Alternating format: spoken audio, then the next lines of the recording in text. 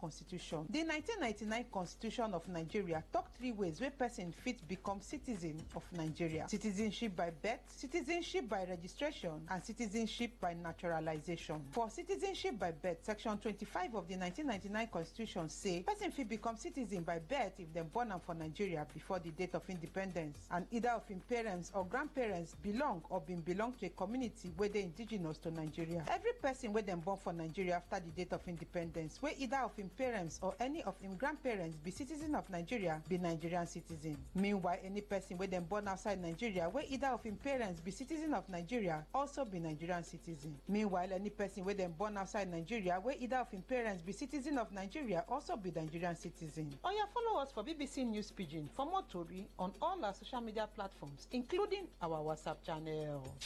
That's now the breakdown from BBC Pidgin. Talk radio. I listen to a lot of talk radio. 95.1 FM.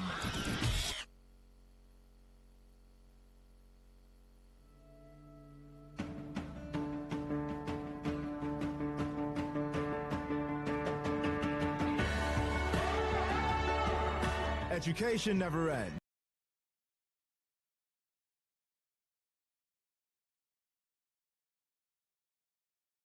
Tuesday, 1-2 p.m., we unravel these various building blocks and its challenges that make you and I better versions of ourselves.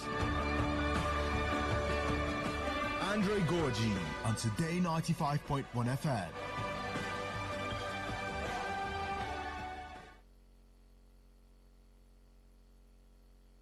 Whether it's happening in Port Harcourt, South, Nigeria, or around the world, we've got you covered. On air, online, delivering balanced news and unbiased analysis. Today, 95.1 FM.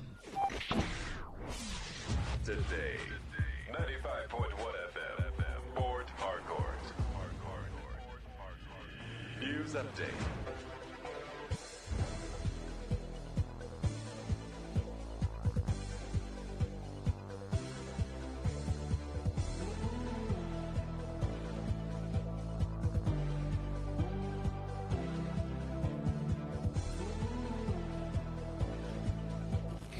Good afternoon. Here is the business news update on Today 95.1 FM. I am Queen Chima. The chairman of the Manufacturers Association of Nigeria, Ogun State Branch, George Onafo-Wukan, has urged manufacturers across the country to adopt alternative financing models, including leasing and equity markets, to survive the current harsh economic realities and boost industrial growth. Onafo-Wukan, speaking at the Ogun State Man Branch's 40th annual general meeting held on Thursday in Abeokuta, called on stakeholders to explore new funding pathways for the manufacturing sector as the lending rates remain high. The Ogun Man chairman, speaking on the theme Financing Manufacturing Concerns, Exploring Alternatives, said manufacturers could no longer rely solely on traditional bank loans, which have become unsustainable due to rising interest rates and inflation. Onafo-Wukan listed leasing, equity financing, green bonds, and support from development finance institutions like the Bank of Industry, the African Development Bank, and the African Export-Import Bank as viable alternatives for manufacturers seeking affordable credit. He lamented the numerous challenges faced by Nigerian manufacturers in recent years, including soaring energy costs, forex volatility, high inflation, and weakening consumer purchasing power. The Lagos Chamber of Commerce and Industry has called for urgent reforms in Nigeria's port operations, insisting that the full automation of cargo clearance and redeployment of scanners are critical to resolving long-standing inefficiencies. President of the LCCI, Gabriel Idahosa, in a recent statement, decried the slow nature of Nigeria's maritime and logistics sector when compared to regional peers, including Ghana and South Africa. Idahosa warned that systemic challenges were eroding Nigeria's competitiveness. This follows reports that global shipping lines are redirecting cargo from Nigeria to neighboring countries, thus reinforcing concerns among operators. In a bid to curtail incessant industrial actions by trade unions, the federal government has approved a National Industrial Relations Policy NIRP 2025 to check strikes. This came as the government said that the contentious circular that precipitated the recent strike by health workers has been withdrawn. Meanwhile, the government will meet with the striking nurses today. Meanwhile, organized labor has vowed to resist any attempt by external forces to cause disunity between the Nigeria Labour Congress (NLC) and the Trade Union Congress of Nigeria (TUC), so as to weaken the agitation for workers' welfare.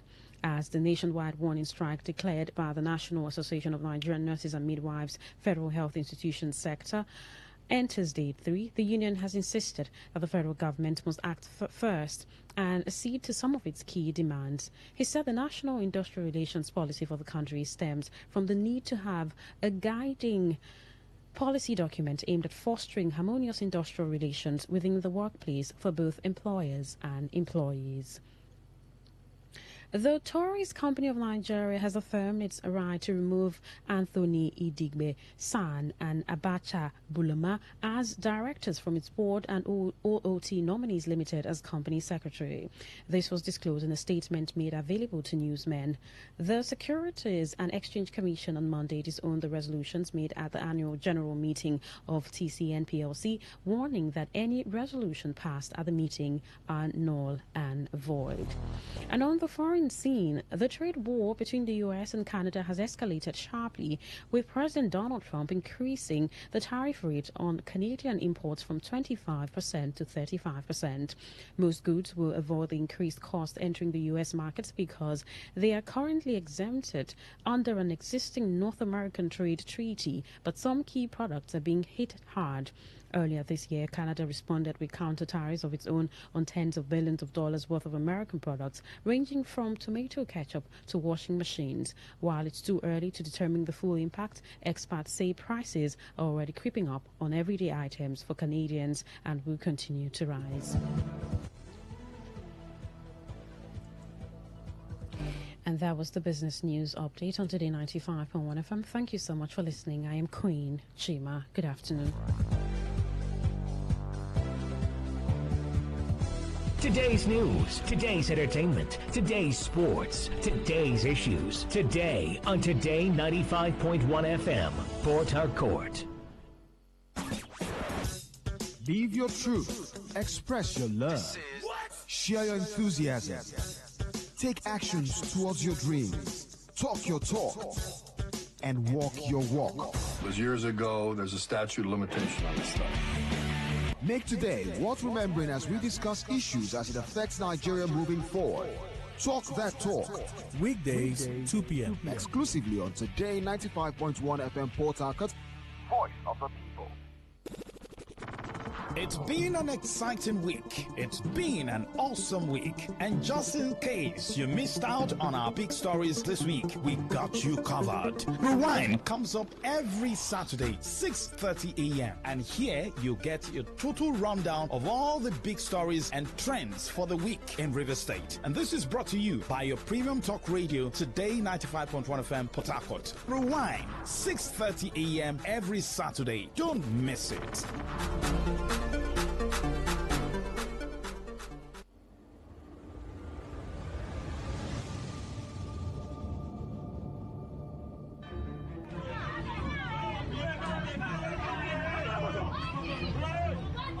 Have you ever been in a situation where you had to pay a fine for an indictment? Then you later found out that there was an already established law to protect you from that penalty. Have you ever been denied a position because of your gender or disability? Have you ever been discriminated, treated unfairly, assaulted or cheated by your landlord, employer, tax collectors, bank, family, business partners, and the police? What if the breach between you and justice is just the right knowledge? I'm sure you've heard that knowledge is power. Join us every Saturday, 10 to 10:30 a.m. on Today 95.1 FM for the program The Law Today, to get acquainted with your legal rights and beneficial interests as a citizen of Nigeria. The Law Today, 10 to 10:30 a.m. every Saturday, is brought to you by Today 95.1 FM Port Harcourt.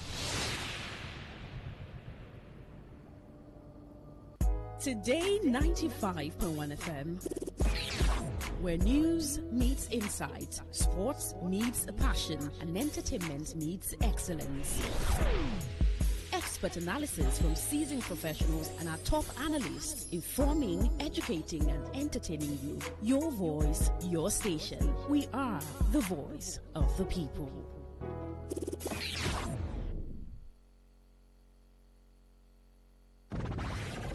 The station with the...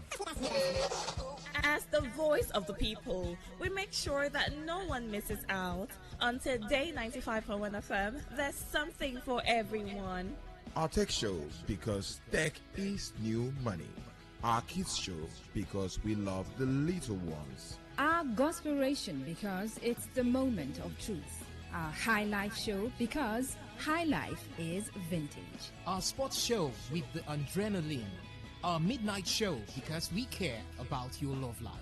Our nostalgia drive, because old is gold. Our show for young people, because Gen Z code is on. Our pigeon bit, because na Naija we dey. Our book review, because books are a mirror. Our big stories, because big things only. Our health shows with seasoned health experts, because we care that you're healthy. Our eyewitness report, because we want to hear from you. Our reggae shows, because Rastafari. One love.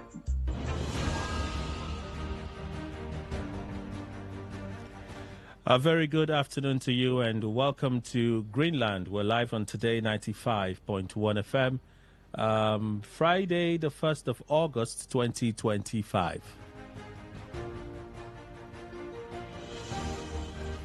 All right, for the records, my colleague Queen will not send me to the hospital, so I have taken caution.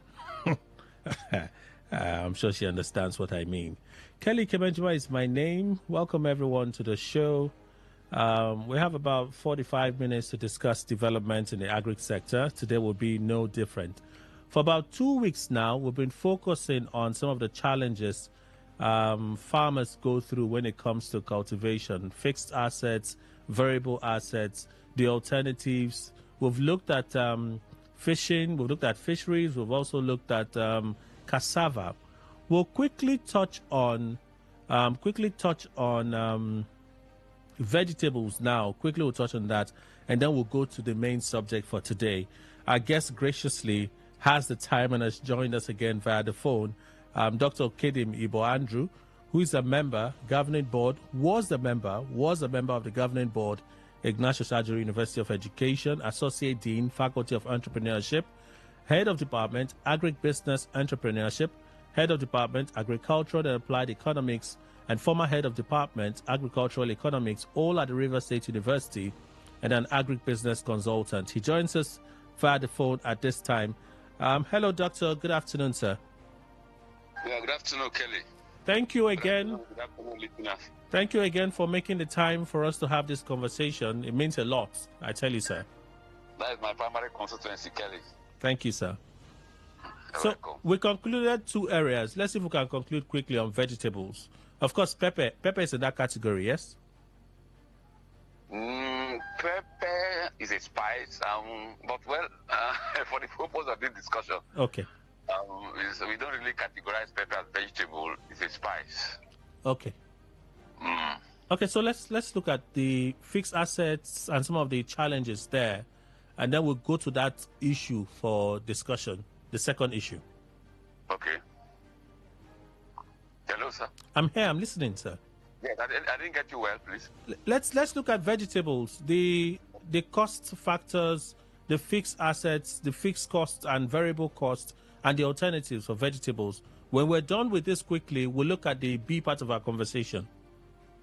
Yes, vegetables generally, whether leafy vegetable or fruity vegetables, don't really have a lot of fixed costs. Okay. Sat land and a few of them. The majorly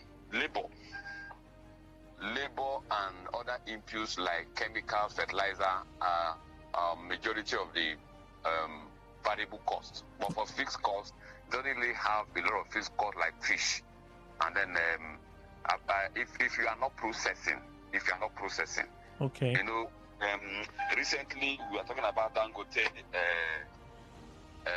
tomato pastry in Kano. Our focus is on production, not processing. If we have time and we're looking at that, talking about processing, different ball game, but we're talking about the producer now and the variable cost and fixed cost. Yes. Vegetable they have fixed cost outside land. You can actually do away with a lot of the fixed costs and concentrate on variable costs. Let me give you an instance. If you're a small farmer and you don't want to start a robust nursery, okay, like tomato, you can do it on land, on the free land. Prepare the soil, do your nursery, and do an improvised nursery.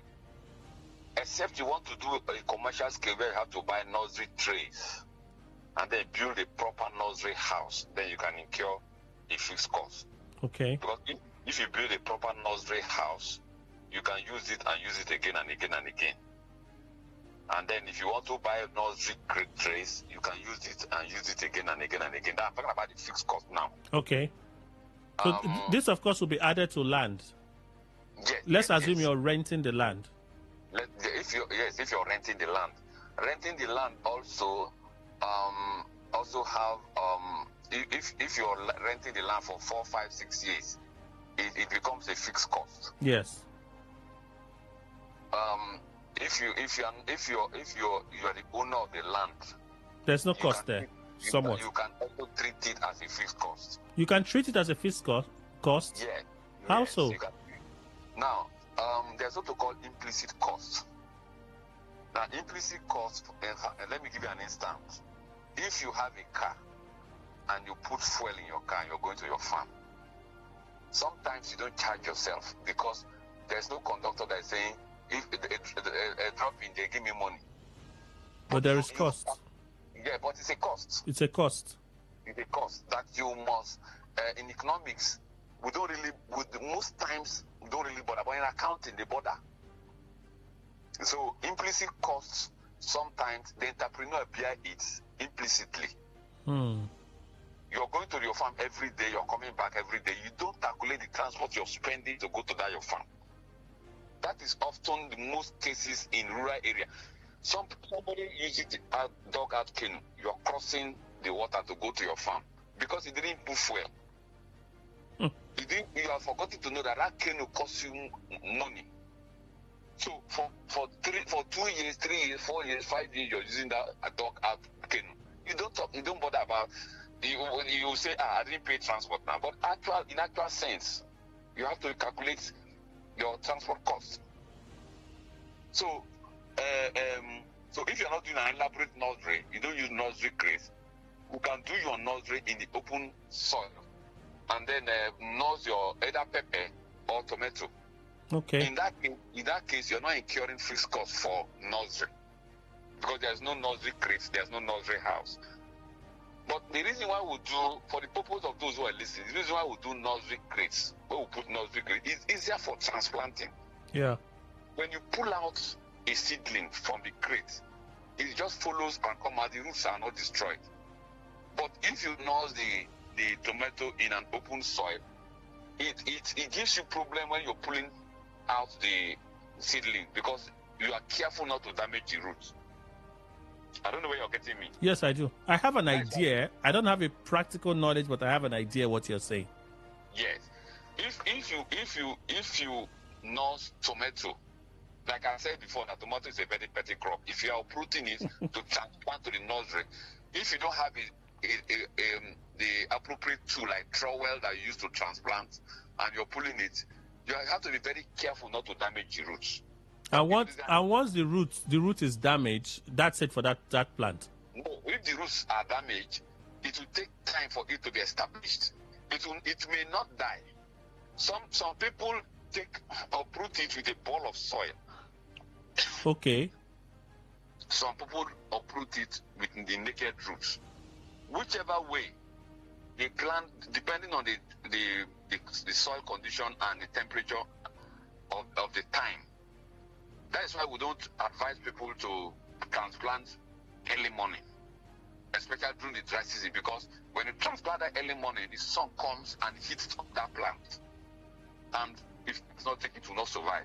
So, but if you transplant in the evening, where when after planting, the dews of the evening and all of that, the plant has to enjoy that cool weather till morning. Before that morning, it has been established. So, but if you transplant early morning during the dry season, it is not advisable. The plant will be, the seedling will be stressed. So in that case, the nursery beds are important for vegetables, especially tomatoes. Yes, especially tomato, pepper. But for vegetable like fluted pumpkin, no, you don't need a nursery. For vegetables like okra, you don't need nursery. Okra is climbing, right? No, okra doesn't climb. Okra doesn't climb. Okay. Yeah, it doesn't climb. This crop, okra doesn't need nursery. Okra doesn't need nursery. So you don't need to bother about nursery. Now, if you're doing okra does not have a fixed cost apart from your hoe and cutlass, except the land. Every other cost like labor, fertilizer, chemicals that you use to control weeds, chemicals used to control insects and maybe probably bacteria and viruses are out of variable cost. Now, as we wrap up this part of the discussion, variable costs account for almost 70% of the cost in vegetables, apart from the land. Because labor, if you have to do on a commercial scale, you have to pay labor. You have to buy chemical, you have to buy fertilizer. Those are variable costs. And it accounts for why we either make profit or not make profit. Okay. Like I said last time, if you can cover your variable costs, then you are in business. If you cannot cover your variable costs, don't bother going to business. Don't bother about going to business. Like the fish I told you. Yes.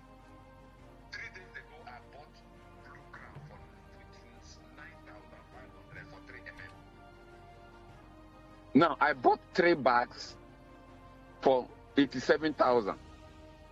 3 bags, because I have 1,200 pieces of catfish that are about 300 grams now. As I'm talking to you, the 3 bags I'm almost exhausting the 3 bags. I have to go back to the buyer again. So by the time I finish, I would have spent like 1 million to feed the 1,200 units that I bought. Tell me, if I'm selling less than 3,300 per kg, I'll run at a loss. So look at the importance of the variable cost. Until I cover this cost and make a little money out of my struggles and all that, I cannot be in business. So doctor, some farmers don't even understand these things we're talking about. They don't.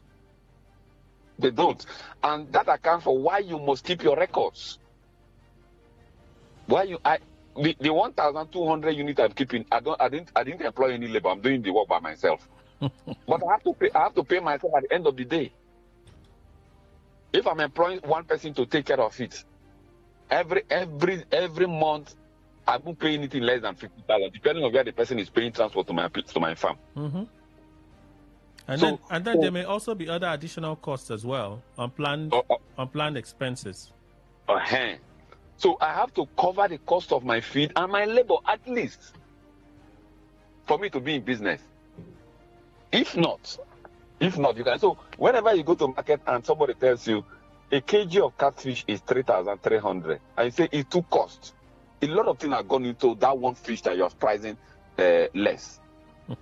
Now for vegetables, for tomato does not have a long span. Okay. So during the harvest, maybe you harvest tomato at most 2 months to wither. You go back to the nursery again.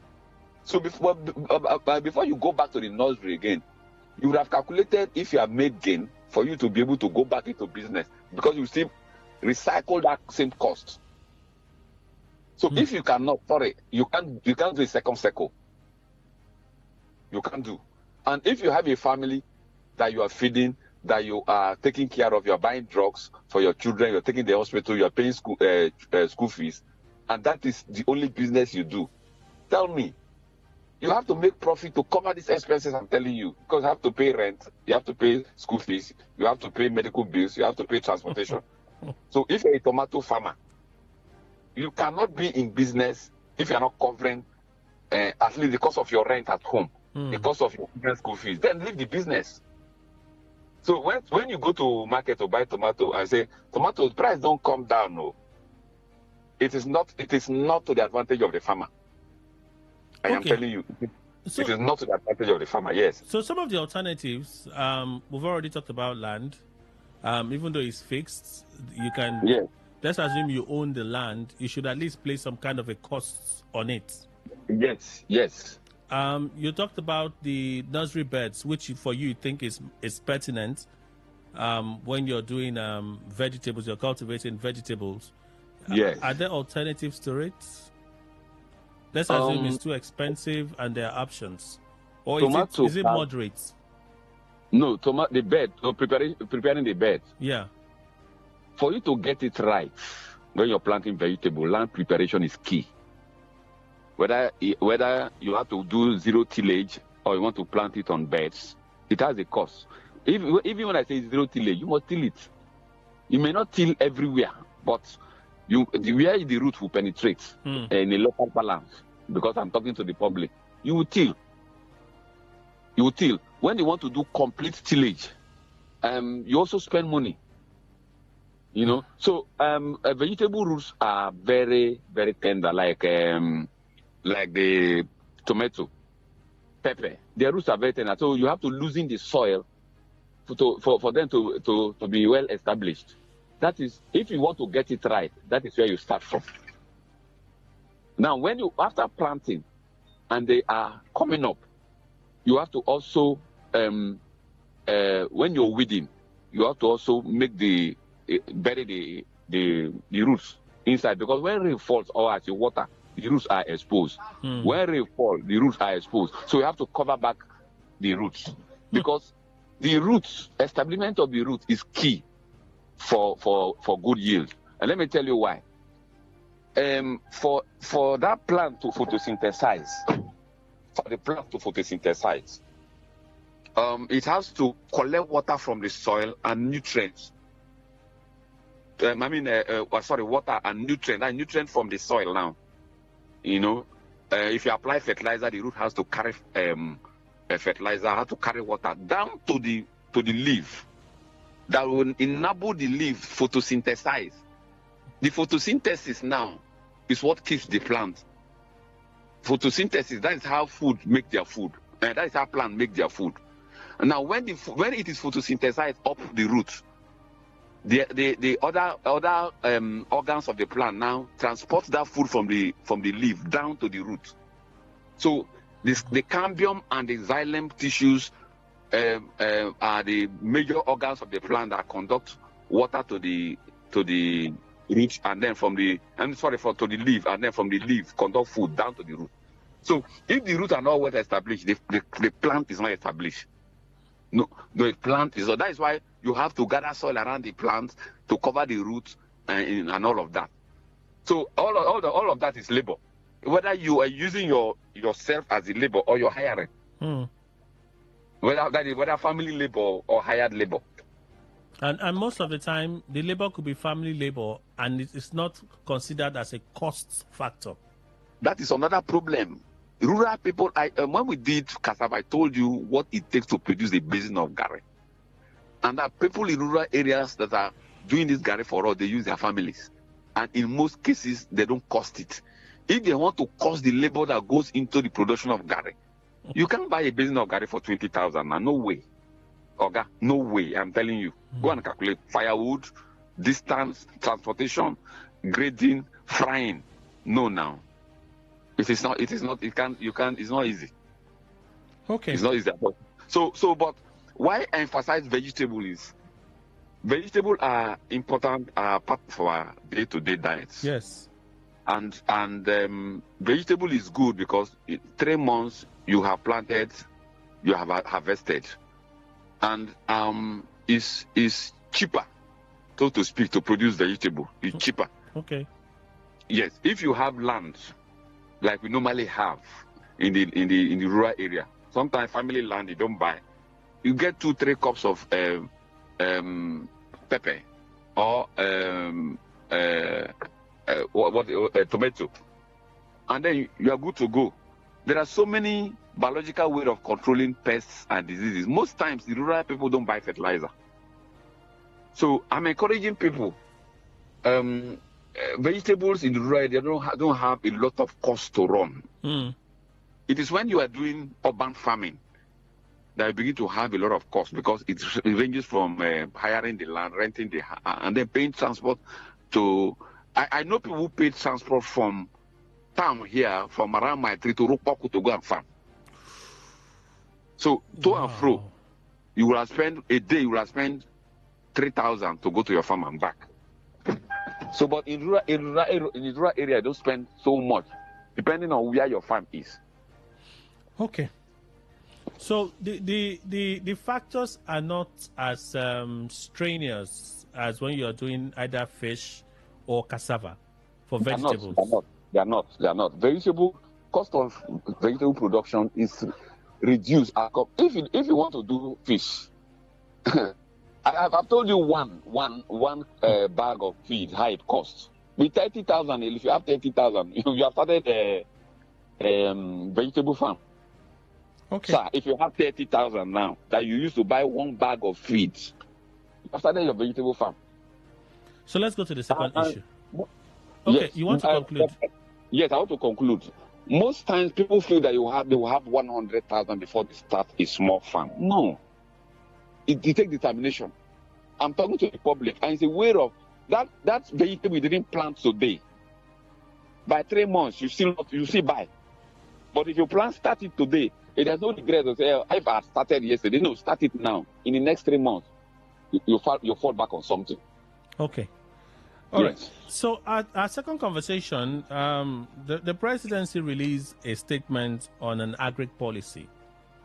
Let's X-ray this policy. President Tinubu-led administration has launched a nationwide farmers' data audit and registry, which is aimed at eliminating briefcase farmers, individuals who fraudulently benefit from agriculture interventions.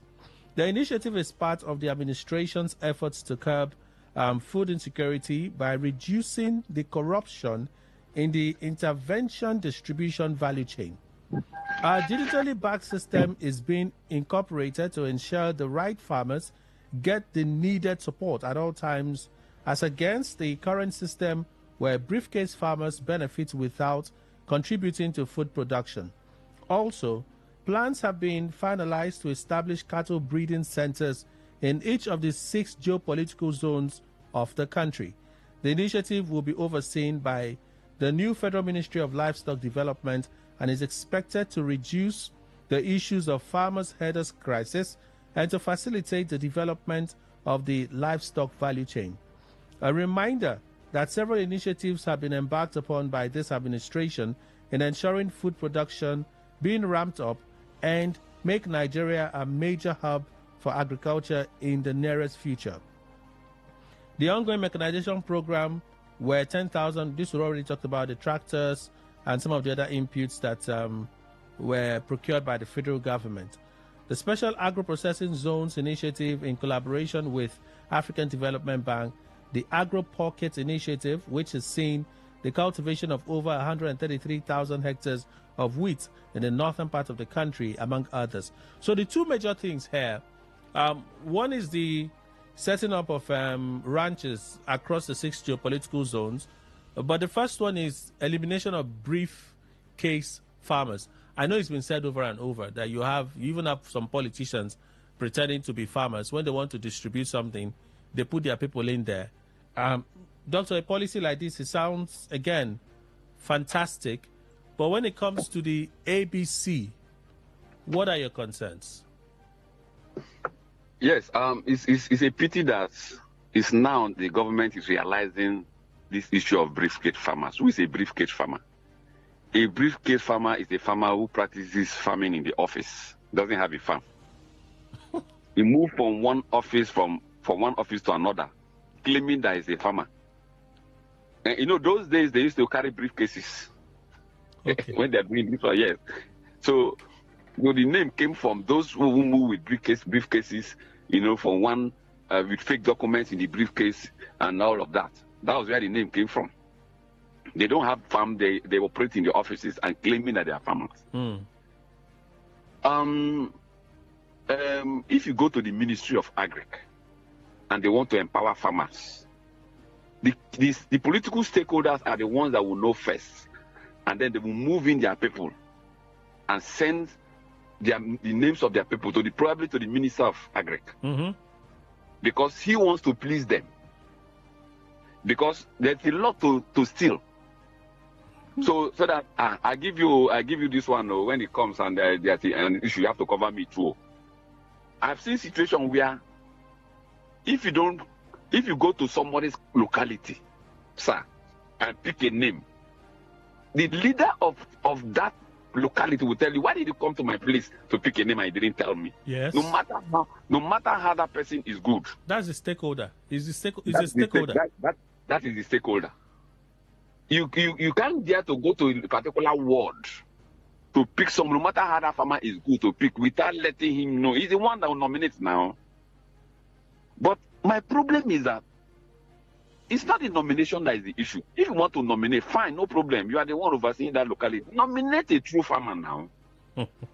If the farmer is not in their good books, or the farmer is not in their political camp, there's no way they'll nominate that farmer. That is the point, Kelly. Hunger does not know whether you are in PDP or APC. That farmer they want to nominate in your place, want to create an impact in society that you will also be part of. Why are you politicizing the hunger? Why are you politicizing food? Probably the person that is loyal to you doesn't have a farm. He's an Okada man. And then you're giving the person, an Okada man, fish feed. He will go and sell it for, okay, I've told you 29,500. Call any person, I'm talking to the public, verify the price. And then you give an Okada man 1,000 fingerlings and 10,000 bags of feed. The person, that is not his profession. He will go and auction it. If you want to empower that your friends, that your loyalist, that's an Okada man, why not buy an Okada to that person, for that person that knows how to do Okada? Okay. So these are. So if the government is now realizing that this long age practice of briefcase farming and all that, trying to please cronies and trying to do political whatever, it's not paying. I doubt whether President Tinubu will have the willpower to do that. Okay. I doubt, because there will be a lot of sabotage. Kelly, there is no database for real farmers in this country. Go to Obiako and say you want to get registered farmers. Those who don't have farms, you see their names in the register. So, Dr. Kidim, yeah. Let me ask you a few things. Let me see if we can clear out on a few things. The first one would be, we do know that for some of these people, the thinking is, if we empower them, they will challenge us. So we rather not empower them. Let's leave them as slaves so that we can continue to have an upper hand in the community. They say perhaps that's why we're not growing. So you talk about a database. Here they say they will do a digitally backed system is being incorporated to ensure the right farmers get the needed support. That digital, when they say digital, you have to first go through a manual process. So like you said, in the different communities, they have to capture, somebody has to open a register where farmers will have to come and register. Perhaps they'll go do physical verification to find out, okay, this is your farm, this is your produce, and capture it, right? A human being would have to do that. Yes. That is also subject to manipulation, isn't it? Kelly, there is ADP in every state. Oh, yeah, that's and true. there is ADP in every locality. You see, those people who founded agricultural development programs in all the 774 local governments are not foolish. I mean, 36 states are not foolish. Let them resuscitate ADP, where you have extension agents. ADP is where you have the extension agents. That's where they work. Let ADP recruit extension agents, not ad hoc staff. I'm trying to provide a solution to Tinubu's policy. Now, these extension agents, we go around all the local government, give them bike. They will go around the local government up to the localities to document and profile the farmers. If anything happens, let them sack them. This is what we need. If we call, for instance, my clan, and you call the ADP person overseeing my clan, supervisors will go around. Let us see these people you put their names, whether they have farms. The moment you see practices that are not good, you fire the person. By so doing, you would have removed, because the ADP officer that is there is a politician. Even if he has to bring in some element of politics, you understand? The person, it will be minimized. But the person can still be penetrated by politicians. No. It will be minimized. It will be minimized. Not as you don't know this person. See, in 2012, 2011, 2012, Rivers State had 4 billion naira for agriculture. We didn't see any one farm anywhere. That was during, I think that was the government of Amechi. 4 billion was appropriated for agriculture. We didn't see one farm anywhere. And not just that, not that government. Every government that comes and go, appropriation is given to agriculture. Budget is given for agriculture. We don't see farms. So if the federal government has realized that we can actually profile and document real farmers, let them use the AGP. The state government will also use the AGP in collaboration with the Ministry of Agric. The one thing that civil servants are afraid of is when they want to sack them after putting in probably 30 years. You use these guys that are putting so much in civil. They are afraid of sack. Tell them that if you misbehave, they will sack you. There's nobody who has put in 30 years in civil service and that will want to be sacked. Use them. Apart from the years of service, apart from being afraid of sack, they have the experience. They have put in a lot of years. Yes. And they have the experience. Yeah. They have the experience. They know the farming communities, they know the rural communities, they know the communities that have competitive advantages to do what crop they want to do. If you go to the Ministry of Agriculture and say, bring a database, what can you do in Calabari? What can you do in Abua?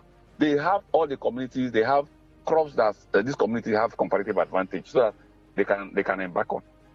So if the government wants to get that right, let them use AGP. So you have to use a different system, and that system you're saying they should go through the ADP. Yes, that is my recommendation. If the federal government wants to get it right, that is my recommendation. Otherwise, it will fail. It will fail. You know why? Two things, sir. ADP is already established. You don't need to recruit new farmers. The ones that are working, they already paid. Okay. You don't need to incur a new cost. Sometimes we should do something that will minimize cost now. If they minimize costs, they won't be able to share the money, would they? Come to the universities. There is no university. Go to Uniport, there is a Department of Agric Extension. Go to USC, there's a Department of Agric Extension. Go to Agro, same. Use the staff there. They use the students of those departments to do your documentation. It's just like we use coppers to do INEC work. By doing, you cannot really influence the process and spend so much money without achieving anything. Tell the VCs, tell the head of department, tell the dean, who will hold you responsible. It's just like as you used to tell INEC people. You use professors to declare results during election.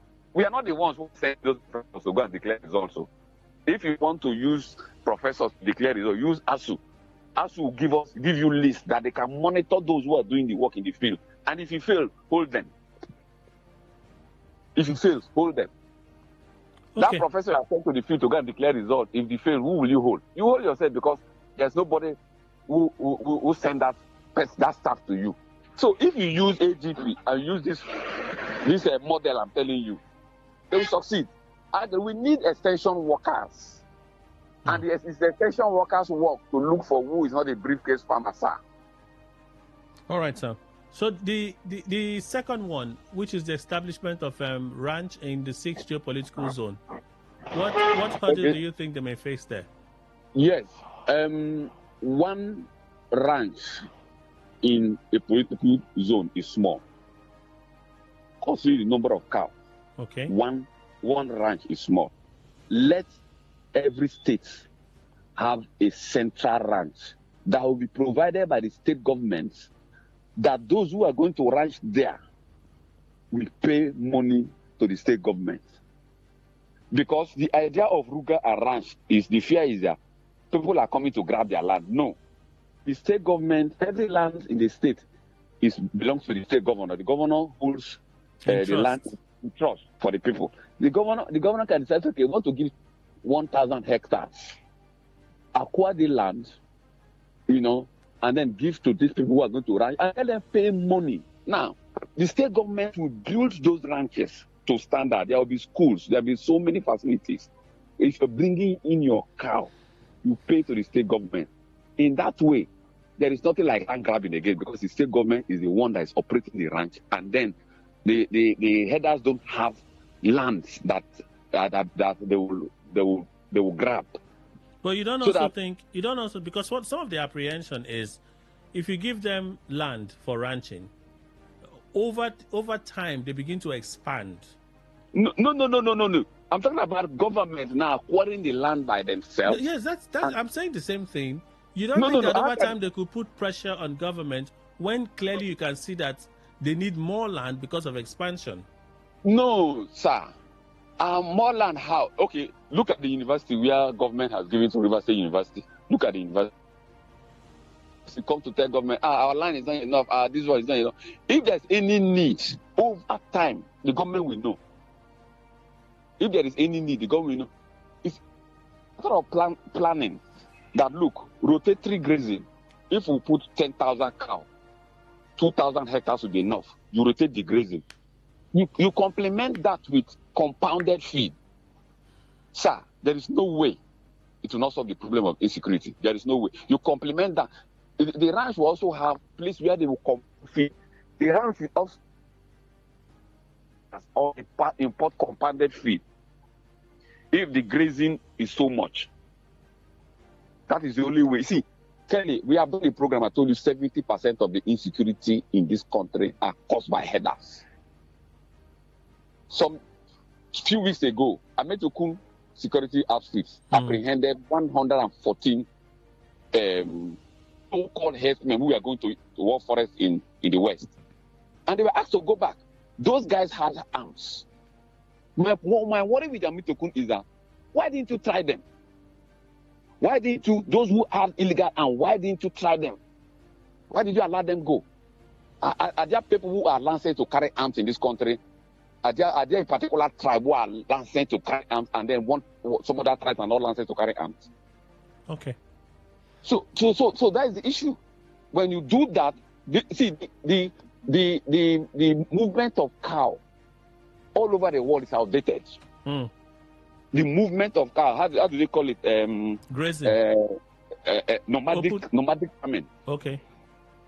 This nomadic farming is outdated.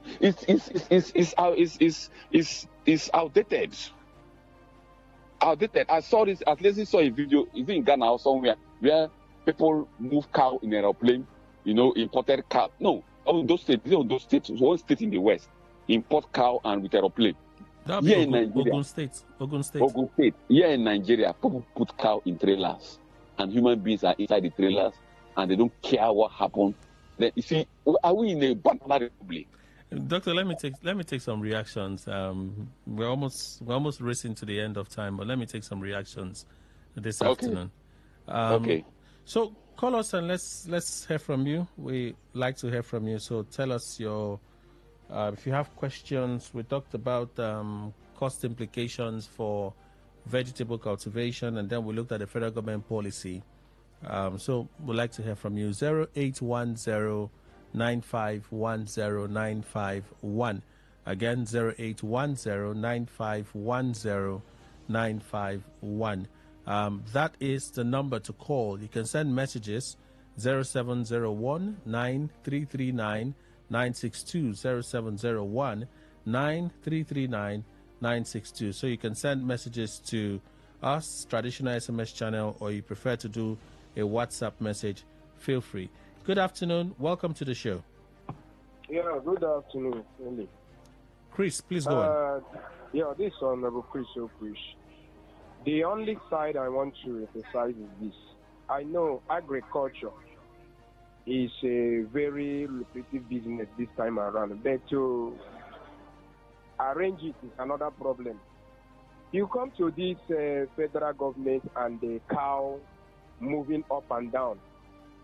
Let me tell you, in my own family, we have only 5 acres of land, and we are 5 in number. If this land now they are talking about falling into my own, where we have only 5 portions of land, federal government or state government will collect the land, where do you think that I will live?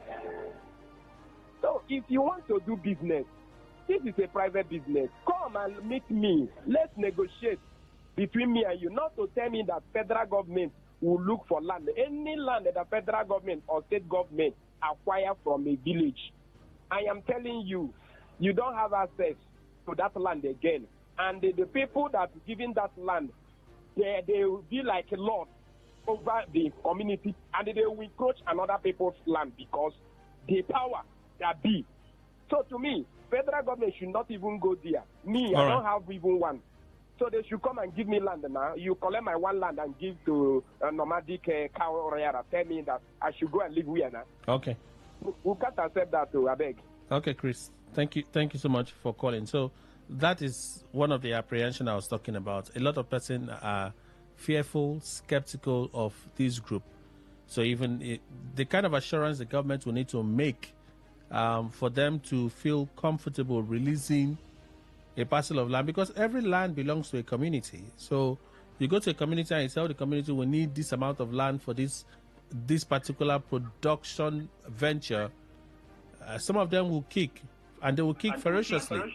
Today 95.1, good afternoon, Greenland. Good afternoon to you, Kelly. Welcome, Robert Major the Farmer. God bless you. Happy weekend to you. Happy weekend, sir. Surprisingly, these are the kind of things you hear when a government is not serious. I will quote the former governor of River State, Chibika Meji. He said they don't care about us. If a government cares about his people, why is it a rocket science? I've been shouting since I bought land where I do my farming. People came, they are land grabbers. They have grabbed it. Government is not protecting me. They are not saying anything. Then you expect you acquire a land owned by people, indigenous people, and give it to somebody who is doing his business. Does it make any sense? Is that like done in Brazil? Let us continue to arm the people, but the people are beginning to be cautious. We will resist that. Good afternoon. All right, Robert Major the Farmer. Dr. Kedim, you heard the apprehension I was talking about. Kelly, recently, the federal government is establishing a university in Ogoni land. Yes. I don't know people's land. I'm asking you, the person who is saying all of this, probably all his family people are attending university in other people's land. Communities need to donate land for development. See, maybe they didn't get what I'm saying. If you begin to fragment ranch, it's even a problem. Let them put the whole of these people in one place. Let them pay tax. See, there's no way government will come to acquire land in your community and they won't pay you compensation. That land, that young man is talking, if government comes and says, want to build university in that land, will he say no? Government owns the land. for development purposes, and they don't buy. Government don't buy land, they pay compensation. So what I'm trying to say is, hello, sir. I'm here, I'm listening. Yeah, what I'm trying to, I'll just give you one instance. Now, see, my place, we are looking for people who come and establish a university in my place, so. Okay. If a senator is telling the senator, federal government to come and establish university in Abuja. So, is it because it's ranch? So, I don't know. What is it? This is, I don't know. I don't understand. Kelly, go on. Okay. No, I think we've come really to the end of the show. I would like to say thank you. I know that the apprehension is real. People suspect them. That you come today, you come as one. Before you blink, they increase to 2. They increase to 5. The only problem is that if government wants to acquire the land, they should make adequate compensation for the owners of the land, because it's business they want to do there. Okay. Yes. The people who own certain places, look at Bonnie LNG. Indigenous are employed, level 1 to 6, they're employed. So if they take your land, they'll do ranch. They will employ workers there. The indigenous in that community will be employed. The only problem is that the indigenous are afraid of how government will treat them. That's all. If not, it's for us. It's a win-win for us. All right, Dr. Kedim, let me say thank you so much for making the time to speak with us. We've done this consistently for 3 weeks now. Looking at one particular issue, we concluded that today, and then we've looked at the federal government policy this week. Thank you, Doctor. Thank you, sir. Thank you, Kelly. All right, sir. Well, that's Greenland for today. Let's leave it here for now. The issues we've talked about. Okay, so a big thank you to Dr. Kedim Ibo Andrew, who was a member of the governing board, Ignatius Ajuri University of Education, Associate Dean, Faculty of Entrepreneurship, Head of Department, Agribusiness Entrepreneurship, Head of Department, Agricultural and Applied Economics, former Head of Department, Agricultural Economics, all at the Rivers State University, and an agribusiness consultant. That's our show, everyone.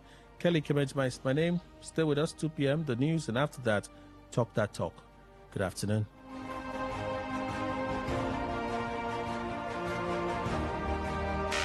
Unleash the power of the airwaves with the ultimate radio experience.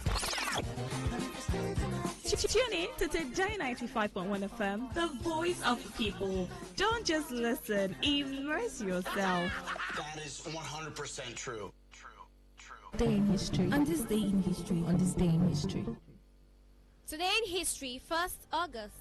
In 1944, the Warsaw Uprising began as the Polish underground tried to oust the German army and seize control of the city before it was occupied by the advancing Soviet army. After running out of supplies, the Poles were forced to surrender in October. In 1966, Charles Whitman, a student and ex-Marine, fired down from the clock tower on the campus of the University of Texas at Austin, killing 14 people and wounding 31 others, one of whom died years later from the complications related to his wounds. It was one of the worst mass murders in a public area in U.S. history. In 1966, following the July counter-coup, General Yakubu Gowon formally became head of state, marking a pivotal shift in Nigeria's military leadership during a turbulent era. In 1980, Icelandic teacher and politician Vigdis became president of Iceland. She was the first woman in the world to be elected head of state in a national election. In 1987, American boxer Mike Tyson defeated Tony Tucker and was unanimously recognized as heavyweight champion by all 3 sanctioning organizations: World Boxing Council, World Boxing Association, and International Boxing Federation. And at the 1996 Atlanta Olympics, Nigerian sprinter Mary Onyali won the gold medal in the women's 200 meters, contributing to Nigeria's celebrated success at those games. On this day in history. On this day in history. On this day in history. Yeah. Whoa. It's a yeah. You don't say when she see me now. Don't say when she see me now. You don't say when she give me now. You don't say when she give me now. Mother making me problems. Say I know the call, I don't need fun for. After I chop one, I take off. I don't miss a good thing, I make up. That thing will happen, I set up. That thing really to the breakup. And if you don't mind, let's get some makeup. This seems to happen for Lego. Still I won't be with you, still I won't ride for you. Baby, call me on the phone. Anytime that you need some, yeah. You can pull up on the low.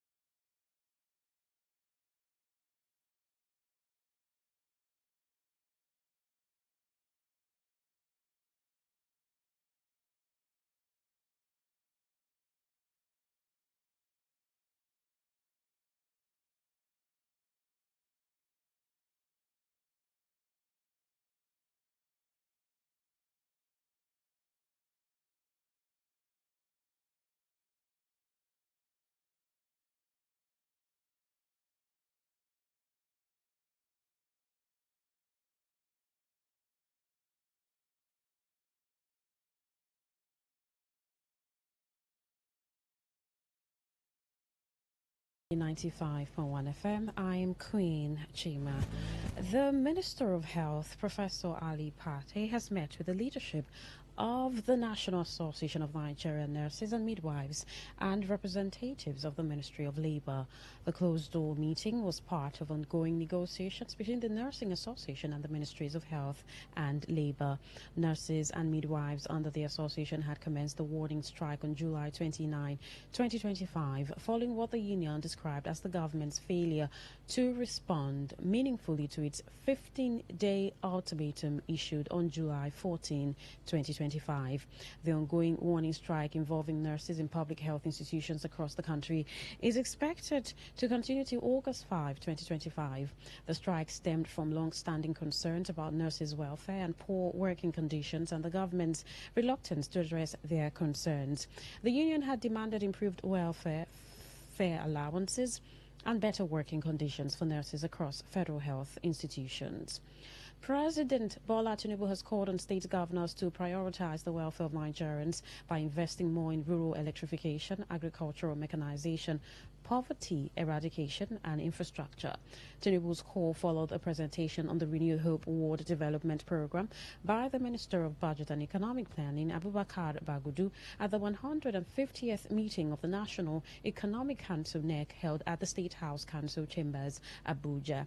President Tinubu urged state governors to collaborate with the federal government to drive economic development in rural areas across the country.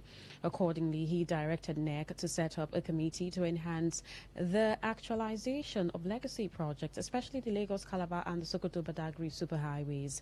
He also ordered the transfer of the Office of the Surveyor General of the Federation to the Presidency to enhance the seamless actualization of his administration's legacy projects across the country. Meanwhile, the National Economic Council, NEC, has called for the strengthening of state emergency management agencies, SEMAs, across the 36 states of the Federation and urged the Federal Ministry of Finance to release emergency funds to address impending flood effects.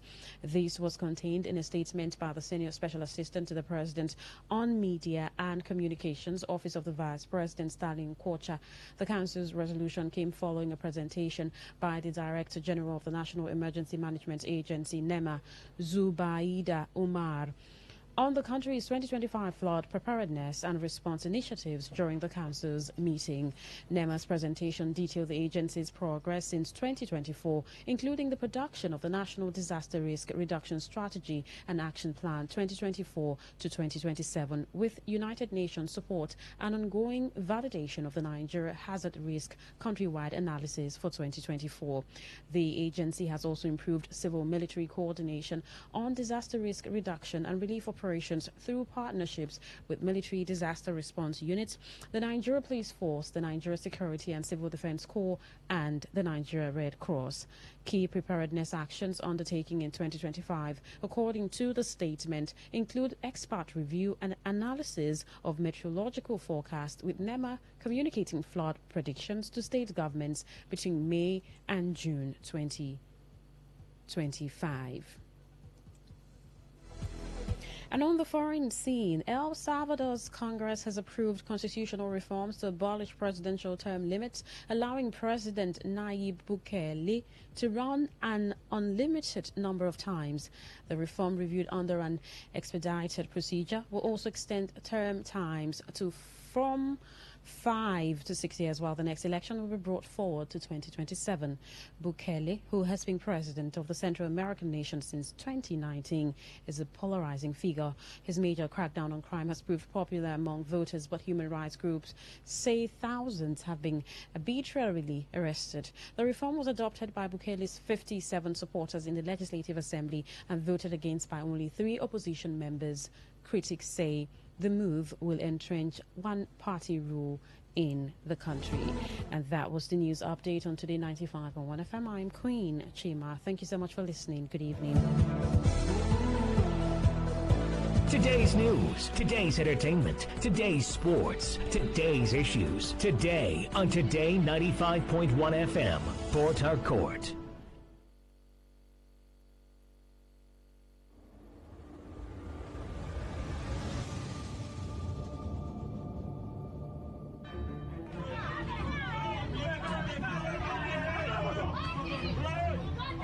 Have you ever been in a situation where you had to pay a fine for an indictment? Then you later found out that there was an already established law to protect you from that penalty. Have you ever been denied a position because of your gender or disability? Have you ever been discriminated, treated unfairly, assaulted, or cheated by your landlord, employer, tax collectors, bank, family, business partners, and the police? What if the breach between you and justice is just the right knowledge? I'm sure you've heard that knowledge is power. Join us every Saturday, 10 to 10:30 a.m. on Today 95.1 FM for the program The Law Today, to get acquainted with your legal rights and beneficial interests as a citizen of Nigeria. The Law Today, 10 to 10:30 a.m. every Saturday, is brought to you by Today 95.1 FM, Port Harcourt. Live your truth. Express your love. Share your enthusiasm. Take actions towards your dreams. Talk your talk. And walk your walk. It was years ago. There's a statute of limitation on this stuff. Make today worth remembering as we discuss issues as it affects Nigeria moving forward. Talk that talk. Weekdays, 2 p.m. Exclusively on Today 95.1 FM Port Harcourt. Voice of the people.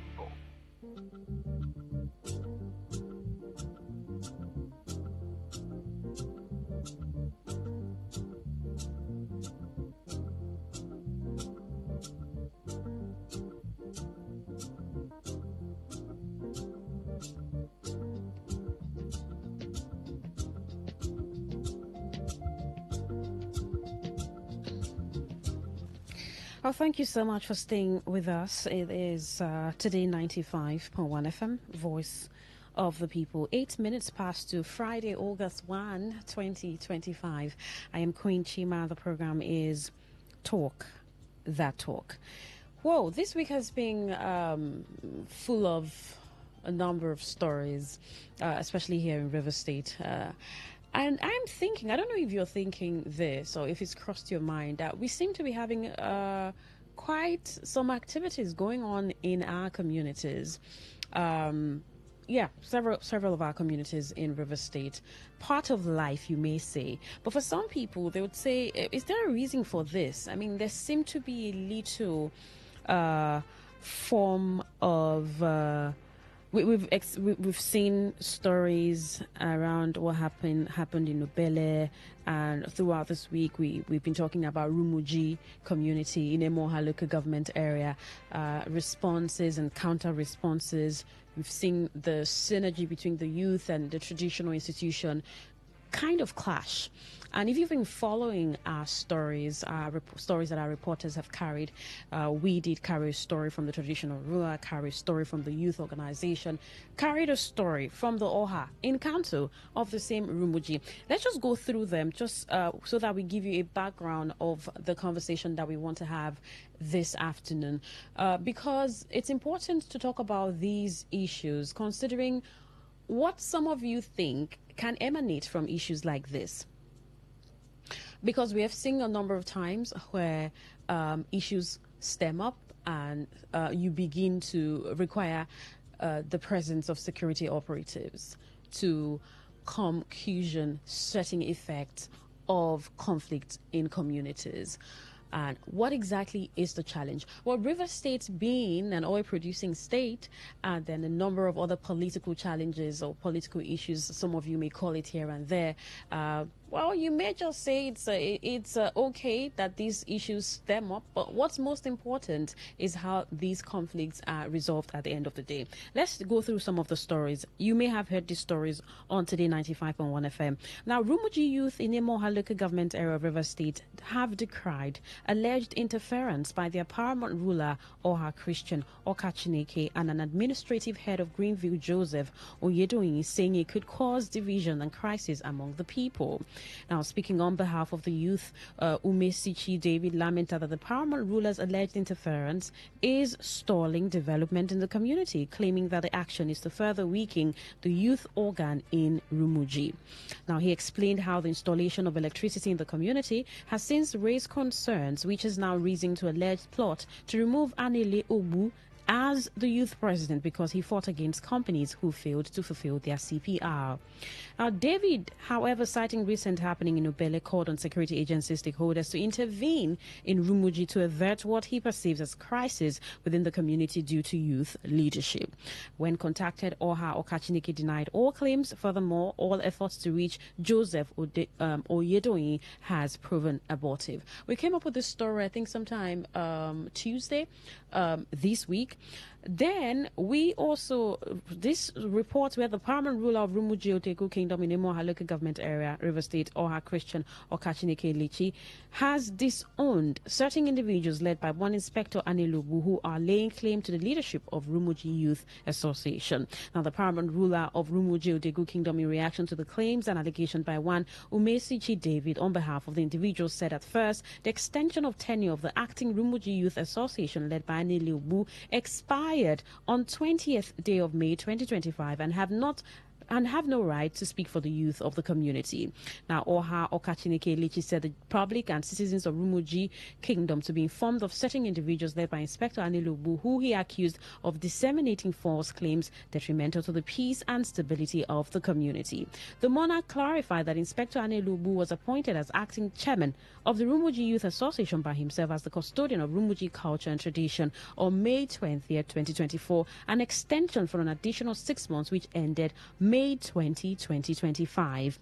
Now, the monarch claimed that following Inspector Anilubu's role in potentially instigating crisis in Rumuji, he proscribed the Rumuji Youth Association, effective immediately, a decision which he said was final.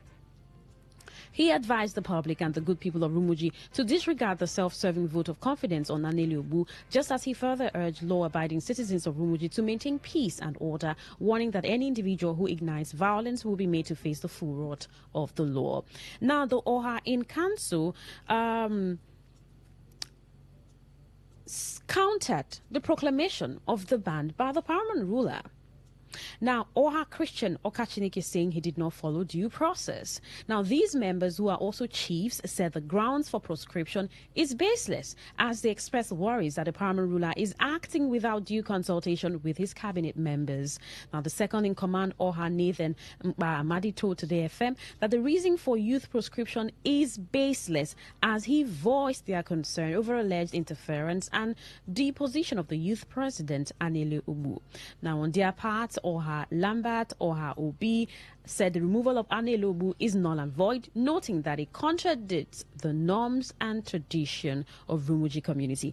They accused the paramount ruler of making decisions for personal reasons without seeking the face of the community members. They also alleged high level of marginalization, claiming lack of accountability.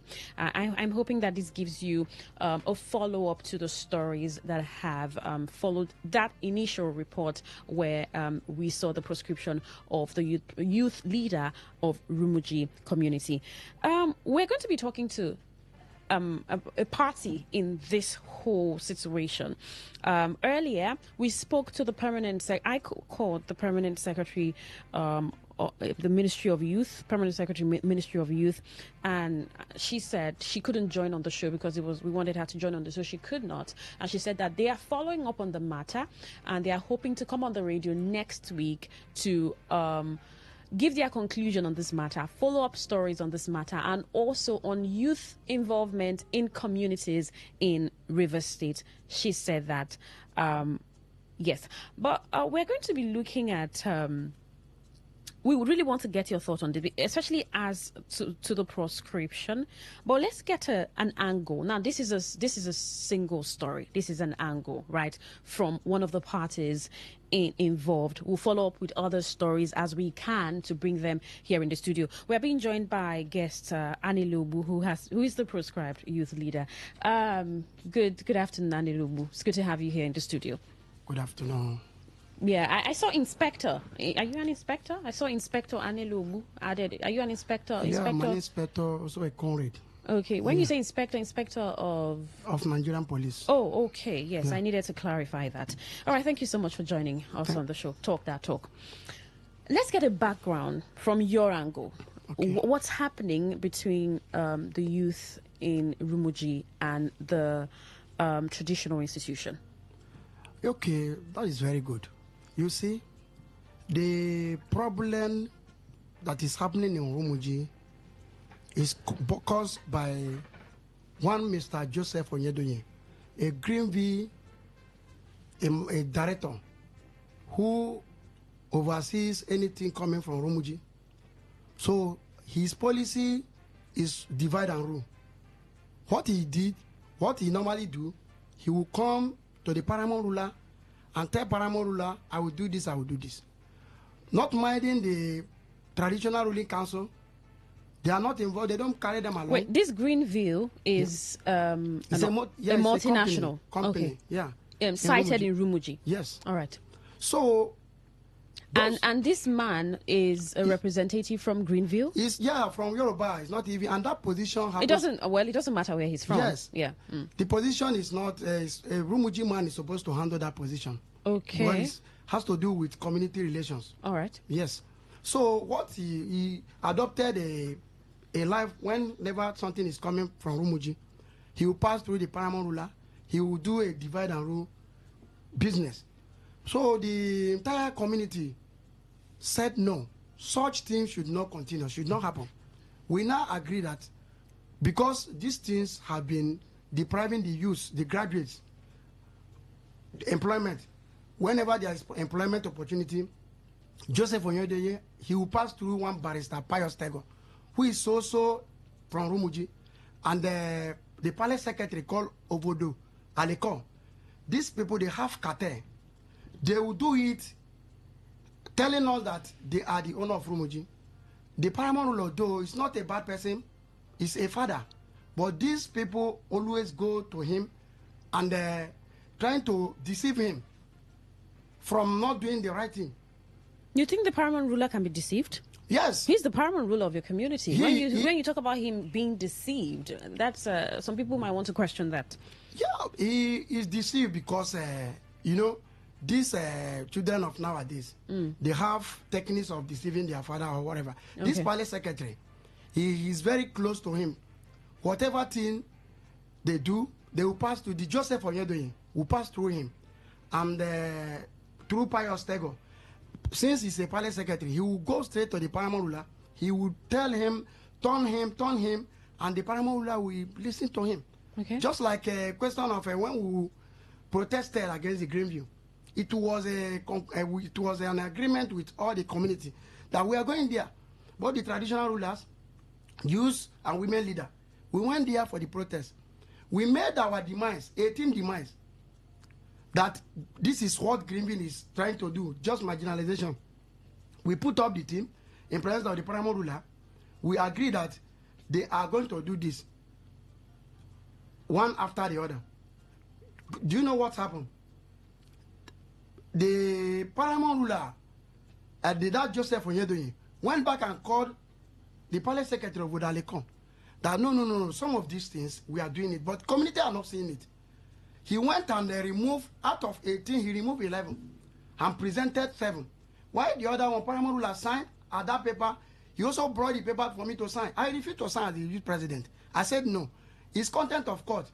Wherever the two things, your signature is here, is also here. The people concerned, maybe if they find out that what you are doing is not real, they will victimize you because of that. And some of these things is because of the gas turbine electrification that we have been agitating. Okay. Yes, the thing is enshrined in MOU. 2024, when the Commissioner for Chieftaincy and Community Affairs intruded into this matter, he said the Greenville management said they are going to do it. They are going to restore the light because they have been gambling on since 2015. Greenville came to Rumuji. They are not doing according to what we agreed. So what led to your proscription? What led to the paramount ruler saying you were banned? What led to that proscription is that, one, the paramount ruler maybe is feeling so intimidating that the youth want to collect what belongs to him. Why we are trying to make things to go around the community. When you say what belongs to him, what do you mean by that? No, is there something that belongs to the paramount ruler and something that belongs to the youth or the community separately? Yes, like just employment. You know, we have a quota. If employment comes from the community, it's supposed to go around. They will say, oh, paramount ruler, take this with your cabinet or in council. Chiefs should take this. CDC should take this. Youth, take this. Landowners, this is your own. But what they do, that is one of the problems. The palace secretary, we connive with Joseph Onyedoyin, a form of a divide and rule. They will bring the employment through the CLM, Community Relation Manager, Lucky Ekeji. They will pass through him. He will now bring the employment quota to the Rumuji. They will call the paramount ruler. Instead of only paramount ruler to call the people concerned, they will be there and divide it and share it among themselves.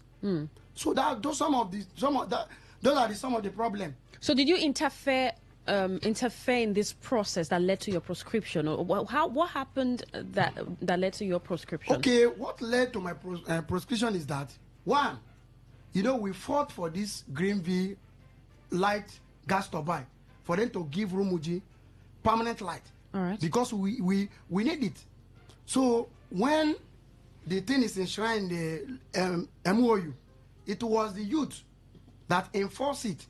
That was what led to the protest.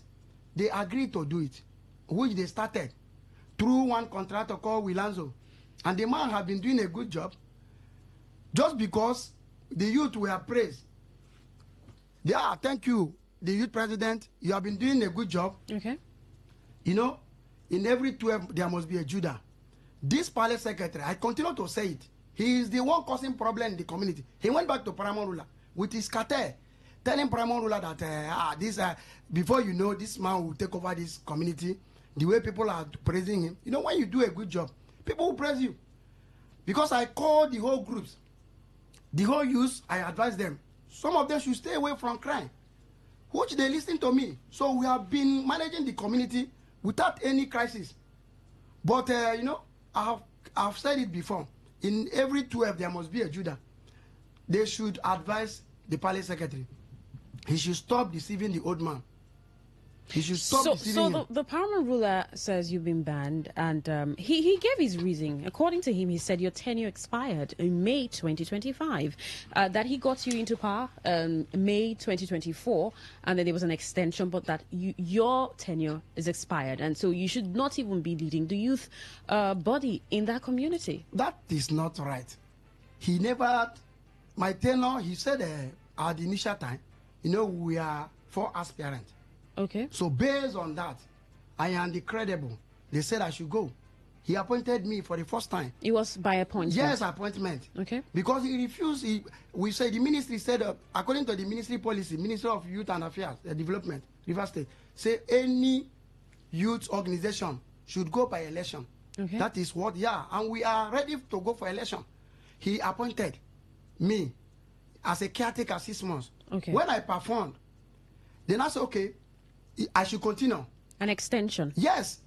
Extension of 3 years. The paramount ruler said that? He said so. Or the paramount ruler and the Oha in council? Paramount ruler, not only him, paramount ruler and Oha in council said I should carry on, I should go. I should complete my tenure because all the tenures of youth president in Rumuji is 3 years. Okay. So I should go ahead.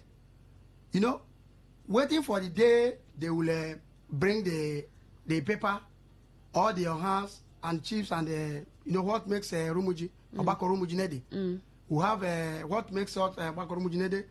They said, okay, they should write and bring this thing so that I can continue. Maybe if there was an election, this would not have been said. It will not happen at all. Yeah, because it was an appointment and a further extension of the appointment.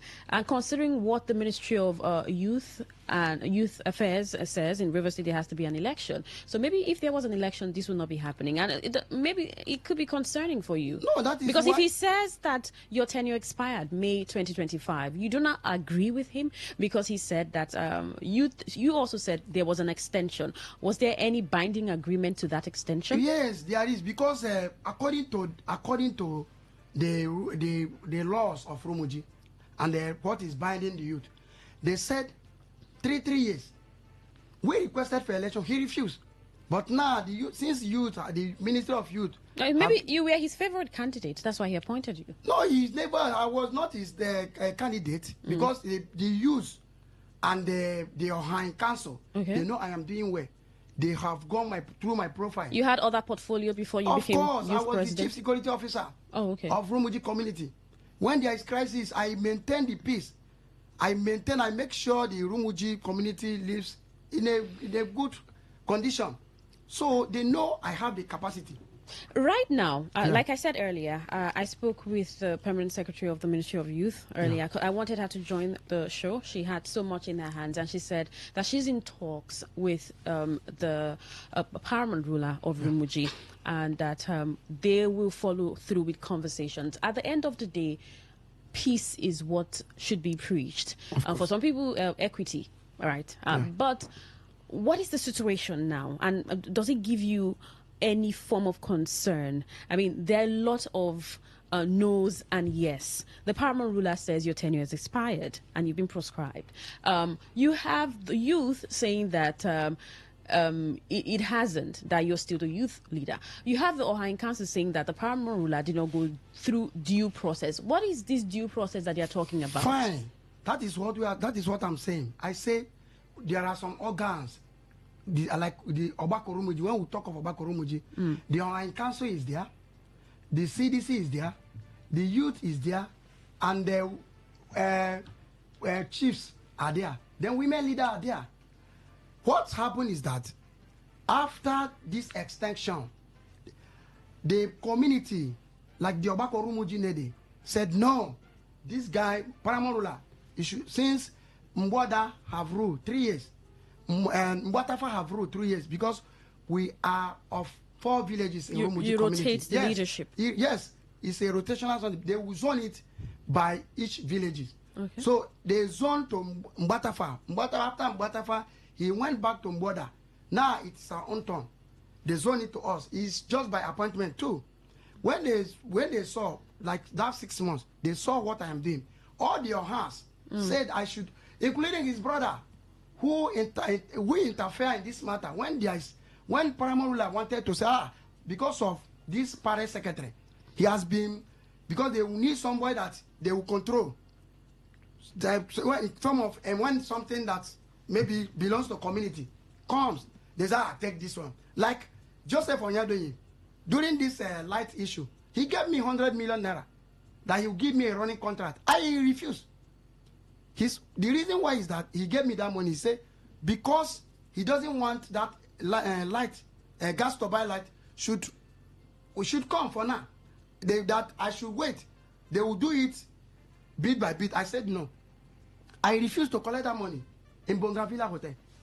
So why I did not bring that matter? Because there wasn't an evidence. As in maybe I never knew it would come out like this. If not, I would have recorded it. So when Paramount ruler said my tenure have expired, the tenure in which he said is 3 years, he now turned back and said no, that my tenure, that is after that 6 months. He said I should continue my 3 years. Only him alone with this Obodaliko came, started writing what in council, they were not there, and the chiefs and the CDC, they were not there. Even when the matter arose in the community, his own younger brother, Dr. Elechi, Honorable Dr. Elechi, a former House of Assembly member, came into that matter to settle all the Rumuji. He said, okay, the youth should, Mr. Anelobu should continue his tenure and ended his tenure 25th March 2028. We agree. Everybody agreed. Based on that, then we now ask him to give us the verdict.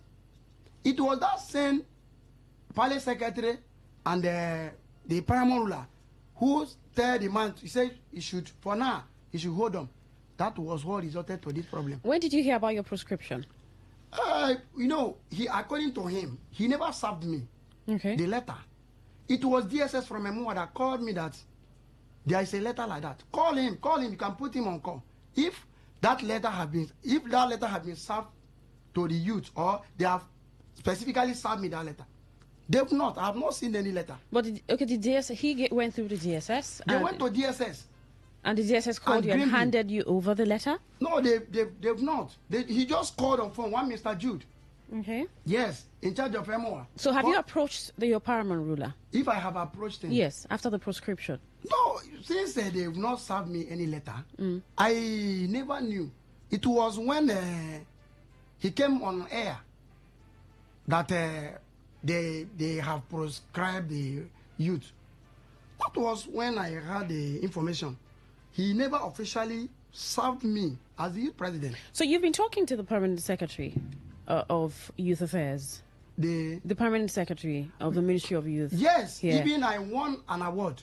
Okay, what's the conversation been like? Because she's saying that they are following up the matter and they are looking at a peaceful resolution. Do you see that happening? Yes, the permanent secretary called. We have channeled the matter to the ministry, and because the youth, Rumuji youth is registered from the Ministry of Youth. She mentioned that to me too. And according to the Constitution of Youth, Rumuji Youth Body, that paramount ruler does not have right to prescribe youth. That is why we are begging for an election. Want to run an election? Yes. And the youth have an election now. I mean, okay, just go on. You're begging for an election. Yes. We are begging for an election. So, if paramount ruler, according to the information, what we heard in the air, said our tenure have been lapsed, or they have prescribed youth, I think it is very reasonable for him to serve me later. as the youth president. So none have done. You're a security operative. Yeah. And you've once been the chief security officer in Rumuji. Yes. And this is happening. As an expert, do you fear that anything would escalate, or you think because the ministry has waded into this now, everything is going to be sorted out? Yes, that is why we want to follow it legally. Okay. As an expertise in the job as a security personnel, there is no need to promote native war. I advise all the youth to keep calm. Okay. Let them calm down so that the justice must prevail. That is what I have been telling my people. Everybody should calm down. It's not by violence.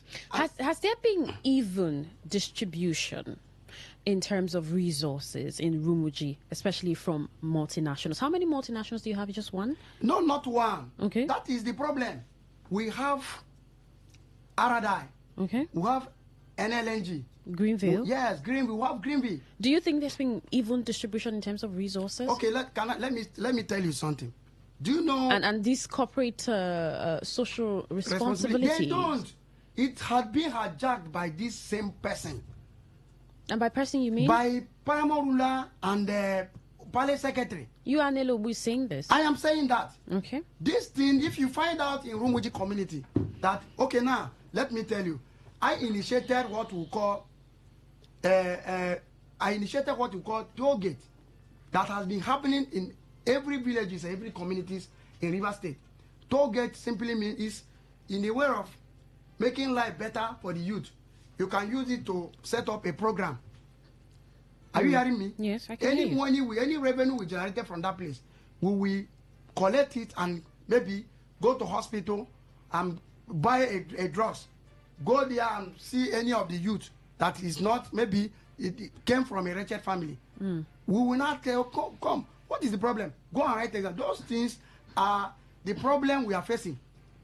The Paramount ruler, we hijacked it with his cabinet, his cartel, not cabinet, his cartel, like Obodaleko.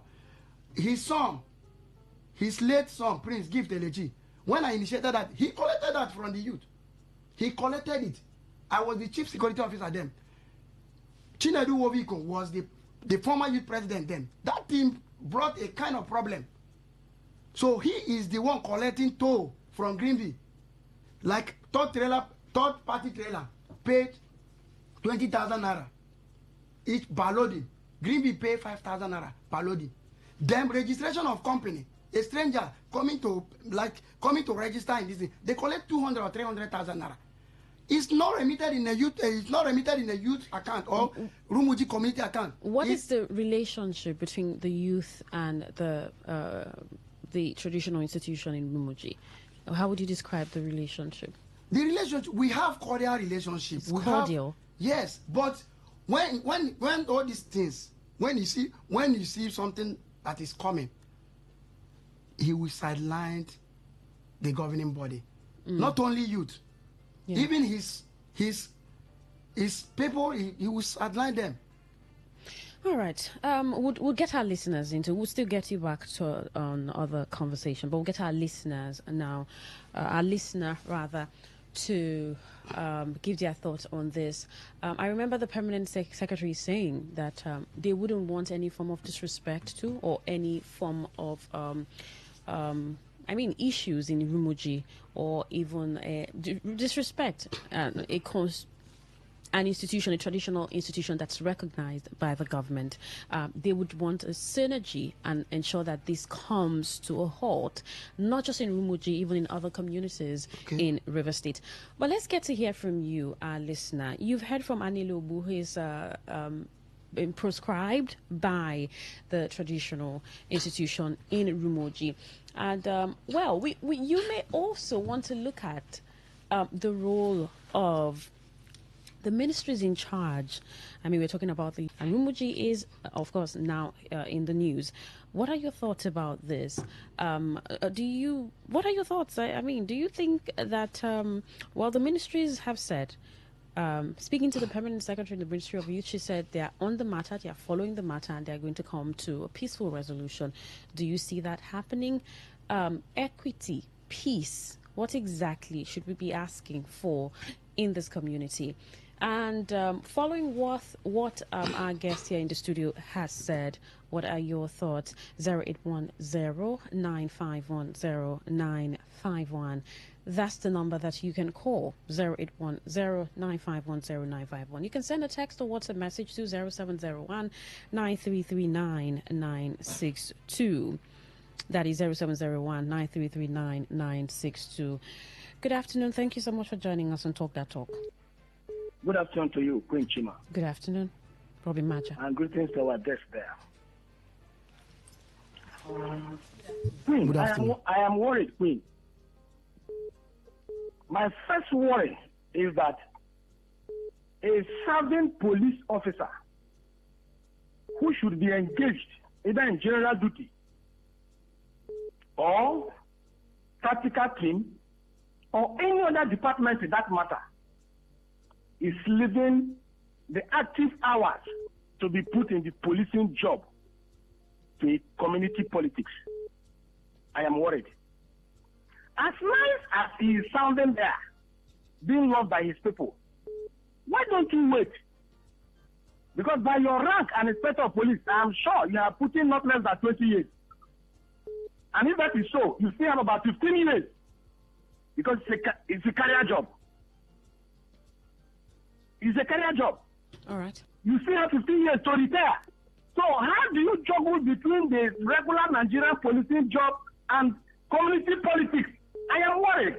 Then before I drop on the issue of the government are not interested how the people finish themselves.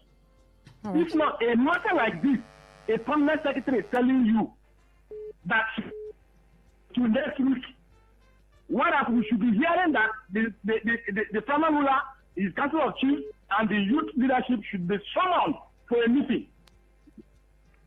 I weep for Niger Delta, Robin Maja the farmer. All right, Robin Maja. Good afternoon. Your name and location. Good afternoon. My name is Igwe Henry, calling from Choba. All right, Igwe Henry. Okay, I just want to, air out my thoughts regarding the recent happenings in Rumuji between the youth and the elders in council. You see, it's just an attempt to undermine the efforts of the youth. If from what the youth leader is saying, what he has said is true, what he initiated and how he runs about his governance and the rotation of it in all of this are true. That means the chief is greedy. He's a greedy man. And he shouldn't undermine it. In fact, it happens even here in my own community, whereby you see chiefs trying to subject the youth to their authorities. Not like the youth wouldn't subject to their authorities, but subjecting them to their authorities in the sense that they don't allow them to carry out programs. The youth know what they want. They have this determination to develop themselves, but our chief is rather unfortunate that our chiefs here in River State, they are imperialists. They are imperialists and doesn't want the effort, the growth of their community. If you develop the youth, you develop the community. But when you underdevelop the youth, you underdevelop the community. They just want to gather money for their generation unborn, while their brothers, sisters, the youth die in starvation. That's not all right. And the ministry, the permanent secretary from the Ministry of Youth Affairs should also be checkmate. Before they are going to lobby her. And when they lobby her, this matter will be swept under the carpet. Thank you very much. All right. Keep the calls coming. 0810-951-0951. You're listening to Talk That Talk on Today 95.1 FM. Good afternoon. Your name and location. Hello. Yeah, I can hear you. Good afternoon. Hello. Good afternoon. Yes. Yeah, my name is Andy, and I'm calling you from Tass Road. All right, Andy. Yeah, I think your guest there, I don't think he will tell us that he does not know and how this whole thing has started, even in his community. And at the end of the day, so I want to say this. His community and my own community and every other community around River State, they are almost operating the same way. I want to beg him for peace to reign. He has used his mouth to open up to say that the paramount ruler has said that his tenure is over. For peace to reign, I think he should resign. He should come down and leave everything to go ahead. If he's eating every year that is sustaining him, he should go and look for another place to begin to sustain himself. Politics is in river state, is in communities. So I want to beg him, because if he starts looking for a way to begin to go about to count on this and count on that, it will arise people beginning to come up with different ways of having to do things and the rest of them. So for the fact that the governing body of the state and of the local government, and including the community, has said no to him, please, young man, I want you to step down. Allow the whole thing to go and let peace reign. Let God take care of you and the community as everybody will want. Thank you very much and God bless you. Oh, thank you. Good evening. Good afternoon, rather. Your name and location. Yes. Good afternoon. My name is Bobo Gentle. All right. You see, I want to relate what your guest is saying in the studio to that of my community. You see, paramount rulers in the community, they thought they own the community. They don't know it's not so. If you like, narrate my own to you. In fact, let me not say, but I don't want to wonder why a community is a serving police officer as a vice president, if that's true. So, they cannot work together. Because oh, hello? Oh, I think that dropped. Good afternoon. Your name and location. Hello? All right, I can hear you. Hello? I can hear you. Good afternoon. Hello? I can hear you. Can you hear me? Good afternoon. Yeah, I can hear you. Good afternoon. Yeah, please go on. Yeah, I think the youth president there is on call. They should. It's an injustice. They should fight it. He should not step down from that place. The chief in him has been parleying, but when he rose up and said, "No, this justice must stop," the chief said, "He said no." And the community is backing the guy. The other or her council is backing the guy. So the paramount ruler cannot deny. It's just a consider of culture. Now people put her there, okay? So it cannot just abrogate the power. Even the culture represents highness.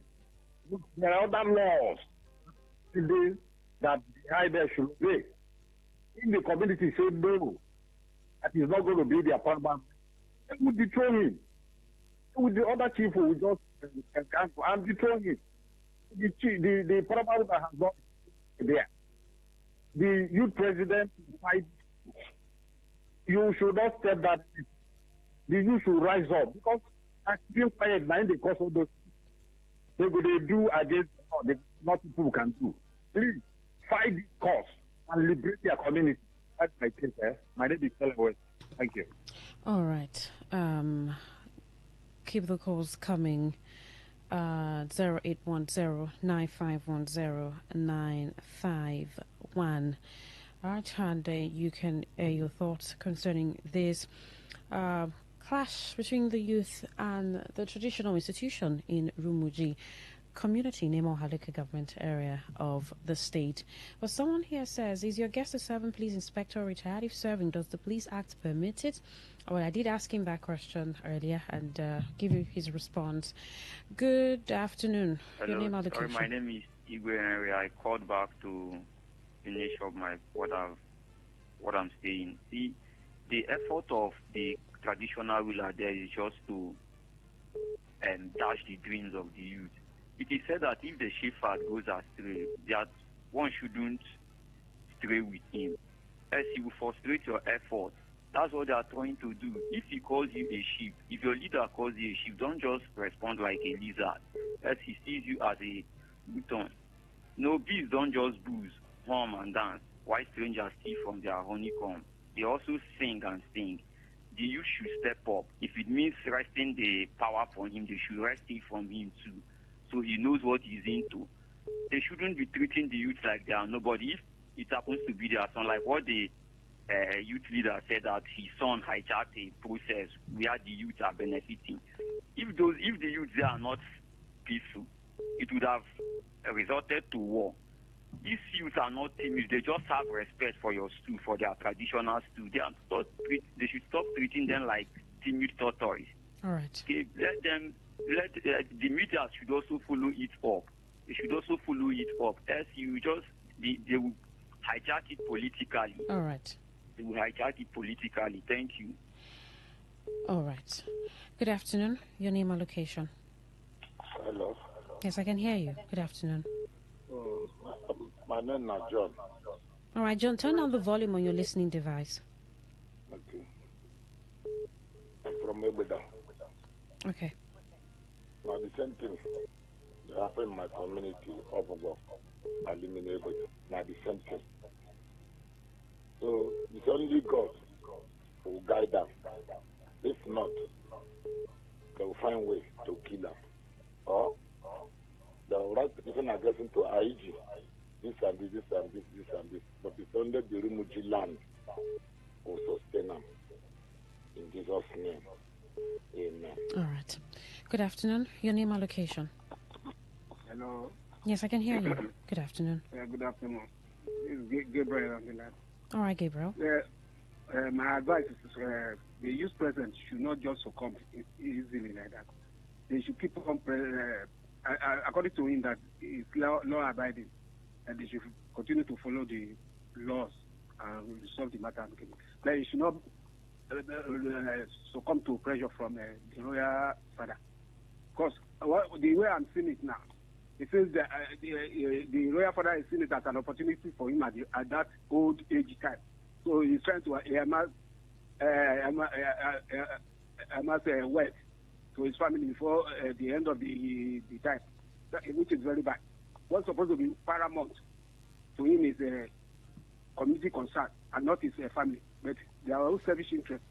They will be looking at the way to how to amass wealth for the family before his time.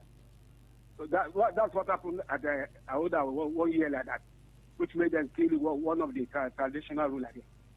God forbid, it will not escalate to that level.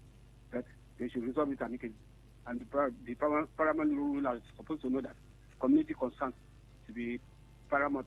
It should be the first focus for you to. Thank you. All right. Well, the Nigeria Police Act does not explicitly prohibit a police inspector from serving as a community youth president. However, it is generally discouraged due to potential conflicts of interest. You want to look at need for impartiality, job overlap, internal regulations, and all. Well, why it's not forbidden by law, 7 as a community youth president would likely be discouraged by the police force due to potential conflicts of interest and the need for impartiality. And he did say he was out of appointment. He was appointed. He had also served as the chief security officer of that same community, and then he was appointed by the paramount ruler, even evading election. But now the youth are asking for an election. I'm sure they possibly want to be able to select, voting who they want to occupy that office despite the proscription by the paramount ruler. But you want to look at other angles to this, well, as we wrap up in a few minutes. The pace of relevant ministries in solving issues like this in communities.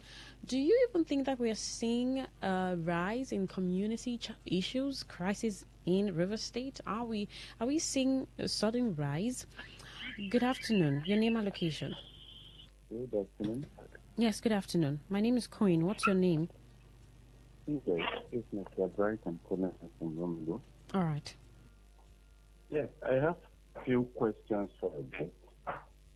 And from some of the things he painted, he has just been talking about the paramount ruler in council and the youth.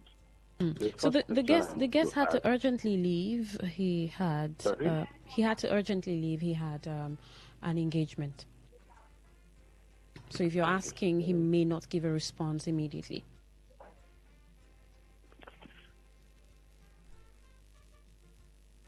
All right, that call dropped. Let's see some messages that have come through here. I think on WhatsApp. On WhatsApp. Good day, Queen. All these back and forth in leadership at all levels of governance is not for servanthood, but just for selfish interest. Let me shock you, Lady Queen. If it is service and sincere service to humanity and communities, indeed, none of these persons should have done what? To become community youth leaders. That's the real better truth. Tam from Port Harcourt.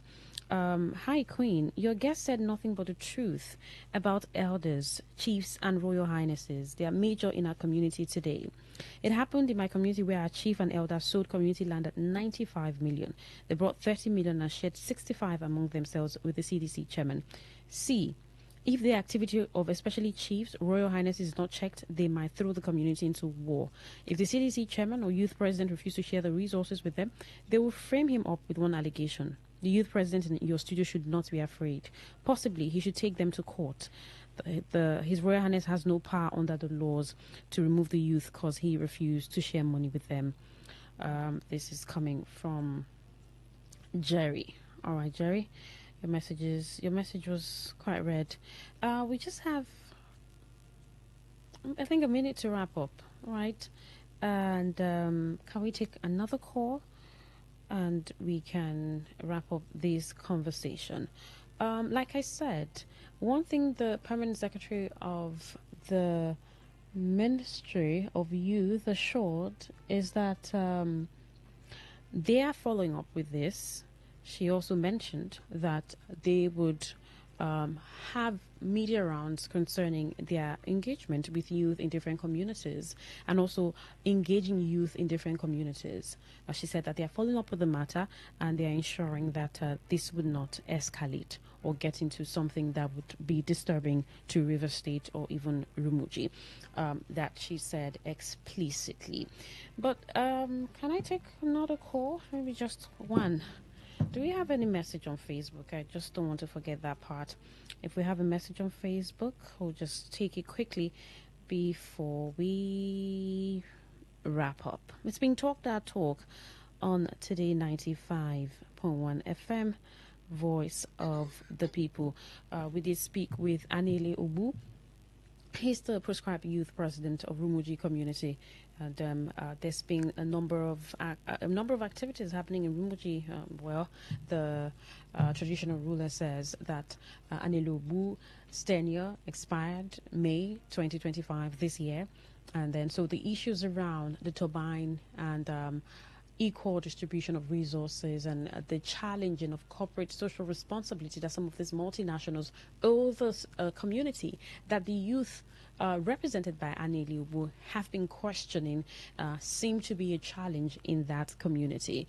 Now, the OHA in council says that the traditional ruler, the paramount ruler, did not follow due process. Even if he was going to prescribe the youth leader, due process was not followed. It seems as if the youth are behind Anilubu. Now they are calling for an election. Now, an election that did not hold prior because he was appointed, although his community, his village says it's their turn, but he was appointed because he had served in the capacity of the chief security officer. Now, the Ministry of Youth Affairs in River State says they are following up with the matter and they are going to come up with a peaceful resolution. And ensure synergy between the youth and the traditional institution. We will continue to follow up with this matter and see how it concludes exactly. However, are you concerned about these issues stemming from multinationals, communities, and youth leaderships in communities? What would bring a halt to these conflicts? What? Well, we can continue the conversation on social media, Today 95.1 FM on Facebook, at Today 951 on X. And we'll bring up any other story or any side of the story that probably right of reply, any response, you definitely get it here on Today 95.1 FM. Thank you so much for staying tuned to Talk That Talk. Last edition for the week. I am Queen Chima. Good afternoon.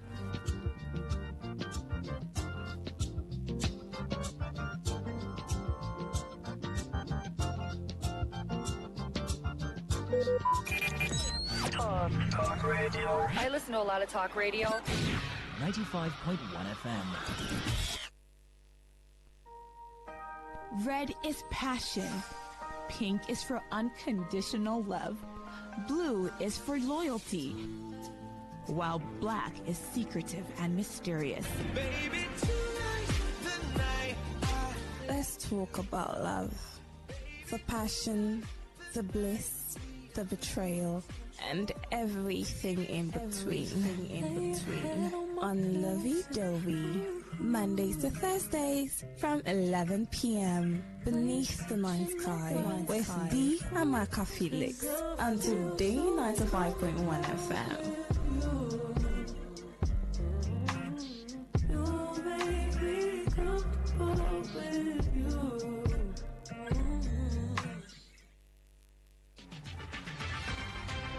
Today's news in 60. Rapper Black Bones has expressed deep concern over the damage streaming firm has done to the Nigerian music industry. Veteran Nollywood actress and movie producer Ego Boyo has refuted the viral assumption that her husband restricted her from acting. Famous music star DJ Cuppy has revealed that getting married is still a top priority for her. And on the foreign scene, Amazon MGM Studios has confirmed that Peaky Blinders creator Stephen Knight will write the forthcoming James Bond film. Today's news in 60. In 60. Talk radio. I listen to a lot of talk radio. 95.1 FM.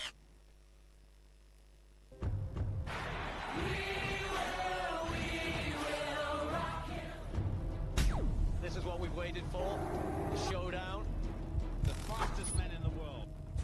Hearts racing. One light, two lights. They're backing off and backing. Pulse rising. Who will come out on top? Who'll take 3 lights, 4 He's ready to be the star. The anticipation. Powerful, strong. Compact. Time, Tyson Gay right all the way. The heart stops.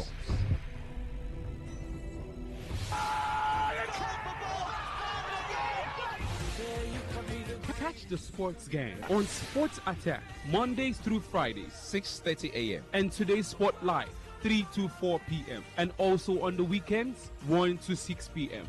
Only on your premium sports radio. Today 95.1 FM.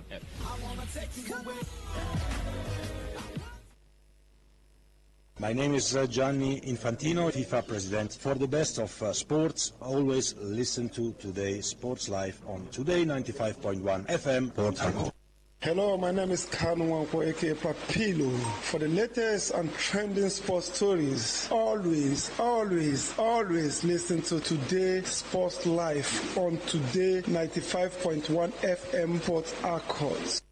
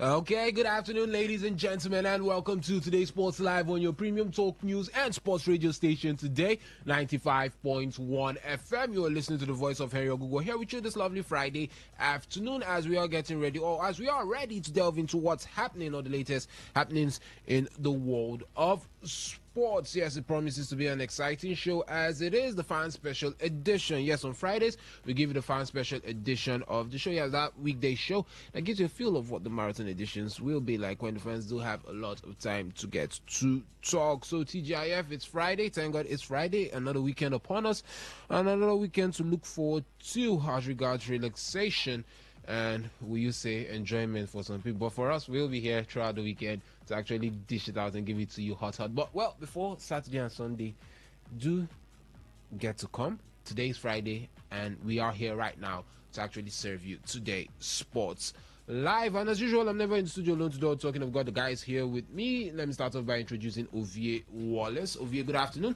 and welcome to you, the sports chef. Good afternoon to you, Henry. Good afternoon to Benjamin. Good afternoon to Port Harcourt sports lovers in the city, the state, and the nation.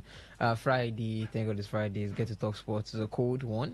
The rain just ended some few hours ago. I'm still feeling a little cold, especially we are now here in the studio, so I'm still feeling a little cold. But it's time to warm up, time to dish it out, as you've said, hot and spicy to the callers and to the fans, and it's the fan special edition. So let's talk about Liverpool already just submitted a bid to Newcastle for Alexander Isak. The man has rejected it. Maggie moving to Sunderland. Well, they want to buy everybody. 35 million.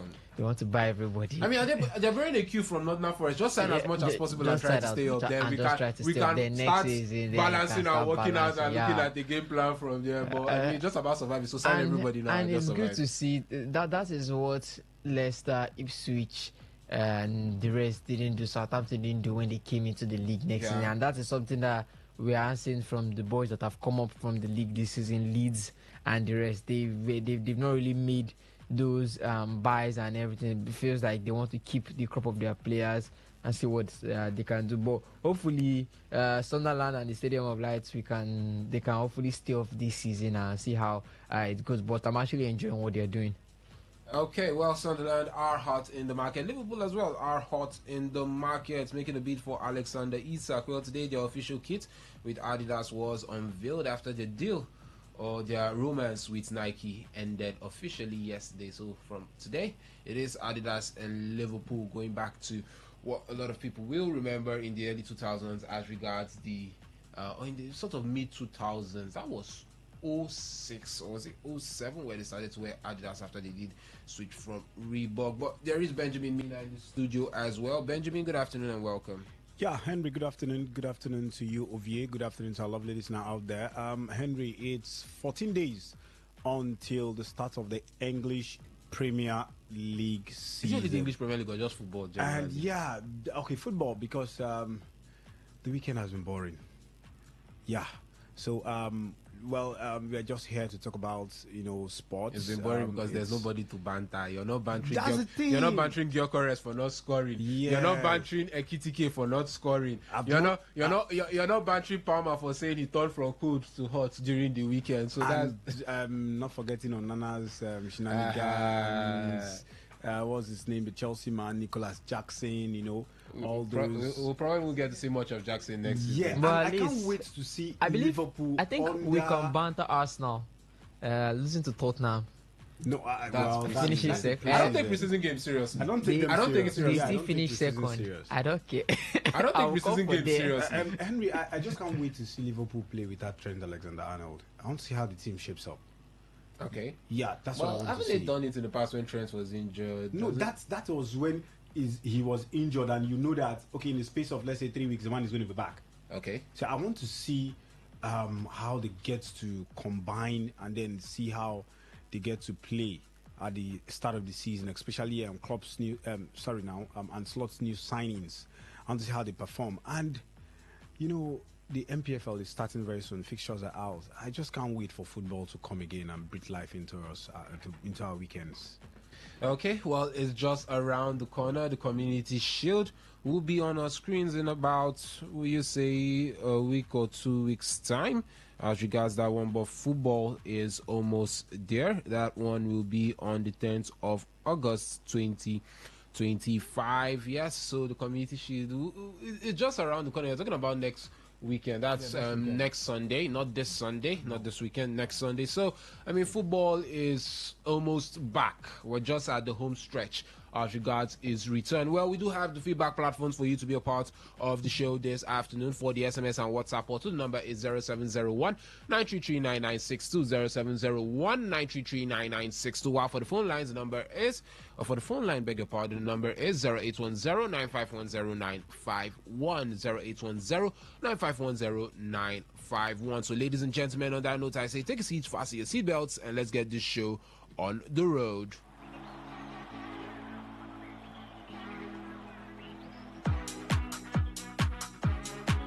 My name is Gianni Infantino, FIFA President. For the best of sports, always listen to today's Sports Live on Today95.1 FM, Port Harcourt. Hello, my name is Kanu aka Papilo. For the latest and trending sports stories, always listen to Today Sports Live on Today 95.1 FM Port Harcourt.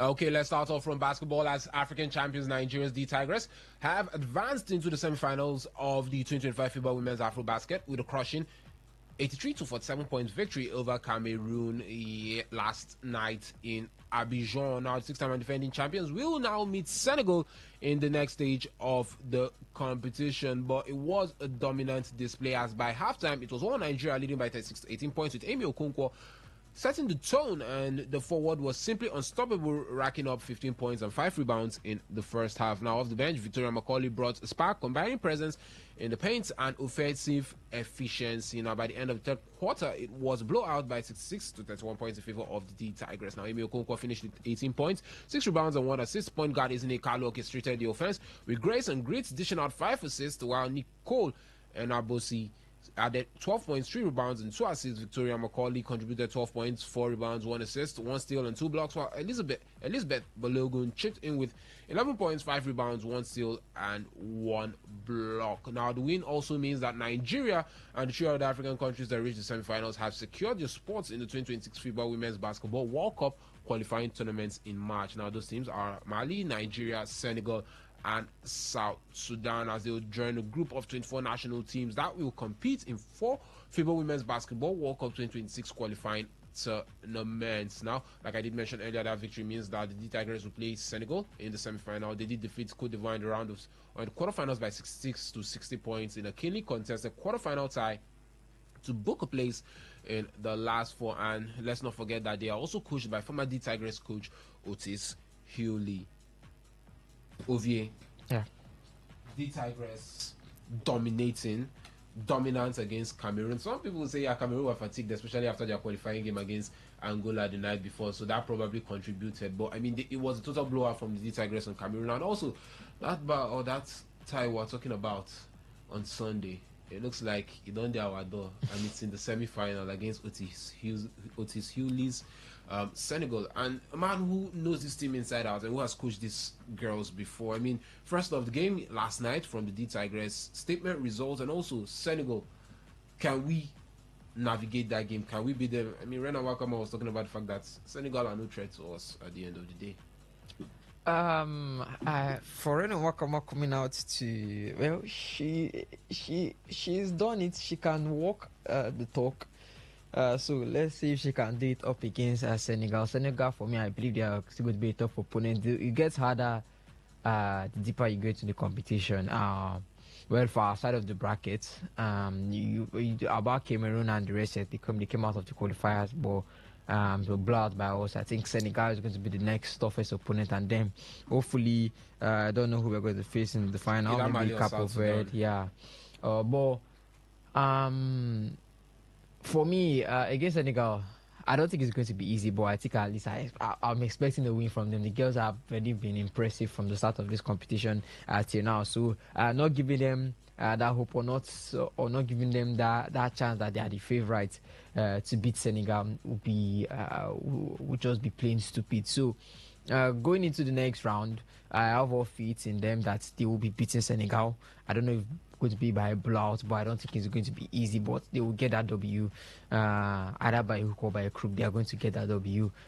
For Otis and Senegal, it's time for him to prove that he knows the team inside and out. That he has already given us 2 or 3 of the titles that we have. So it's also going to be a tough one for him because you may say he might know the team, but this is a Rena Wakama's team, and I think she's done it 26 games going. She's done it back to back to back. So I'm not surprised if she'll be able to get the win against Senegal. She has the confidence, and that is something that you need, especially in this kind of competitions. You need that confidence going into the next round. You need that confidence going into facing other teams to strike that fear into them. And she has already struck fear into all other teams in the competition. They know we are the favourites. They know we are the team to beat, and he made you beat us. A new champion is crowned. So everybody wants a piece of the Tigers, and Senegal have come calling. They've come knocking, and we opened it. That's it for Nigeria and the Tigers. Okay, so Henry, sorry, before I come in, Yeah. I think the strongest team that is that the Tigers need to contend against is just the Senegalese team. Reason because that Uti coached the Tigers for a while and won laurels with the Tigers. So I think it's about knowing the team. Well, we've seen, even if it's not a guarantee that the Senegalese team but could beat the Tigers. It's part of it. It's something that we saw a scare against Mozambique, right, where it was just 5 points. 5 point. The match point is just 5 points difference. So I think it's going to be a close call, the game between Nigeria and the Senegalese team, because the coach of the side is one, even if the players are different, but it's something that he knows the chemistry of the team and the bench rock of this team. The captain of the side, what's her name now, Victoria. She has been in the team for a very long time, so those are the benchmark players of the team. So I think it's going to be a close call. For me, I think that's the most difficult game that the Tigers would have to face. We saw a scare against Mozambique, but I think this could be a bit closer than that of the Mozambique game. But all the same, I see the Tigers actually going through.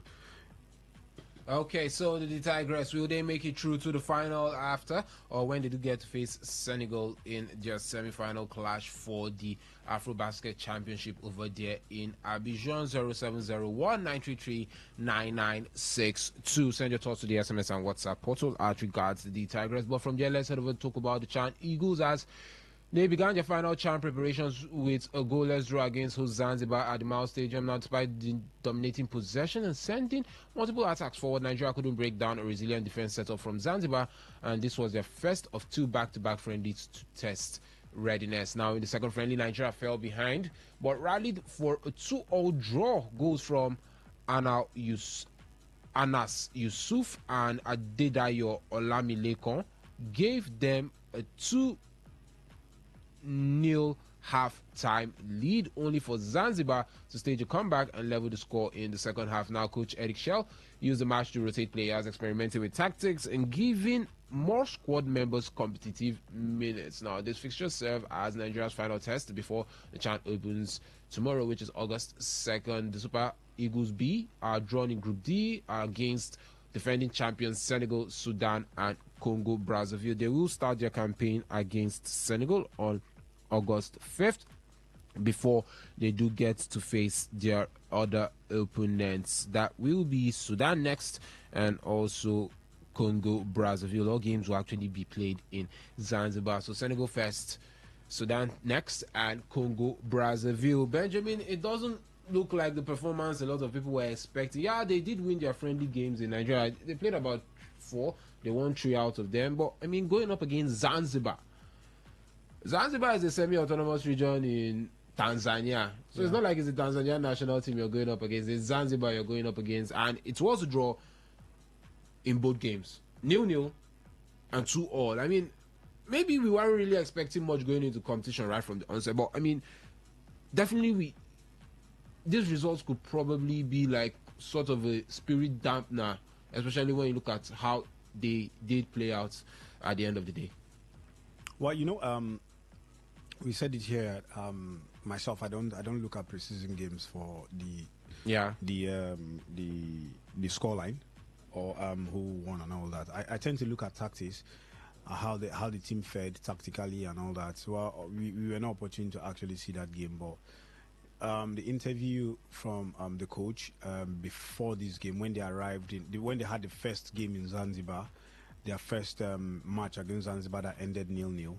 He talked about the reason why they are there to sharpen their tactics. They had a physical game in Nigeria, that's Ikene, where they had to do a physical game, and this time around it's about testing the tactics to see if the players would respond positively with it. So I think I've seen teams that get to lose all their preseason games, and when the season started they won 6 games in a row. So that's what it is. I think preseason, for me, I don't look at preseason scorelines. Yeah, you have to look at the scorelines, but you have to look at the tactics that the coach deployed and how the players responded to it. So for me, Nigeria could still go all the way to do good in the tournament. But for me, I think those preseason games, I don't want to. But again, I think it's about how the players get to and the coaches get to deal with it psychologically.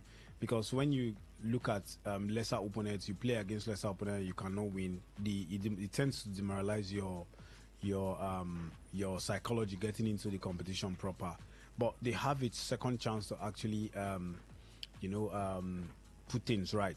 That's the competition proper. So this time there's no mistake. You open the game with your competition with the defending champion Senegal, and we know how decent Senegal has been the past few years, both their national team, the age grade teams, and all that. At the point they held all the titles. Yeah, they held all the titles. So I think they've been decent. So Nigeria have a lot of work to do.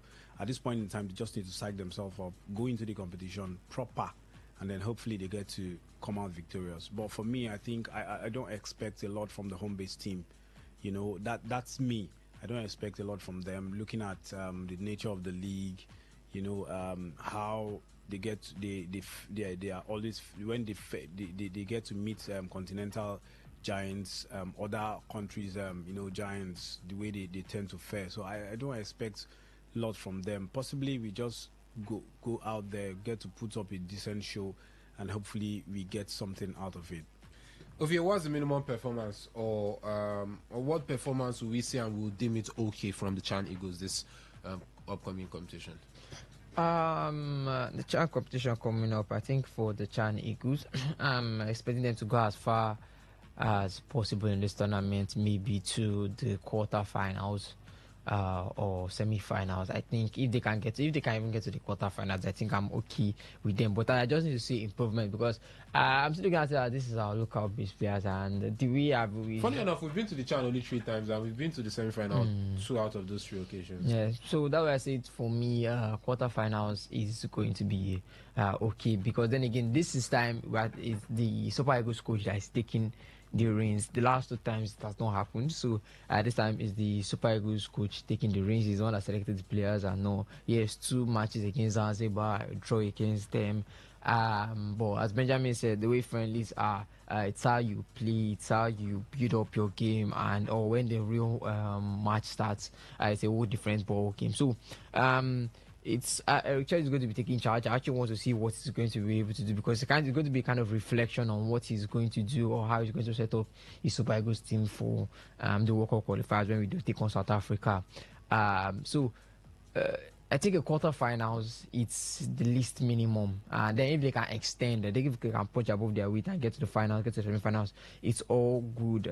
We all want to win the competition, but we still need to see good display and good performance from them, because then there's a chance for the home-based players to be able to showcase themselves. And we know from the last CHAN tournament, some of them were actually moved, and some of them have actually gone from their teams in Nigeria to other teams outside the shores of Nigeria. So it's a good one to showcase themselves, and they could use that as a stepping stone, but they still need to focus on the main goal, and that is to win as much matches as possible and to get to the finals and to see if they can carry the cup. But all in all, I think the quarterfinals is a good benchmark for them to get. Okay, so quarterfinal for the Chan Eagles. How far do you think they will get in the competition? The competition does commence tomorrow, August 2nd.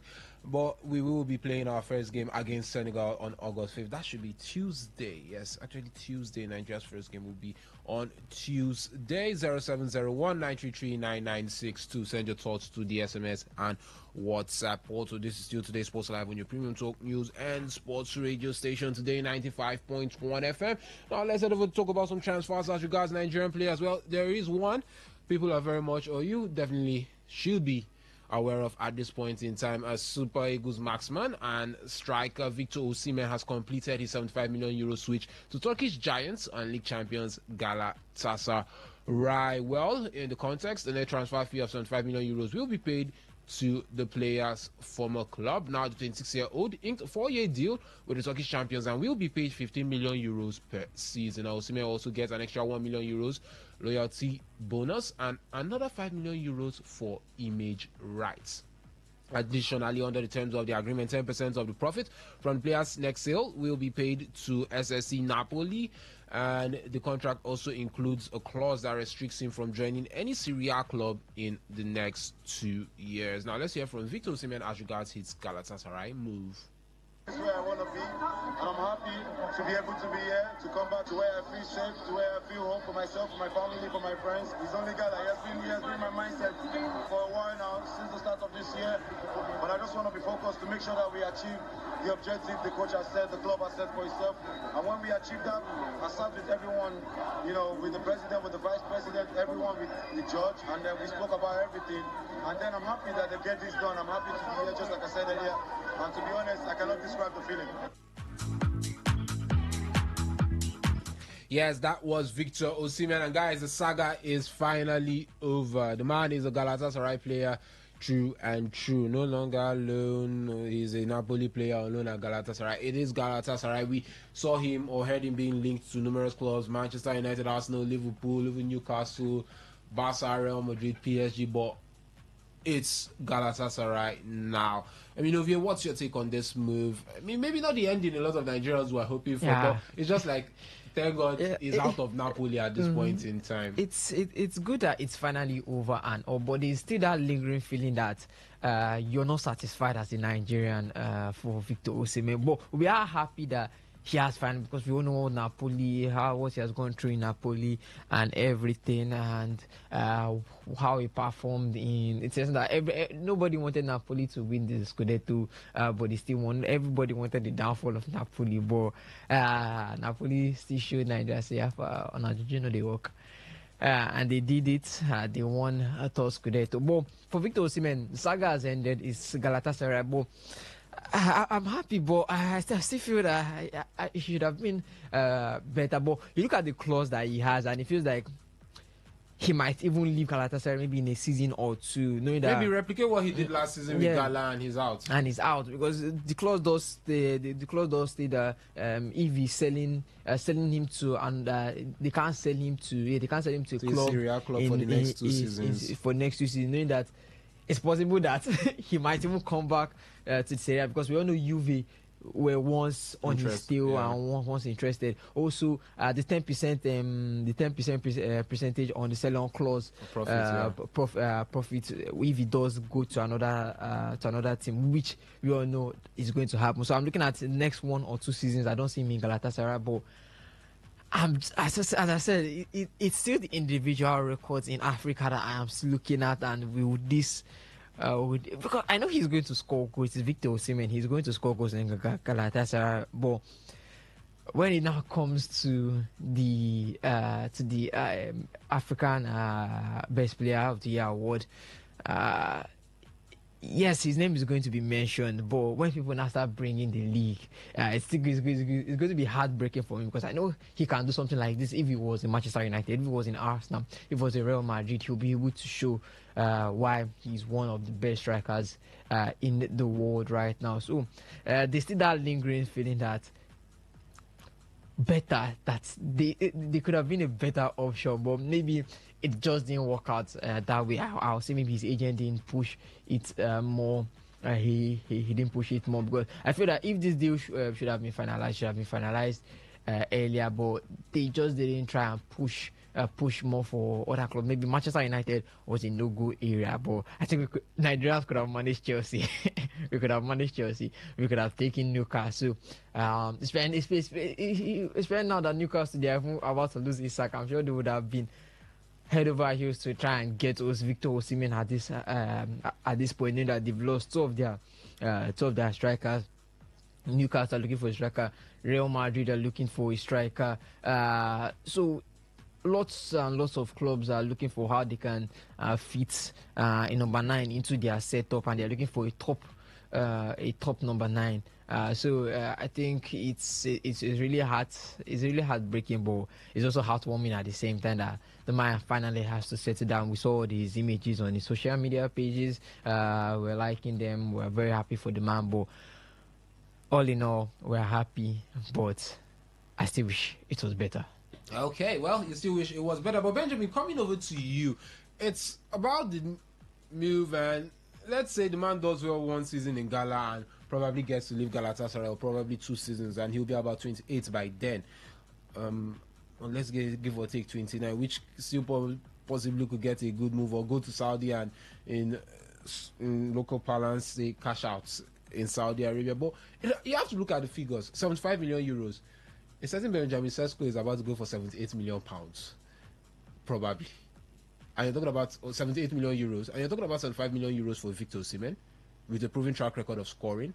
Why couldn't any of the big clubs pay this? And also, you look at the salary, 50 million euros a year. If Gala can afford this, why couldn't the big clubs deem it fit to actually pay for this? That's about 288,000 euros a week. So it was definitely doable for the big teams. So why didn't they make it happen? Well, every club has got his preference, but for me, I think I don't like saying this, but I have to say this: if Victor Osimhen were to be a white man, he would be commanding more fees than this. Mason Mount earned more than this in Man United, and how many minutes has he played? Zegzi, these are players that United have spent more. So why are they not going for Victor Osimhen? So for me, I think if the man was a white-skinned man, he should have been commanding more money, than this. But kudos to Galatasaray. They know what they want. They've gone for their man. They've gotten their man. I think just the shirt sale alone yesterday was massive. Gala has made close to how many? I think I saw it this morning online where they printed how many thousand shirts, and all have been sold for merchandise alone. So I think they know what they want. Victor Osimhen right now is the biggest player in Turkey. So for me, I think the man is still, whether we like it or not, in the next 1 year and a half, we are still likely going to see the man in the Premier League. His destination is definitely the Premier League. I think that's the more reason why he didn't go to Saudi. So for me, it's a good move for the man. He's found a place to call home. There's nothing as respect, and the fans appreciate you, they respect him. So I think the man has found a home. At the end of the day, it's about your comfort. So the salary is way much for him. 280. That's 288. I yeah, think. 288 a week. Yeah. £288,000. What the Premier League clubs, what the Premier League clubs could not pay, they've paid it, and I think Gala, I wish them good luck. But in a year or a year and a half, I think Victor Osimhen will be coming. If he replicates what he has done, he will be coming to the Premier League this time with a big transfer fee and a huge salary. So for me, it's a good move. Okay, so Victor Osimhen to Galatasaray finally completed. The man was unveiled last night, and he's officially a Galatasaray player. Now let's head over to the English Premier League as Newcastle are bracing, or they have braced themselves. They rejected the first offer, believed to be low or to be below 120 million pounds from Liverpool for star striker Alexander Isak. Well, this man has been training alone in Zubieta. That's Real Sociedad's training ground in Spain. He's not part of their Far East tour, that's in Asia, and the man has refused to be part of the squad. Senior players within the team are trying to see if they can convince him to stay, but Isak has blatantly refused, and the man wants to live with Liverpool, believed to be his only and preferred destination. And now Liverpool have submitted a bid today, or some few hours ago, for the man, and it was rejected by Newcastle, which a lot of people feel is probably customary when it comes to the transfer window. First bids are usually rejected, then we come back to the negotiating table or negotiation table and actually sort things out. But the Magpies are looking for 150 million pounds. But by the looks of things, Ovie, this is finally happening. What seemed like a mirage or a fairy tale looks to be happening. Liverpool are going for Alexander Isak, and they might just get their man this summer. It's finally happening, or it's in the process. It's on the way. Liverpool, I believe, people making a bid. I say the man only wants Liverpool. He's rejected. He doesn't even want to start talks with Al Hilal, who we know have also interested in him. We know Chelsea can also they can join the conversation, but we know he's only going to be Chelsea full-time. join the conversation. They already signed Delap and Joao Pedro this summer. Not Chelsea. If Chelsea say they want sign player, they go sign player. I cannot put it past them saying that they have the money, and I feel they have the pool to be able to also get Isak. But at the end of the day, it's all in Isak's hand, and the man has already said what he wants. He wants to head over to Anfield. He wants to head over to Merseyside. So, it's not even a money issue anymore. That's the thing, because I think they want almost 150, and I think that's what I also projected to almost 150, because isn't that too much? I don't feel it's too much, because Al Hilal were willing to pay at most 200, and I felt that 200 was even okay for him. I felt that 200 was okay, because I was going for his price at least 150 to 130. We all know that a player, if you're valued at least 120, it's still going to 120. You're going to first bid lower than it. Then if the club feels that, okay, I feel this person's value is higher than that, that's maybe without the add-ons and everything is going to be increased. So I was expecting a 130 bid. I was expecting Liverpool to at least drop a 130, 135, and then they could try and hold out for that. And if Newcastle doesn't budge, then they can drop a 150. But I don't feel they should be Liverpool looking at their finances and looking at that should overextend to at least 200 or maybe a 170. At most, I can put it at 160 or 155. They end the bid, but 170, 200, and then I feel that Newcastle are not ready to sell Alexander Isak, and are just stalling or something is just wrong with them, because or they just want to just frustrate Liverpool at the end of the day, because the man has already done everything. He's tired. He said he wants to leave, and 150 or if I said 140 is good. For Newcastle, looking at they can also use it to also pursue the other targets. Looking at Benjamin Sesko will not go for more than 50 or more than 60 million. They still have enough if they can release. Sesko is 78 million. 70. RB Leipzig there's a price tag on him, 78 million. 78 million. Arsenal left, yeah. 78 million. Now Arsenal problem. They get their own problem. But 78 million. I believe they can be lower than that. I don't believe Sesko should be going for 78 million. If how many do Hugo Ekitike go for? And you look at also what's his name? The sport Victor Gyökeres go for. I don't think Sesko should command a 78 million. That's the thing. This is the thing with clubs that develop players and develop players. To me, Sesko should not be going for 78 million, at most 60, 65 million. I feel that's an okay price for him. If they want to overextend a 70 million, but adding that 8 million on top, I don't know what is for. But 130, 140 million for Newcastle. That is good money for them. They are not, and they are also not pressured to also sell. So that means they are not, they are not pressured to sell. But then again, they're looking at PSR rules and everything, and they're also trying to hold their players.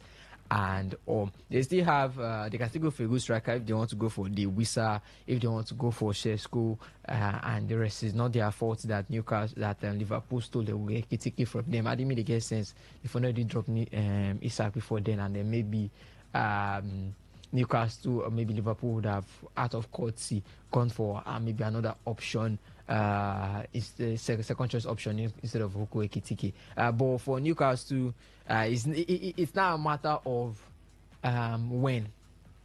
when the deal gets done, because I think he has already agreed personal terms with them in confidence.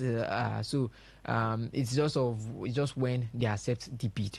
Newcastle accept the bid, and I believe that is going to be soon before the season does start. Okay, now Benjamin, quickly, how does this affect the title race if this deal does go through? I think it puts Liverpool in a lot higher chances of defending the Premier League because you look at the front three. Mo Salah is still doing his thing. If he could replicate the form that he had last season, and then Isak coming in, if the Isak deal goes through, Isak coming in, giving like 15-20 goals, and possibly Darwin Núñez and Ekitike giving the list 10-15 goals. I think Liverpool will be the runaway title winners next season. So it's just, I think other Premier League clubs are actually praying that this transfer doesn't go through. If it does go through, then there's a problem for other Premier League teams. It's just that, we know Liverpool could score goal before now, but the goals will be more and more, will be coming in more and more.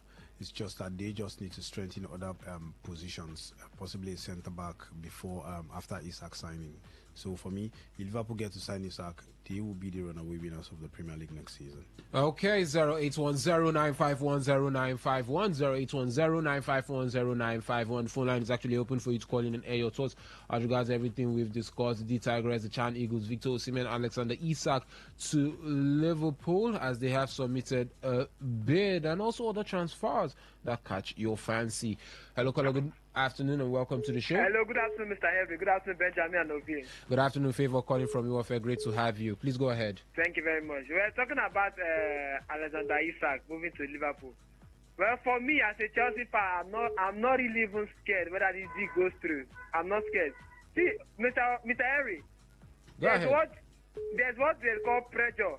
I don't think Alexander has played with pressure on a bigger team before. Newcastle was just a little bit stepper stone after he played for Real Sociedad. So I think as playing for Liverpool comes with a lot of pressure because Liverpool just won the Premier League and there'll be pressure on him to deliver.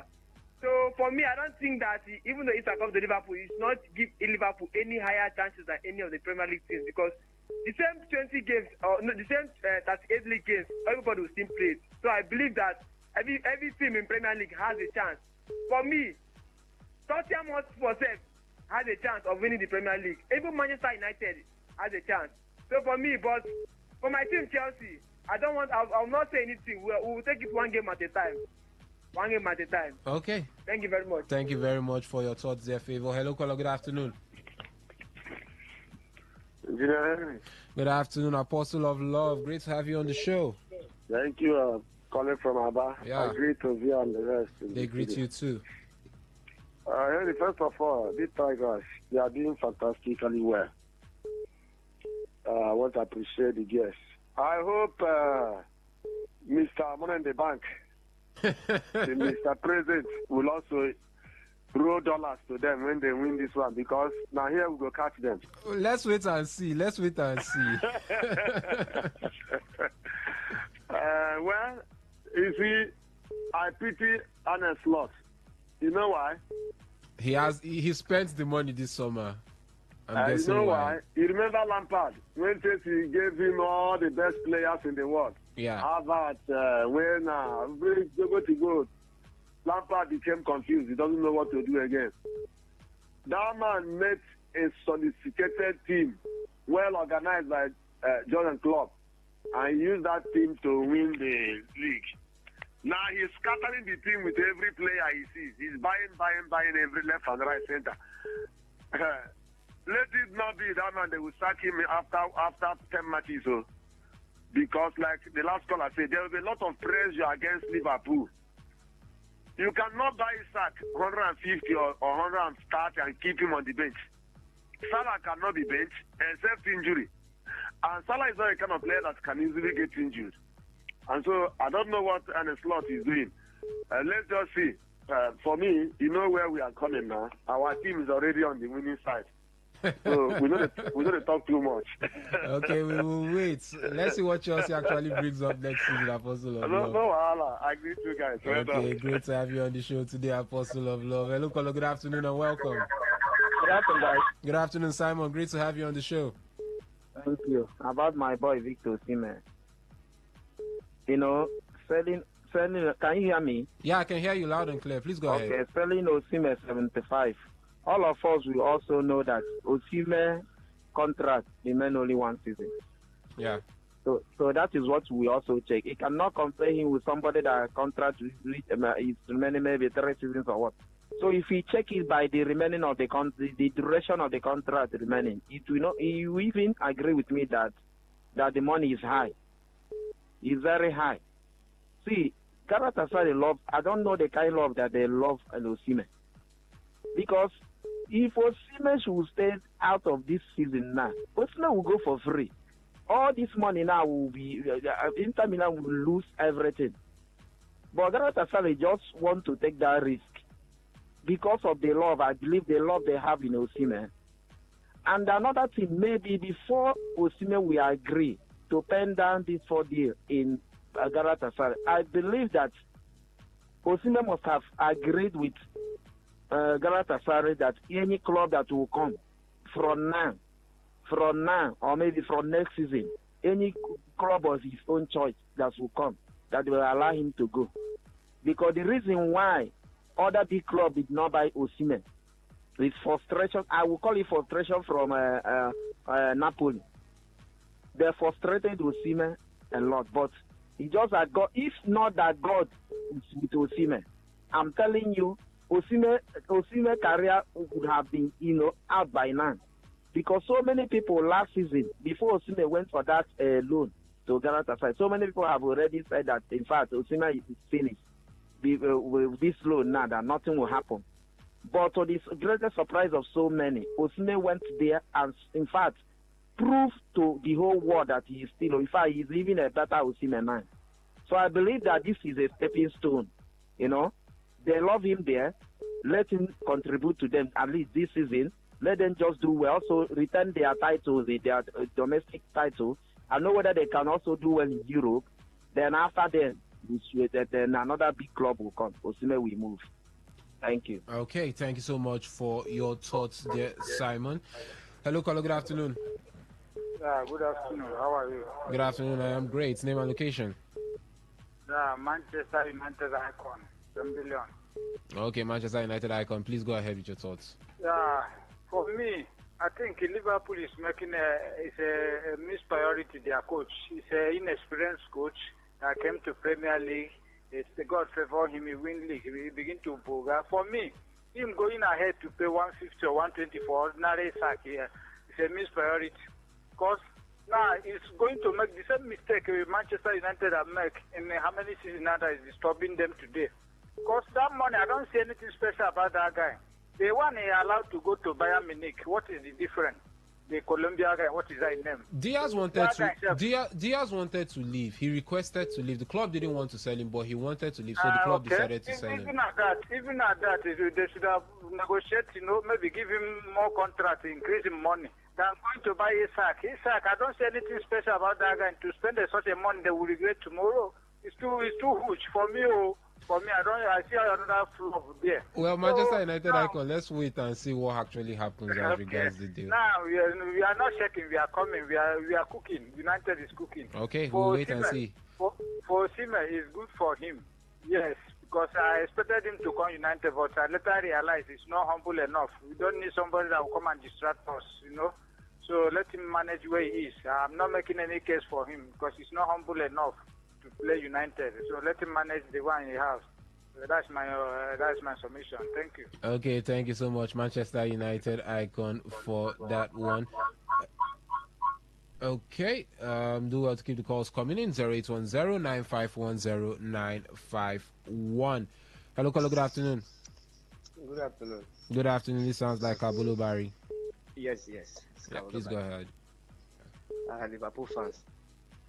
Yeah, please go ahead.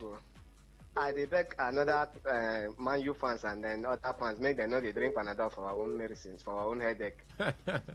Yes, because if now them get chance to buy Isaac, waiting then they talk now they for no talk. But waiting me I know say Liverpool. Now club we be say when they bring you as a coach, they not pressure you, they will give you time to do what you want to do. So me I still believe say this season, those people where they talk, then will close mouth.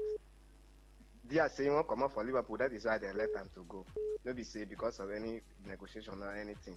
But waiting me I know say this season, Liverpool, Man U, Arsenal, Chelsea. Now next week it will start, so we will know who be who. Then for Sime, I'm so happy that finally he has left Napoli. But what now will say, any Nigeria player that wanted to go to Napoli, they should think twice, because if they say they will go, me I will not like them again. Because what Napoli did to Osimhen, if there was not God, I don't know what would have happened to that guy. Then for our chance, what may I give them? If they can reach like semi, they have tried though. That's for me. Okay. Thank you so much for your thoughts there, Kabulu Bari. Great to have you on the show this afternoon. Hello, caller, good afternoon. Good afternoon. Good afternoon. Name and location. This is Amadi Chima calling from Port Harcourt. Okay, Amadi Chima, please go ahead. I don't have much to say, but it's a welcome development that Osimhen finally, made that move to Galatasaray. I know he's, in fact, I'm one of the people that's ashamed to his enemies, because they thought that his career, has come to an end, but glory be to God. He's our own. We'll not write that off. Osimhen is our own. We want to celebrate him. Please, any Arsenal updates, please, just give to us, please. Okay, I'll actually do that before we get run out of the studio. I'll actually give updates as regards Arsenal. Hello, caller, good afternoon. Good afternoon. Good afternoon. Name and location. Yes, Lucky calling you from Abia State. Okay, Lucky, please go ahead. Yes, finally. Victor Osimhen, I've got to Galatasaray. Let him be there. Next season, let him come to England. For the CHAN tournament, I beg you, make them look what our women they do. Make them not go there. Go this place also. My own problem. Make them watch this WAFCON, what then act for their WAFCON. So make them carry that spirit. Go there for the tournament. Make them go win and come back. Thank you. Okay, thank you so much, Lucky, for your thoughts there. Do well to keep the calls coming in. But before you do that, let's head over to the SMS and WhatsApp portal. And this one from the SMS portal says, I have the feeling that the Tigers will want to win the tournament and see if the presidency will reward them like the Falcons. And that's from Mr. Monday from Port Harcourt. And over to the WhatsApp portal here. Let's go there and get your thoughts. And this one says, good afternoon. I don't really care about how much Liverpool signs Isak. It's not anybody's money. What I know is that we really need Isak at Liverpool, and that from Abayomi from Ogbogoro. And this one says, please update us on Iberichi Eze to Arsenal, and that's from Amadi texting from Arlo. He also says that this is his first time texting. Great to have you as part of the family, Amadi. Well, for Iberichi Eze to Arsenal, reports have it that Arsenal are seriously interested, and they will be making a bid soon. That's according to Fabrizio Romano and all the info coming in from respected transfer journalists. So Arsenal hold a serious interest in Iberichi Eze, but no bid submitted yet, but a bid is expected in the next or in the coming days. And this one also says, I greet everybody in the studio and happy new month to you people. For me, happy new month to you as well. For me, I believe if Liverpool get that guy, every other club should forget EPL this season. And please, I don't know why Pep Guardiola refused to sign a proper right back. I don't know what he's thinking, that he doesn't want to sign a proper right back. We have Inter Milan. We have the Inter Milan right back that is more affordable, but he refused. Please, I want to ask a question. If a player's release clause expire, does it mean that the club will then that the club they will that their club will demand more money when any club want to come and sign the player? Well, and also he said, please update me on Man City transfers. That's from Stephen, the Man City financial secretary from Port Harcourt. Well, Stephen, I don't know why Pep doesn't want to sign a traditional right back, but he's been linked to multiple names, Tino Livramento and co. And yes, if the release clause does expire, the club can demand more money. So the release clause means that once it's triggered, once it's matched, the figure in the release clause is matched, the club has no other option than to accept. Then the player decides whether he wants to go or he wants to stay. Then if the release clause does expire, the club can demand more money for that player. Okay, let's take this call. Hello, caller, good afternoon. Yeah, good afternoon. My name is Collins. Okay, Collins, let's make it quick. 40 seconds. Yeah, I want to wish the Italians speed victory in the semi-finals, upcoming semi-finals against Senegal. Okay, thank you so much. Is that all? Yes, I want to ask, is it true that Crystal Palace will not play the Europa League next season? Yeah, they've been demoted to the Conference League, although they are going to take the case to CAS. Okay, thank you. Okay, thank you so much for your thoughts there, Collins. Well, we do have a special guest in the studio, and we will be getting to hear from that special guest after this short time. I do not go anywhere. This is still Today's Sports Live.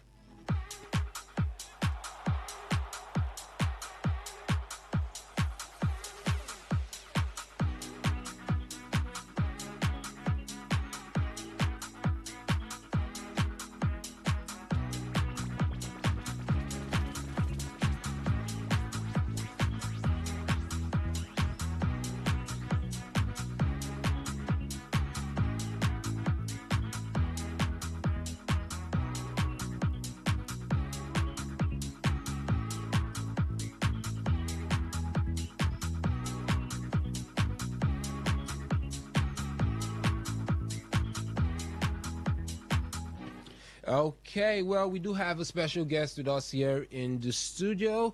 So please introduce yourself and tell us why you are here. Good day, everyone. My name is Mr. Ovie Favor. Okay, Mr. Ovie. We choose to come to radio to inform the public of our program that is coming up.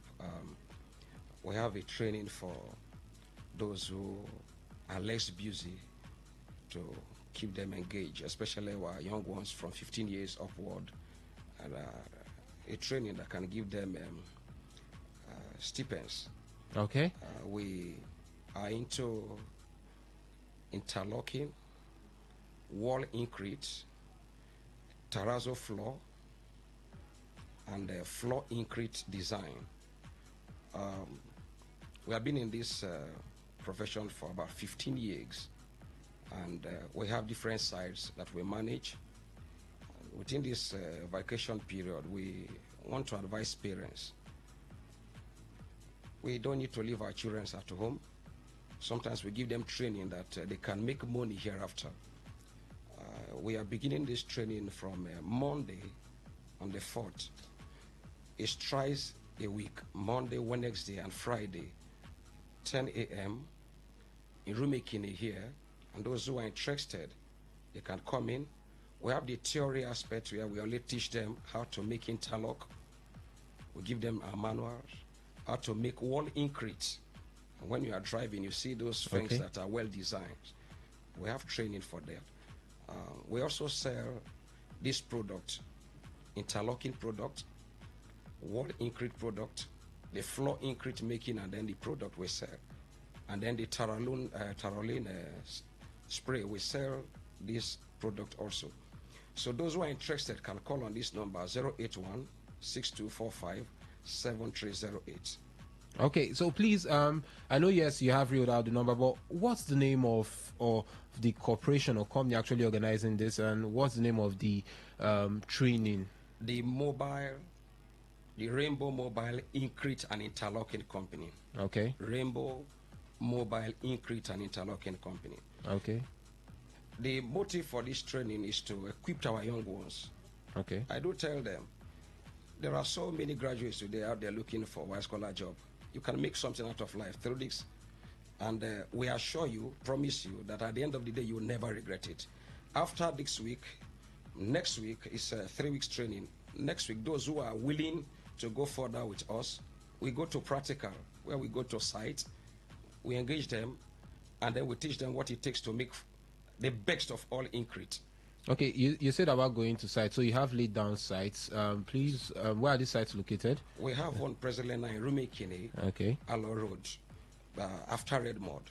Okay. We have one at Eleme Junction, Igweche Road, and then we have one presently in Abia State, where we'll camp them, those who are willing to, and then we tell them the charge is just a stipend, a little stuff, and then we get you all through. You Okay. are learning 3 different things: how to make wall Increte, the floor Increte, last thing I'm talking about, dribble Increte, and then the Tarolin spray, and the interlocking. Okay. So we have a catalog of all of this for you. Okay, so quickly, where is this theory training actually taking place in Port Harcourt? The training is in Rumekine, Rumuchi Street. Okay, please, the address, so people can actually... Just after Transformer, you can call this number, Rumuchi Street in Rumekine here. We are kicking off on Monday. Okay. And the time again is 10 a.m. And by 2, we are done. And then on Wednesday also, and then Friday. The next week, we now go for practical. Those who are coming should have it in mind, just to register, and then we teach your children, or even an adult, you come and make money out of this. It's life-paying job.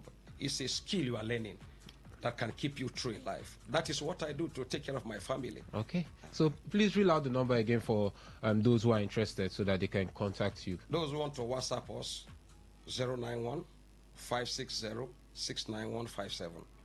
091 560 69157. You can call 081 6245 7308. Mr. Ovie is my name.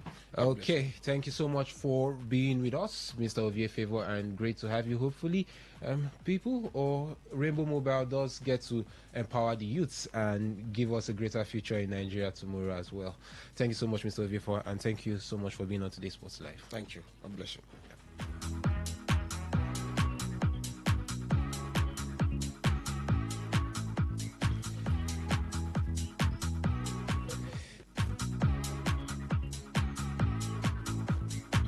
Okay, ladies and gentlemen, that's the size of the package. My name is Henry Ogugo. I did the show with Ovie Wallace and Benjamin Mina. The news update by 4 is up next. Yeah, so still stay tuned and keep listening to this Sports Live for more quality programming. On that note, I say stay safe, stay blessed, and enjoy the rest of your day. Bye-bye.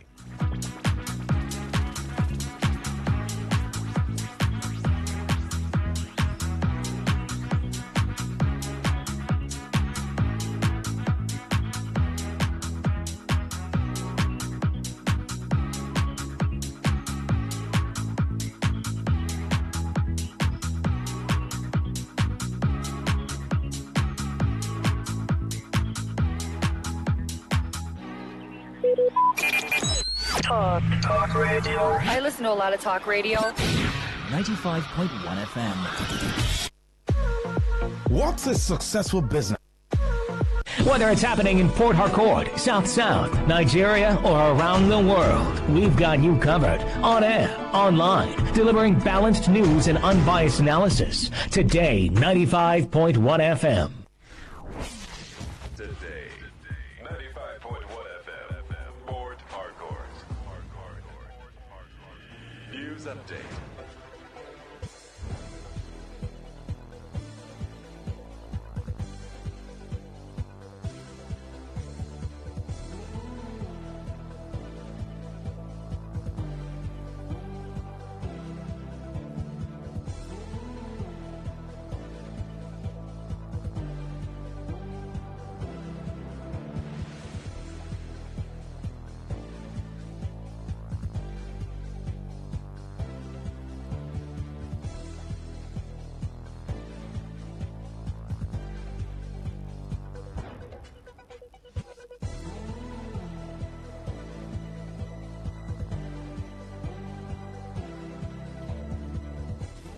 Good evening. Here is the news update on Today 95.1 FM. I am Queen Chima.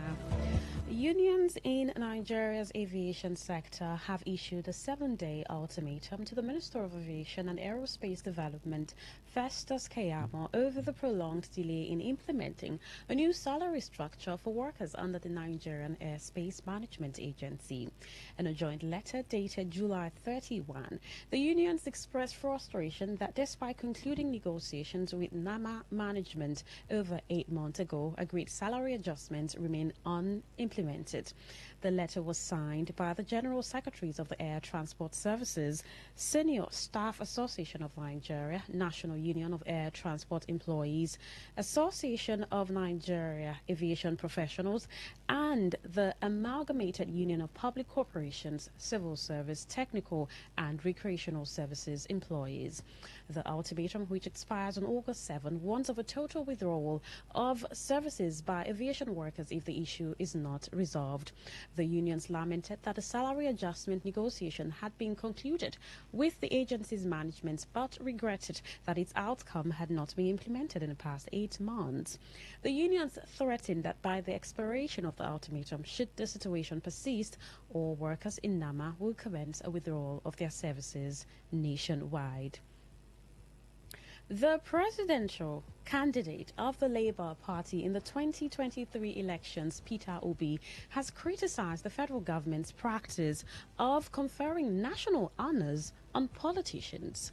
Obi, who spoke in Abuja at the public presentation of The Chronicles of a Legend, a biography of business mogul and philanthropist Gabriel Ibenedion, called for a reform in how the prestigious national awards are bestowed.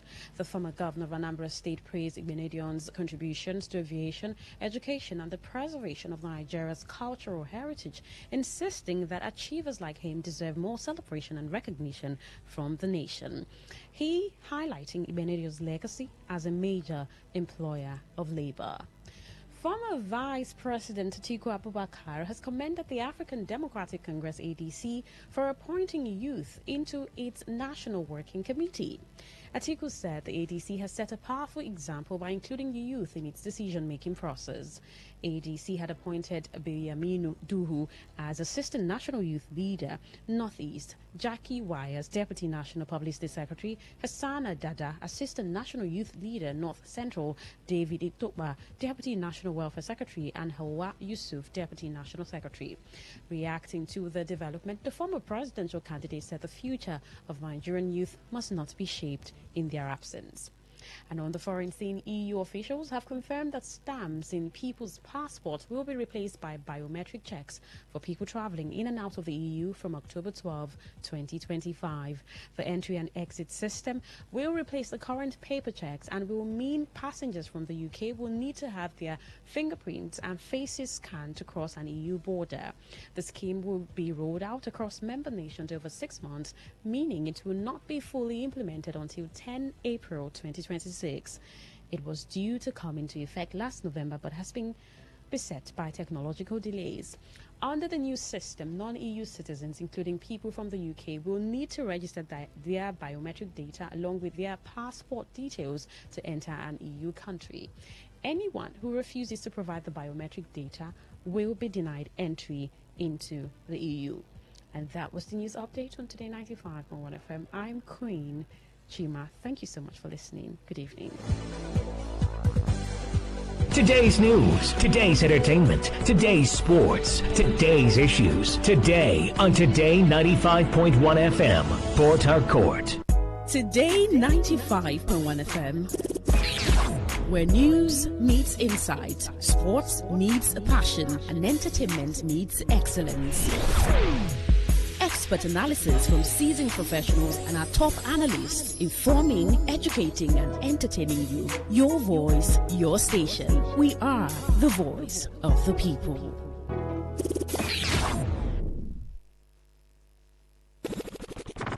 It's been an exciting week. It's been an awesome week. And just in case you missed out on our big stories this week, we got you covered. Rewind comes up every Saturday, 6:30 a.m. And here you get your total rundown of all the big stories and trends for the week in River State. And this is brought to you by your premium talk radio, Today 95.1 FM, Port Harcourt. Rewind, 6:30 a.m. every Saturday. Don't miss it.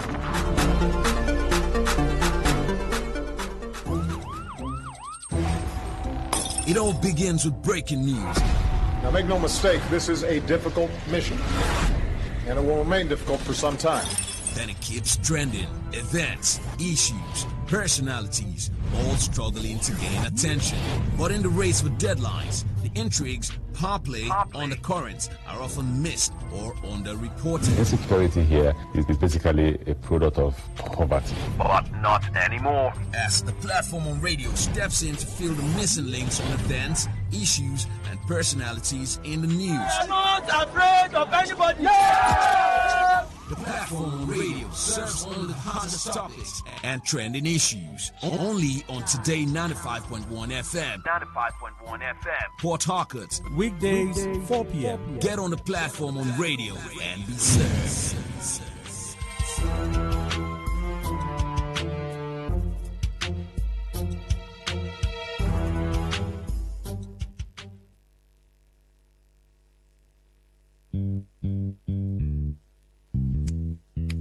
All stands, greet. Good morning, sir. Good morning. You're welcome to Jagbajantis High School. My name is Sound Sultan, your new mathematics teacher. By the way, do you understand Pidgin English? Yes, sir. Okay, now what we go use henceforth? Okay, carry your paper. Carry your paper. Them for my class. People of this world, them plenty.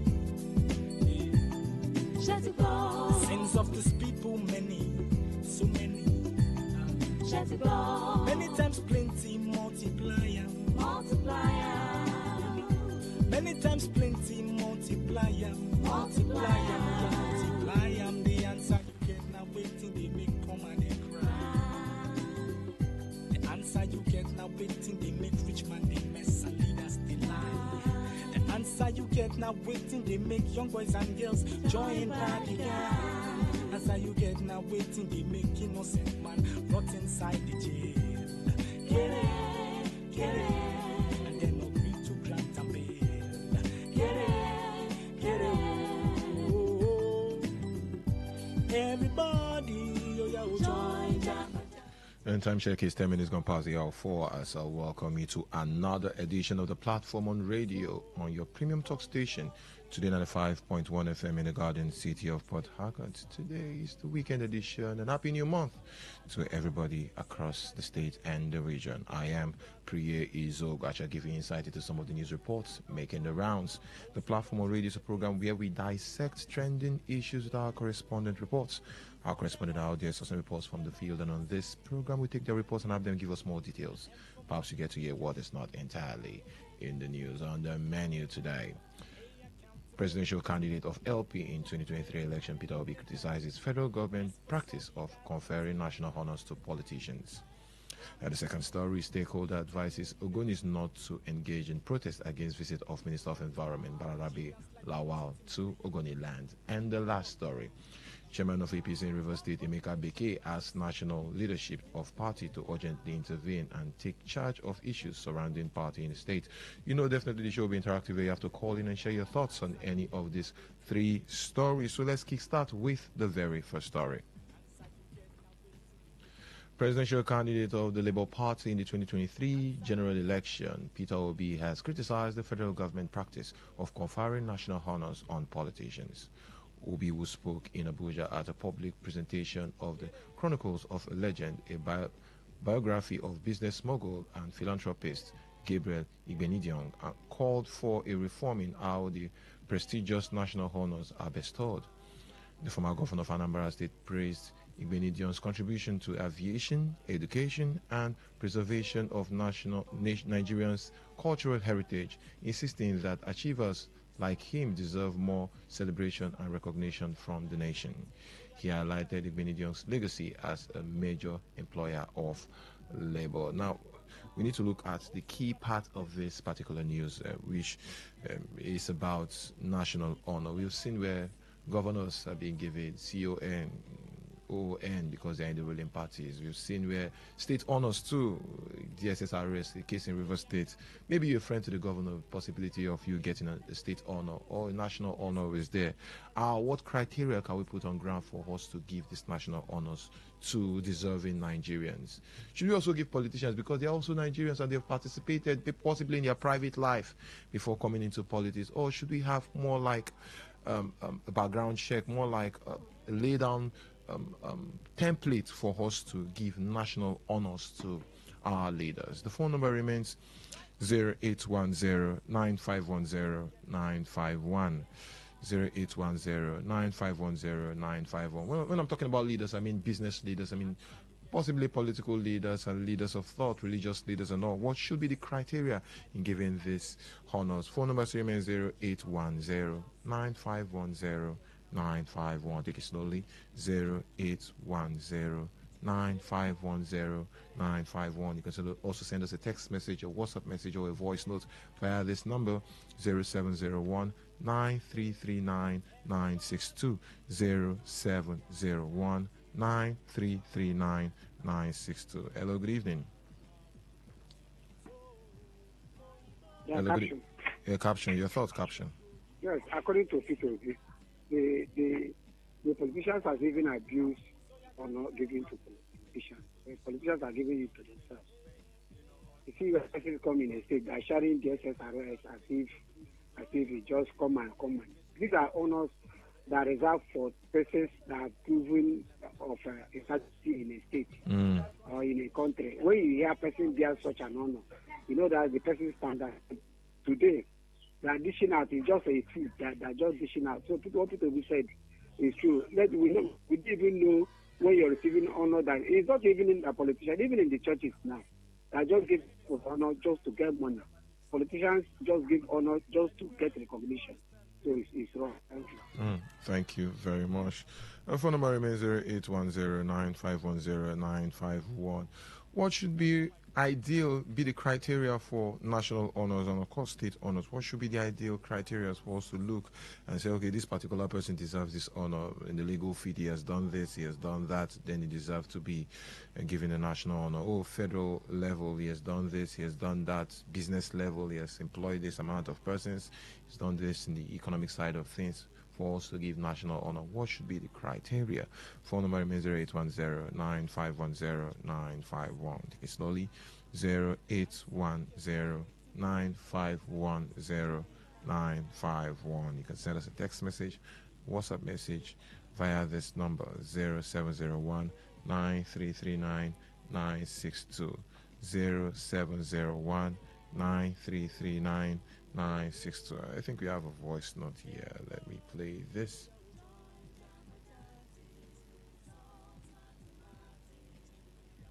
Local government elections like zone administrator. So I'm not a legal criminal, but morally speaking, to me, I'm speaking for myself. That is not right. I think. Good evening, my good brother in the studio. This is voice of Pastor Olushola Ruchime, connecting you people there from Igweshi.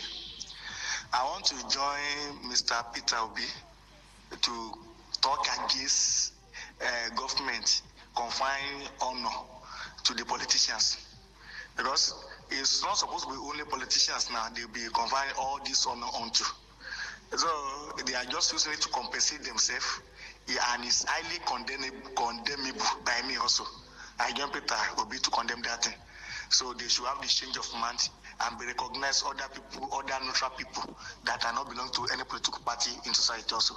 Thank you so much. Yeah, he talked about looking at people in other sector, but you can critically look at politicians. Some of these politicians have done a lot in their private life, also in government too. They have impacted.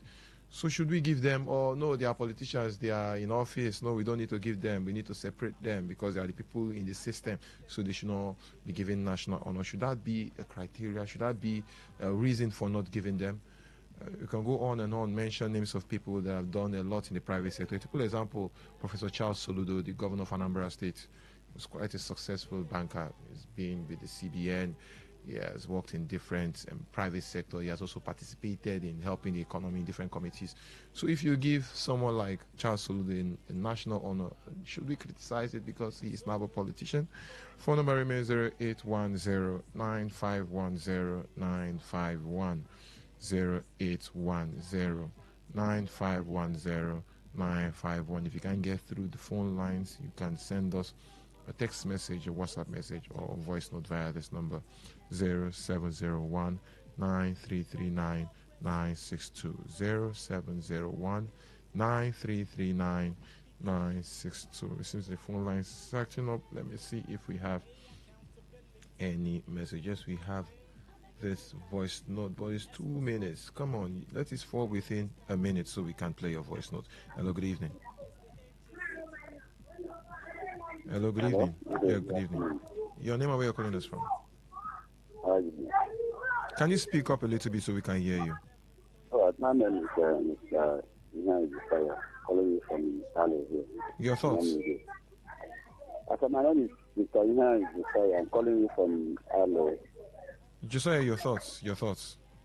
Okay.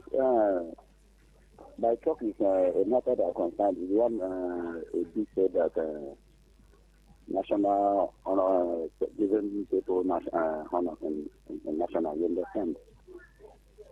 See what I just want to say concerning that issue.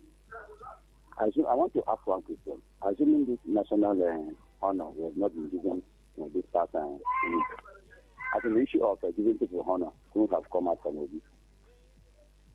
This no honor that they gave, and I think in the port that it didn't happen here, and that honor did not happen. This issue couldn't have happened. I never understand when federal government or when government want to do something or they do something. Somebody will come from somewhere and then they start using them. Thank you very much. I think that's not the honor that Peter Obi is actually talking about. Hello, good evening. Hello. Good evening. Your name and where you're calling us from? My name is Everest. I'm calling from Cuba. Everest, your thoughts? Peter Obi, I don't know whether you understand what he said. He is not a politician. Peter Obi, like their faction now, he said he's a politician. He should say why we given honor to ourselves, because he said he's inside that system. He should not criticize it. Rather, he would go and do homework within themselves, their capacity here, and change that system. Is he talking to us to do what? When we are politicians. He should go to their members, their group, and talk about this thing so that they can change. He said he's a politician. Or maybe the thing never reached his own turn. I don't understand him at all. He's a politician, and he said a politician is even. He would have said, why we politicians giving this to? Let him include himself, I beg. Thank you. Thank you very much. Keep the calls coming through 0810-951-951, 0810-951-951. Do you think we should not be giving politicians national honor like the GCON, the CON, OON, OFR, CFR? All this are national honor. Come down to River State, GSSRS, DSSRS. What should be the criteria in giving this state and national honors? What kind of merit will you look at that this person actually merit this particular award? What should be the criteria giving out this award? Phone number is 0810-9510-951. Keep the text message coming through. We'll try as much as possible to pick your calls. I'm trying to see if to get Peter Obi's national honor. I think he has a national honor. That's what I'm trying to get right now to be very sure of. I think it's CON or something, but I should be very, very sure of this. Yes, CON, Commander of the Order of the Niger. He has a national honor, Commander of the Order of the Niger, CON. Looking at this, what should be the criteria in giving politicians national honor? Phone number remains 0810-9510-951. Let me move over to the next story. The people of Ogoni ethnic nationality have been advised not to engage in any form of protest against the visit of the Minister of Environment, Balarabi Lawal, to Ogoni land. The president of Ogoni Ex-Artisanal Refiners Forum, Humphrey Domka, gave the warning in reaction to plan by some groups in Ogoni to carry out a protest to stop the minister from coming to Ogoni to commission some projects by the Hydrocarbon Pollution Remediation Project, HYPREP. Domka warned such group to disengage from such action capable of damaging the image of Ogoni land. Telling my people, I'm begging on them to resist from that action. That action will lead them to 0%. They will not succeed because the minister that is coming for our progress. He's not coming to commission something in North. He's coming to commission something in Ogoni land. So they should resist from that kind of action. And I'm going to involve the MOSOP, the Ogoni People Assembly, to be aware of this, that some people want to cause havoc. They want to destroy our image. They want to tarnish our image. So we want to resist from this. Look at how the Bola Tinubu is helping us. Now they are awarded the School of Environment. So we don't want any crisis to be in Ogoni again. We have suffered for a long time. Now Ogoni is the #1 in Africa now for oil resumption and also the cleanup remediation process. And people are looking at us.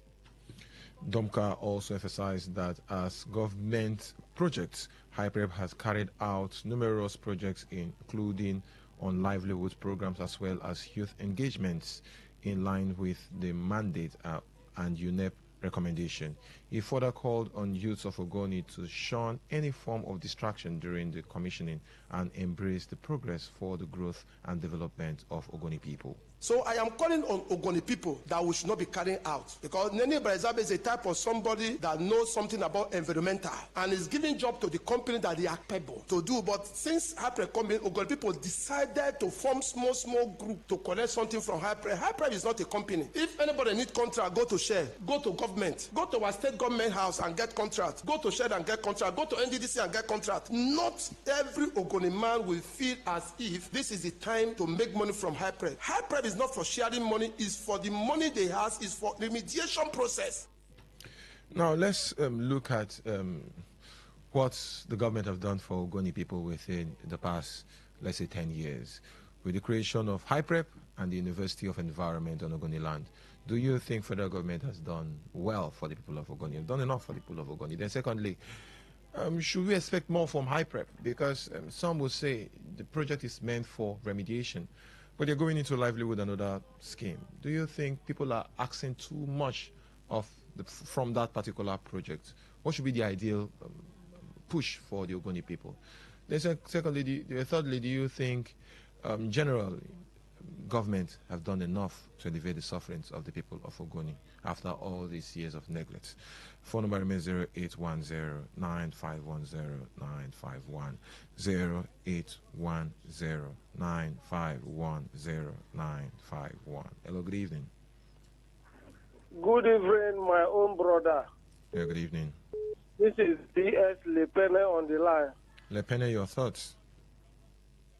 I think that the man from Ogoni that has spoken for himself. If any Ogoni man has any genuine reason why he should complain. Protest is like a complaint. It's like airing out your own opinion. Whether you like it or not, people have things that they have to tell the Minister of Environment.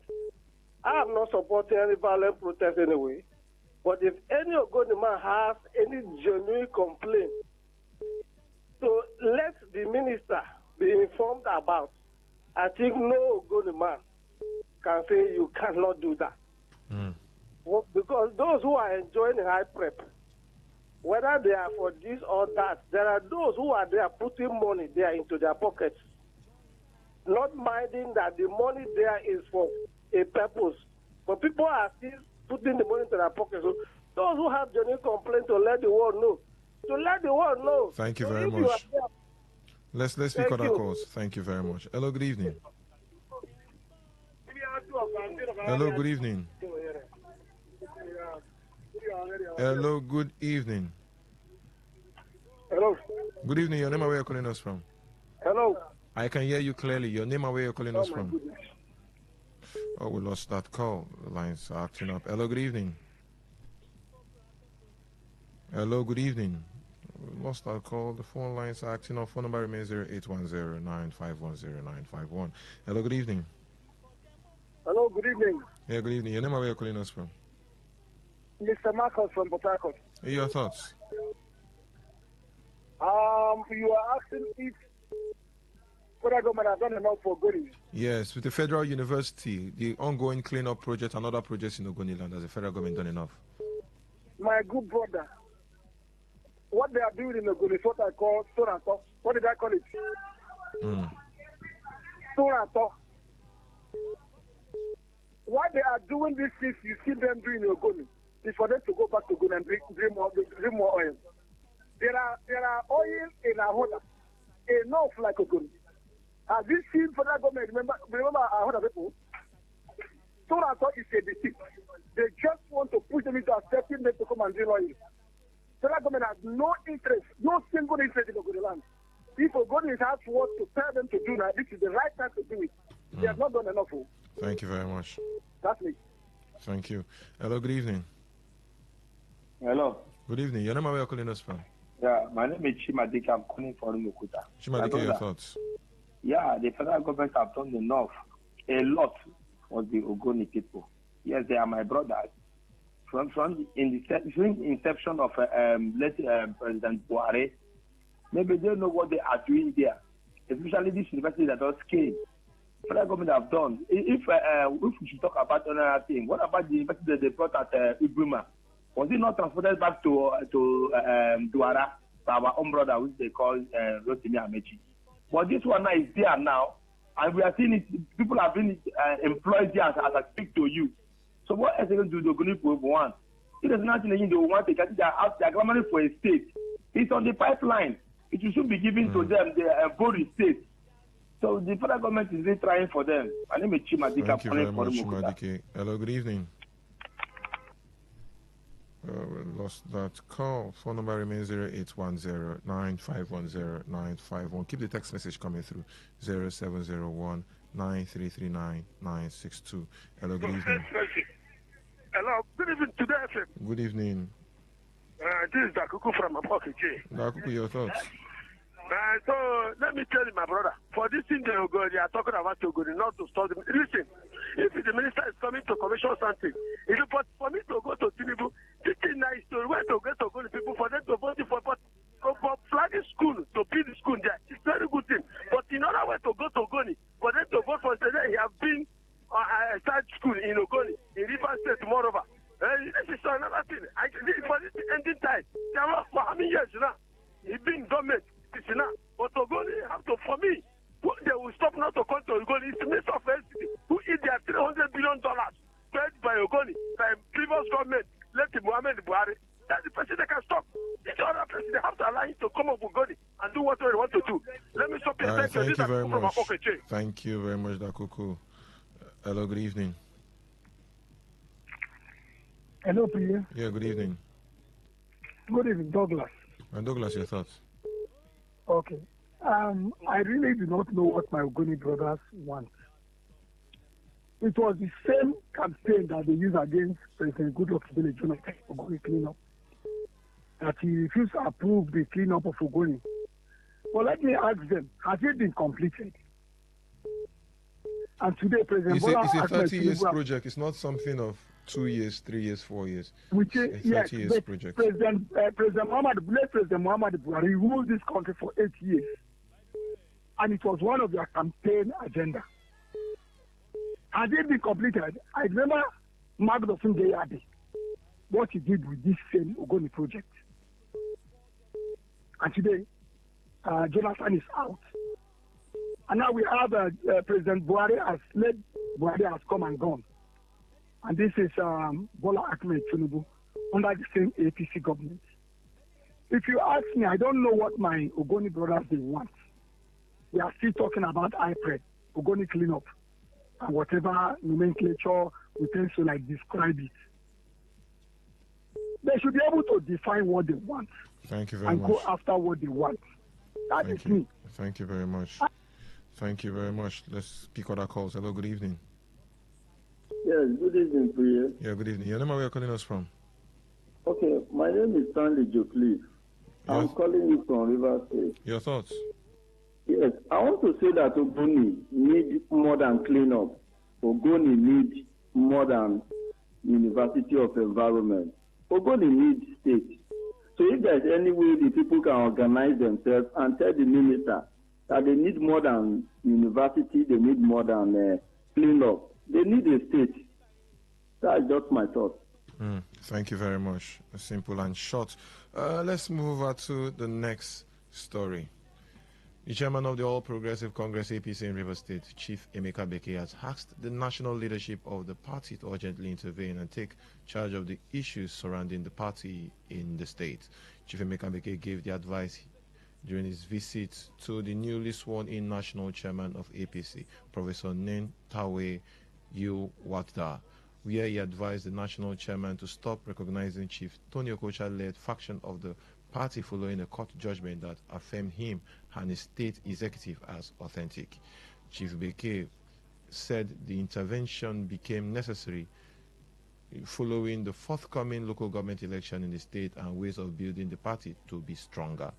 Responding questions from newsmen of his continuous working with the leader of the coalition in South-South, Rotimi Amechi, Emeka Beke said before Amechi defected to the ADC, every member of APC in River State were products of Amechi's, including the National Vice Chairman South-South, Victor Kiadom. Today FM correspondent reports that before Beke submitted a document containing his complaints, he hinted the national chairman about the implication of APC participating in the forthcoming council election due to the litigation surrounding the process and the state's sole administrator. With all this drama in APC, are we expecting a united front in 2027? Are we expecting APC to have a candidate? We saw what happened in 2019, where the issue between Magnus Abbey, Tonye Cole and all, and cost them that particular election. They didn't have a candidate. And with the way they are going right now, two sides of the divide, the Emeka Beke side of things and the Tony Okocha side. Are we expecting a stronger APC in 2027? Remember, APC is the ruling party in the nation. What should be done to reconcile the faction in APC? We are seeing reconciliation these days. If the FCT minister can reconcile with the suspended governor of River State, Simnala Ifobara, anything can happen. Are we expecting reconciliation from the presidency? What should be done to actually make the party stronger? Because right now, in River State, we're seeing two factions. Phone number remains 0810-9510-951. 0810-9510-951. Hello, good evening. Good evening, my brother, D.S. Lepene again on the line. Lepene, your thoughts? Let me tell my chairman, Chief Emeka Beke, that those of us who are supporting him in APC, we have a very serious grudge against the national. For the national legal advisor to come to River State, the former national advisor to come to River State, and agree with our opponent at the court, and that led to the cancellation of all our elected candidates in 2019. We are still holding that grudge against APC National. So for him to say they should come and recognize him, some of us are not going to work with the national until Tinubu leaves that office. We are ready to vote Tinubu out. We will not leave APC, but let Tinubu go. For him to have supported the cancellation of all our candidates in this state, and we couldn't produce an elected officer in this state because of them conniving with our enemies in this state. So I don't think that we agree with him to say that. Very much. Let them we'll do our APC. Thank you very much. Office. Thank you very much. Hello, good evening. Hello, good evening. Hello, good evening. Oh, the lines are acting up. Phone number remains 0810-9510-951. Hello, good evening. Hello, good evening today, sir. Yeah, good evening. Good evening. Good evening. This is Dakuku from Apokiche. Dakuku, your thoughts? Let me go for the comment of Emeka Beke, what he said. Yes, this party we are talking about, people are for their interest, not for the masses. Look at the court give verdict. Emeka Beke is the authentic chairman of the APC in Eche. But they are violating the law, coming up now to protest from, which can create a problem, because most of them don't respect the law. Why they don't respect? Because the judiciary are not informed, because they have been in bias, because of what they are seeing in money collecting. That's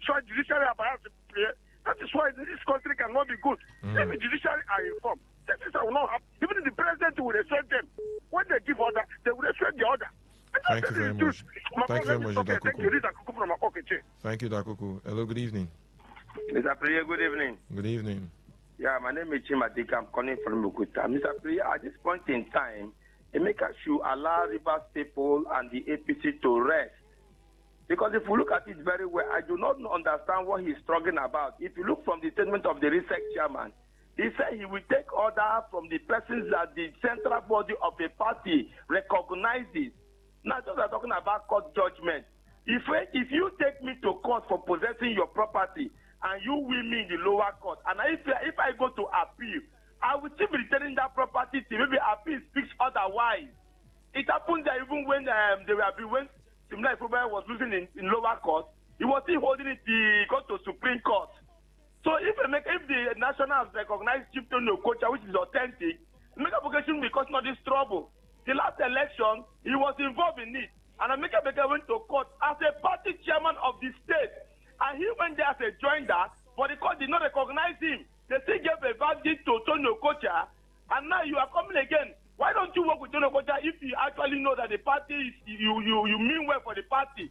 Let's also go to do the election and win the position first. They begin to argue. Thank you very much. They should not participate in the election. Thank you very much. Does that speak well to Chimadiki, thank you very much. You've done your 1 minute. Let's speak other calls. Phone number remains 0810 9510 951 0810 9510 951. Are we expecting more dramas in the APC? We're seeing what's playing out right now. 2 chairmen. What will the party people do? What will the members do? They have members. What's the way forward for the APC in Rivers State? Let me move over to the let's move over to the text message portal. Yes, we have some couple of messages. I think this is for us. Greetings to you, Pri. I am Friday Olu, University of Port Harcourt. The conferment of national honor on our everyday politicians is simply political compensation, including academic honors. For Pri, we don't have a standard measure for performance. Every Tom, Dick, and Harry who help or hold political office is entitled to national honors, even though the dosage of such awardee stinks to high heavens. Okay, we have this one. Priye Emeka Beke is on point. I say so because those who use the judiciary to achieve their aim and objective in the state should also abide by the rules and regulations of the same judiciary too, while flouting court's orders. This is Honorable Marlon from Port Harcourt. This one, good evening, Priye. The question is, what have they impacted in the lives of the people to deserve a national honor? As for Ogoni, they should shun the protest and allow government to commence oil production. Other places like Kalabari, Awoda, Okrika, etc. have also been affected by oil exploration and needs clean up. This is Prince from Port Harcourt. Let me move over to the WhatsApp platform. Yeah. Let me see if we have any message here. We have a lengthy voice note, but we can't play this. It's almost 3 minutes for this voice note. You can still keep the lines coming. You can comment on any of the stories we've discussed today in the studio, from the very first one where presidential candidate of LP in 2023 election, Peter Obi, criticizes federal government's practice of conferring national honors on politicians. The second story, stakeholders advises Ogonis not to engage in protests against visit of Minister of Environment, Balarabe Lawan, to Ogoni land. And the last story, Chairman of APC in Rivers State, Emeka Beke, asks national leadership of party to urgently intervene and take charge of issues surrounding party in the state. Let's pick this call. Hello, good evening. Hello. Yeah, good evening. Yeah, evening. This is Dixon calling from Uniport. Yeah, Dixon, your thoughts? Yes, concerning Emeka Beke and APC. Emeka Beke is the rightful party chairman of APC in Rivers State. So if the national want to recognize anybody, they should recognize Emeka Beke as the chairman of APC in Rivers State, not any other person. Because if they say they want to recognize any other person, that means there will be no APC in Rivers State. This is my take. Thank you very much. Keep the calls coming through. 0810-951-0951, 0810-951-0951. You can share your thoughts on any of the stories we've discussed today. You can also send us a text message or WhatsApp message via this number, 0701-9339-962, 0701-9339-962. I think we have a WhatsApp message. Let me see if I can read this one. Let me pick this call first. Hello, good evening. Good evening, Priye. Yeah, good evening. Your name and where you're calling us from? This is Pastor Olushola Rotimi Igweche. Yeah, Olushola, your thoughts? Yeah, concerning these people that want to protest in Ogun. So, my own thought about that is that if they have genuine reason to protest, they should ask them what they want to protest about. If it's genuine, they have right to show their grievances upon everything to the minister coming, so that they can pass their message to the Mr. President. Though they should allow them to protest, they should not be thinking of a selfish achievement that they want to achieve through the coming of the minister and be advising people not to protest. I'm in support of the protest if it's genuine, if they have the reason to do that. God bless you, Priye. Continue your job. Thank you so much. Thank you very much. Keep the calls coming through. 0810-951-0951. You can comment on any of the stories. Hello, good evening. Hello, good evening, the one and only Priye Ozagu. Good evening. A blessed evening and a happy new month to you, and a bad one to all the bad politicians and wrong evil men who are violating our constitution, saying they are leaders and they are not. Happy new month. Yeah, thank you. Mr. Priye Ozagu, you see, it is quite sad that at a time like this, we have people, I don't know how, but they say they did election. They found themselves in the corridors of power. Some they are whatsoever appointees, some are this, they notch this thing on their head, and they say they are now caretaker, whatever. But let me tell you, you know that since Jagaban came, they have been doing things contrary to the rules of the game or the laws of the land. Now you see, during the time of the General Buhari, Emeka Beke went to court and he won expressly. We saw how Tony Okocha came from the back door claiming that he's APC chairman, and he was not recognized by the then chairman Abdullahi Adamu. But immediately Jagaban came and they put this man they call Dandola. Dandola now acknowledged this Tony, and the court has clearly, expressly defined who is APC chairman here. Why should Dandola go and be recognizing Tony Ogwaja? And Jagaban is seeing all this controversy and all this calamity that is going on. You shouldn't be referring to him as that, because okay, Tony Okocha. Not about Tony Okocha. I'm talking about Ganduje. Okay, Danduje. So lastly, Mr. Priye, let Jagaban and his men be doing what is right. They should stop disgracing Nigeria and violating the laws of the land and doing all kind of trouble. DSS should even arrest Tony Okocha and Thank you very much. Thank you. Hello, good evening. Hello, Priya, good evening. Good evening. Thank you. This is Muriel, your Quaker woman. Muriel, your thoughts? Thank you, Priya. Look, Priya, let me just talk about the APC and their national. Well, as much as we know that politicians have failed us, even Amechi is not a saint, but I think the APC owe Amechi so much. So much, both at the national level and in the states. So for them to shun him like this, no matter their differences, but for them to just shun him like this, and then just even also Okocha, the chief Okocha is enjoying from what Amechi brought. Yeah, this is what Amechi brought, and he is enjoying feeding fat from it. So all of them in all, oh Amechi so much appreciation. So for them to show him this like this, I think it's so wrong.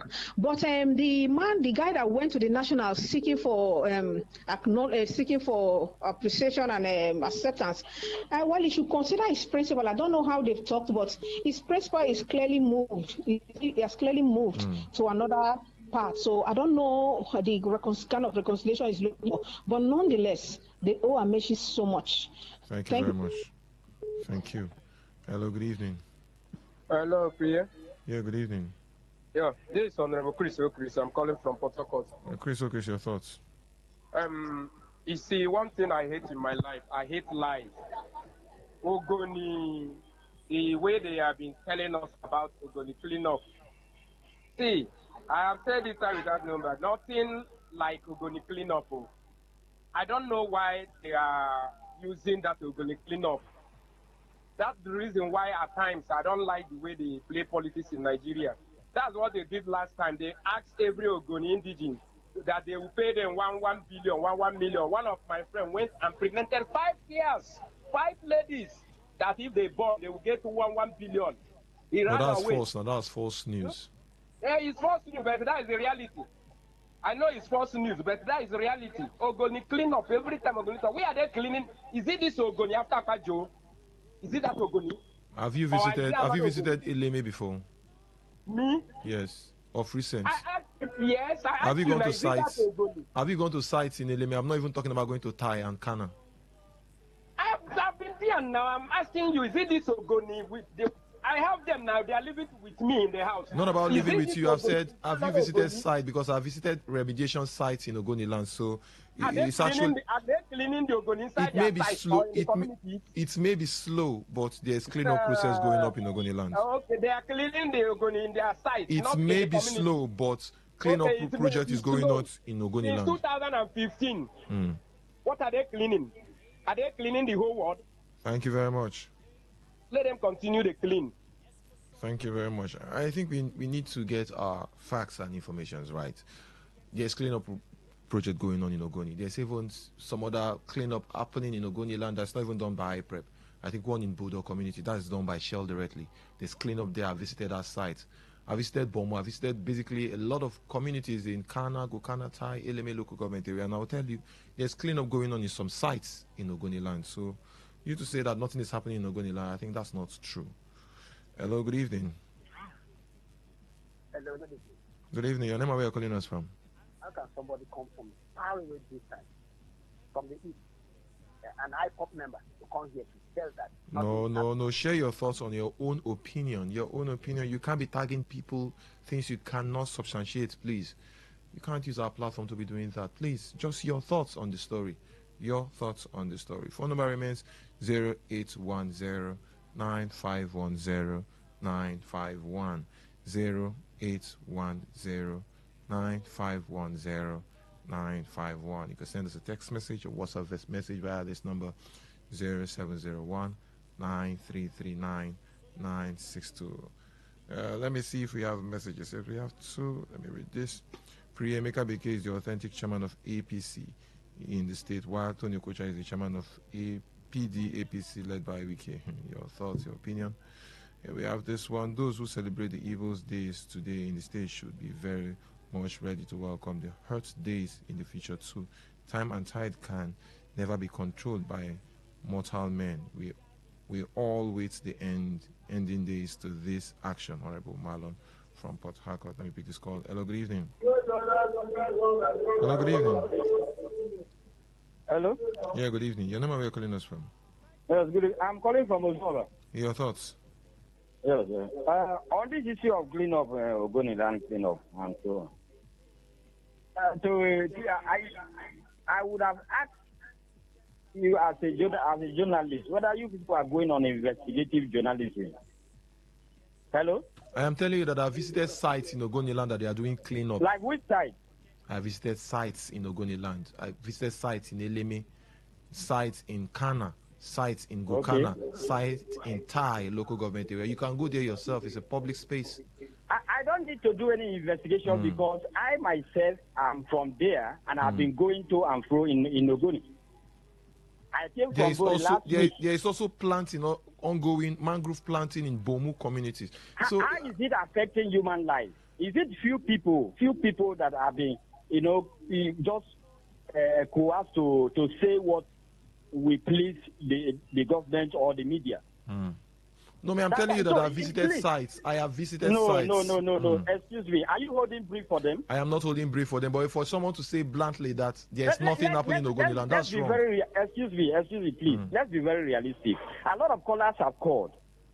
And they are giving you the same thing. People who are very, very concerned, who those things affect so much. Yes. You go to, there is nothing to show. Even the water, even the potable water that was said, they want to make it available all around. If you go to my community in Bowe, you go to Pong, you go to Zako. Nothing is on ground. All those things are just lip services. Thank you very much. Thank you. Please, let's be very realistic. Thank you very much. But I've also visited some sites, some water projects in, I think one in Zakbo and some other communities. I've seen them work too. So yes, they may not be perfect. There's a lot of places that IPREP needs to, but say nothing is happening totally. Come on, that will not be fair to them. It will not be fair to them. It's like saying Rivers State government since 1999 have not done anything. They have not done anything. Come on, you can't say that. Yeah, possibly they have not met up to expectation. That's a point. There's basically expectation from the people, more they want from the people, or they're expecting some areas, some critical areas. It's understandable, but to say nothing is happening, I think that's false. Hello, good evening. Good evening, Mr. Priye. Good evening.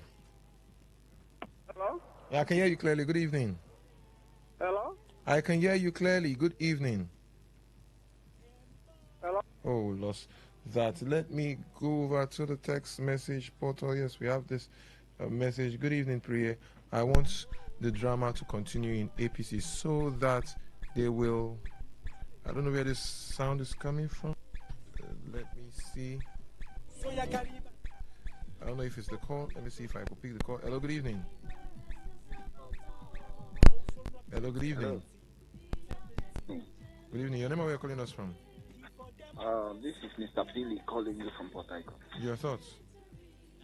Billy calling you from Port Harcourt. I hear you clearly, Billy. Your thoughts? Okay, what I'm trying to express is the cleaning up of a thing in Ogoniland. I think in my community there is one high-prep project, water project, and for people to call and say nothing is happening, just like you are saying, the thing is slow and it's not what is expected of them, because since 2015 they say they are still doing cleanup. The thing is slow, but actually there is high-prep hard work in Ogoniland. Thank you. Thank you very much. Let me read this message. Good evening, Priya. I want the drama to continue in APC so that they will fall into the same pit they denied them presentation of candidate by court judgment. Emeka Beke is the authentic chairman. Whatever stand anyone is taking is mischievous. Ugoni should let the state and country have peace. They should understand that other areas are also impacted. If they can fight while they are in charge getting all the goodies, what would happen if someone from outside is in charge? This is Comrade Wogo. Your opinion, your thoughts. Let's pick this call. Should be our last call for today. Hello, good evening. Yeah, good evening. Hello, good evening. Your name, where you're calling us from? Let me talk about this Emeka Beke. Anytime when something go wrong or somebody stand on truth, I could remember one of our people when Tony, Tony Emeka Beke said, that guy say he's on track. That's good. He's a nice man. But today the man are telling you the truth. Since how many years now APC in Rivers State? I don't even know what it. Anytime you tell them the truth, if they not tag you bandit, they tag you IPOP. If they not tag you IPOP, they will tag your man. Why is truth is bitter in Nigeria? Can you share your thoughts? My thoughts now is this: what Emeka Beke saying, is it not the reality on ground? Is it not the reality on ground? Which this kind of love now PDP and the APC are having in Rivers State. I am surprised though that now a PDP man are supporting APC, which they poison us since say APC is a cancer. They are the one that told us not to associate ourselves with APC. Now they are now romancing with APC. Thank you, Look Chris. it very well. This love. They are you love. very much. You know pure. Thank you very much, Chris. You know pure. Thank you. Let me squeeze in this call. Hello, good evening.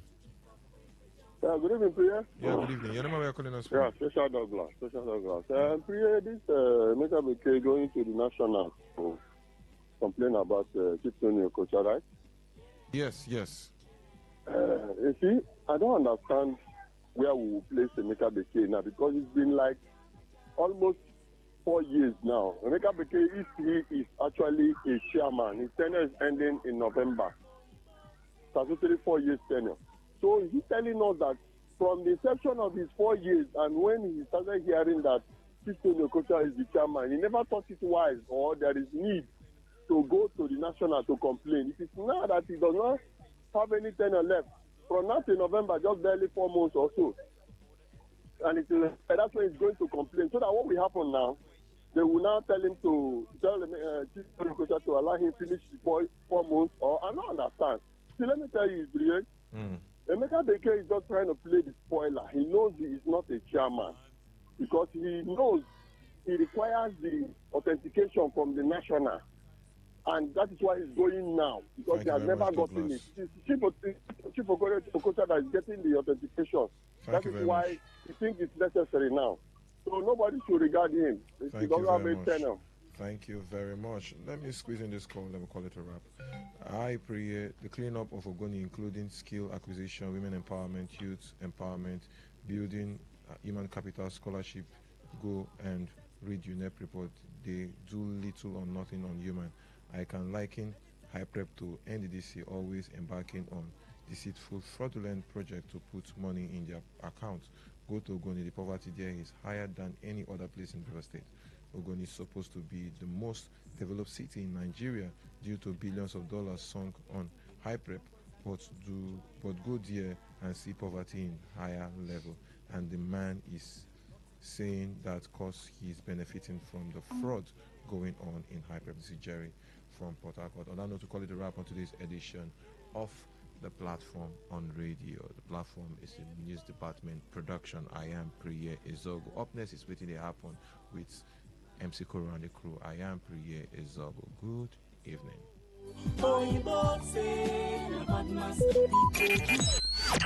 Talk radio. I listen to a lot of talk radio. 95.1 FM. Today's news in 60. Rapper Black Bones has expressed deep concern over the damage streaming firm has done to the Nigerian music industry. Veteran Nollywood actress and movie producer Ego Boyo has refuted the viral assumption that her husband restricted her from acting. Famous music star DJ Cuppy has revealed that getting married is still a top priority for her. And on the foreign scene, Amazon MGM Studios has confirmed that Peaky Blinders creator Stephen Knight will write the forthcoming James Bond film. Today's news in 60. In 60. Talk radio. I listen to a lot of talk radio. 95.1 FM. Wetin dey happen le? They say wahala dey finish. Na this one wahala be like bicycle. They just dey wetin dey happen? Wetin dey happen? Wetin dey happen? Na for today 95.1 FM 5 p.m. Monday to Friday Bomkwem. Na here you go hear wetin dey happen for Naija and obodo the world. Na that time wey we dey bring you ogbonge tori dem wey go shock you. You go wonder say na person do like this? Na so we dey bring am come give you as e dey hot. Now wey we dey find way to sweep this country, don't run. You go stay abroad, you dey japa. You say this one, no worry. When time reach, I will say I want to take. Make I see where they go. Homeland is homeland. Me, I go open gate for them. I me go be get man at that time for airport. Wetin dey happen? Make you no miss Mazi Ike God Ike Machuku and MC Kuro for Wetin dey happen. Now the show, but before we enter the main show, we get small markets for you. Madam, good evening. Good evening. Okay, so today we dey talk about the traditional African fertility massage and nutrition for couples.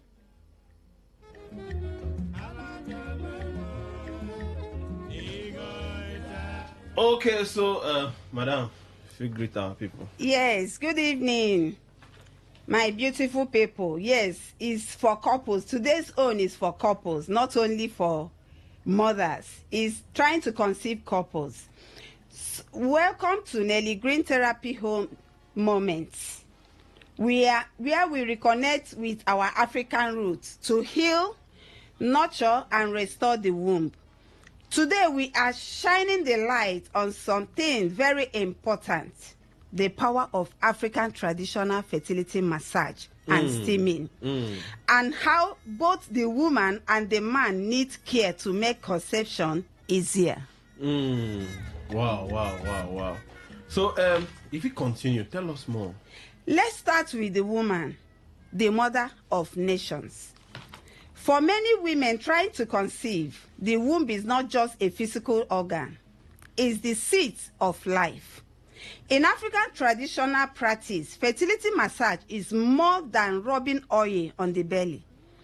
It's a sacred art, a healing art passed down by our grandmothers. It helps to unblock fallopian tubes, yes. It improves blood to the womb. It balances hormones. It reduces stress, and also it helps restore periods.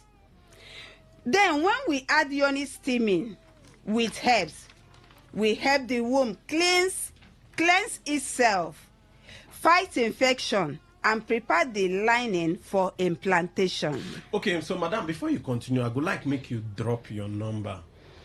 So my number is 070 677 644 03.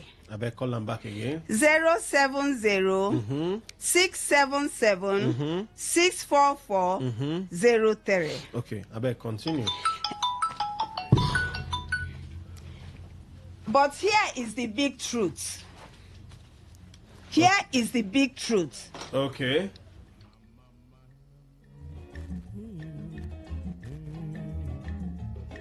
Okay, so tell us about this truth where you talk about. Fertility is not only a woman's journey. Yes, the man's matter just as much. The woman is the soil and the man provides the seed. This is a cultural way to explain how conception happens. The womb is the fertile ground and the sperm is the seed planted to grow a baby. Okay, so still tell us more. If the sperm is weak, watery, or slow, no matter how healthy the woman is, conception may be delayed. That is why we encourage herbal steaming and gentle massage for men. Yes. Yeah. Are you serious? Yes. I know people will be surprised. We encourage it. Because the massage helps improve blood flow to the testes. It reduces stress and supports strong sperm production. We have herbs that can help boost a man's fertility naturally. Yes. Herbs like soursop, our normal soursop leaf, honey goat weed, ashwagandha, and many others. These herbs helps detox the productive system and improve sperm quality. It supports circulation to pelvic region. It also boosts sperm vitality. Herbs like yohimbe bark, you may not know it. It's good for treating erectile dysfunction traditionally. So when couples come together and both are supported traditionally, the journey becomes smoother and shorter. Okay, so before you continue, I would like me to still call your number again. 070 677 644 03. Okay, so continue. So let's not forget about nutrition. Our wombs and seed respond to what we eat. Yes, we are what we eat. The seed here is the man's sperm. A womb filled with junk food cannot carry life comfortably. Likewise, men that eat fried food every day may not produce strong sperm. Yes. Okay. That's why at Nelly Green Therapy Home, we guide and advise couples to add fruits, vegetables, healing herbs into their daily routine. There is nature fertility food we do recommend for them. Okay, so another one here, then say fry no good for the body. Oh, okay, so I want to make you still tell us more, just throw small light about So, if you are a woman trying to conceive, okay, or a man who loves her, please always remember this. Heal the womb with massage. You heal the womb. That is a pure truth. You heal the womb with massage. You cleanse it with steam. You nourish the body with fruits, vegetable, and herbs. And make sure both partners are treated traditionally, not just one. Yes. Okay, so I want to make you still call your number again and still tell us where on a day.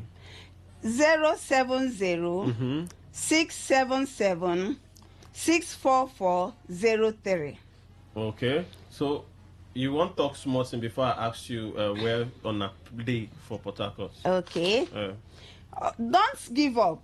This journey is not easy, but your body can heal gently, naturally, and beautifully. You don't need to depend on only medicine. No. You can support your body and boost your fertility with natural care, like massaging, steaming, herbs, fruits, and vegetables.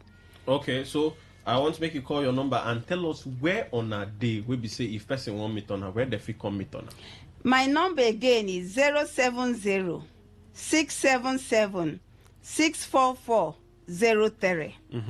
Then we are at Nelly East West Road,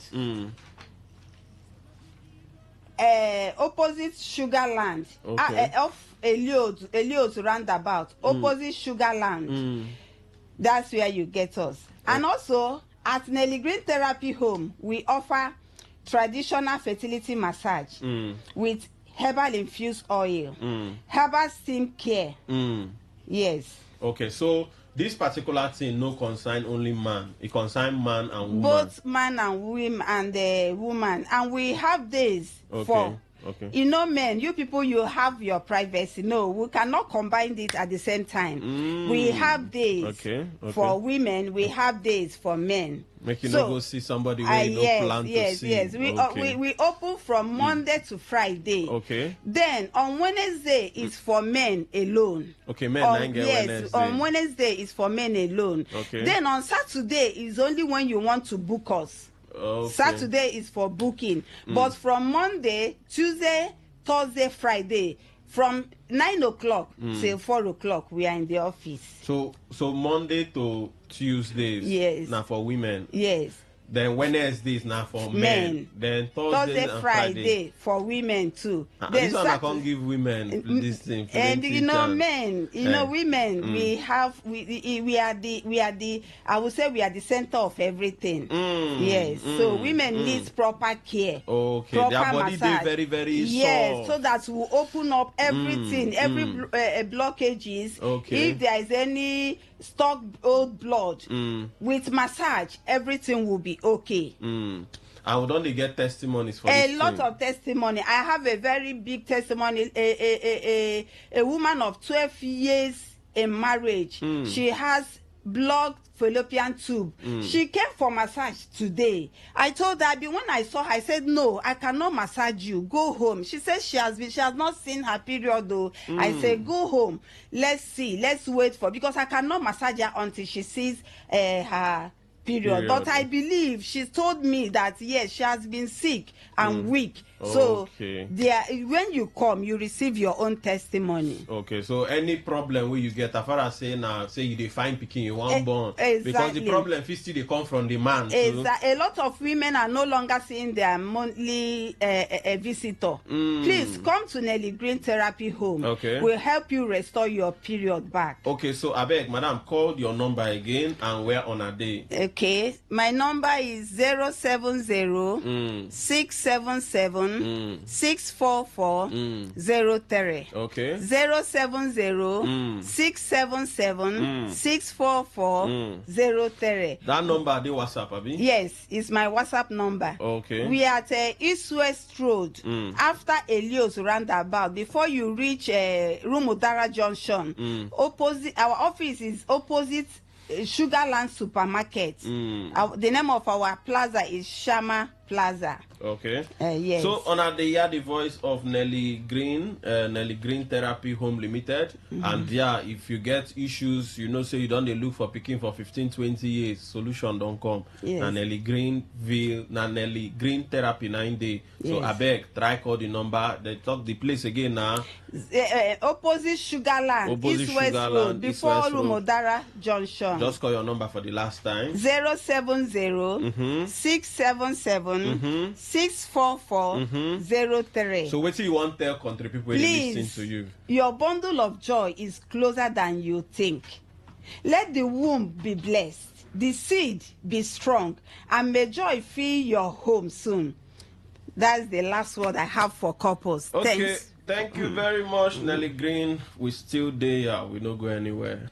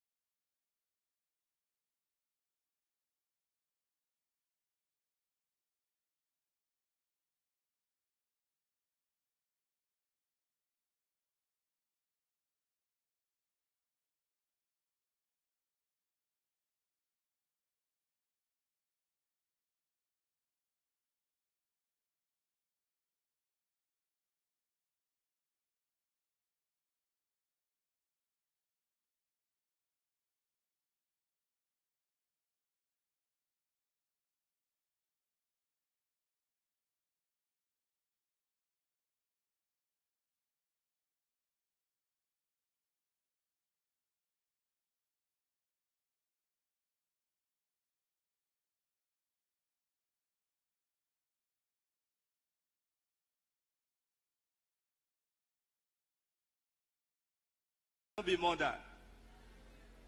This assertion cannot be debunked.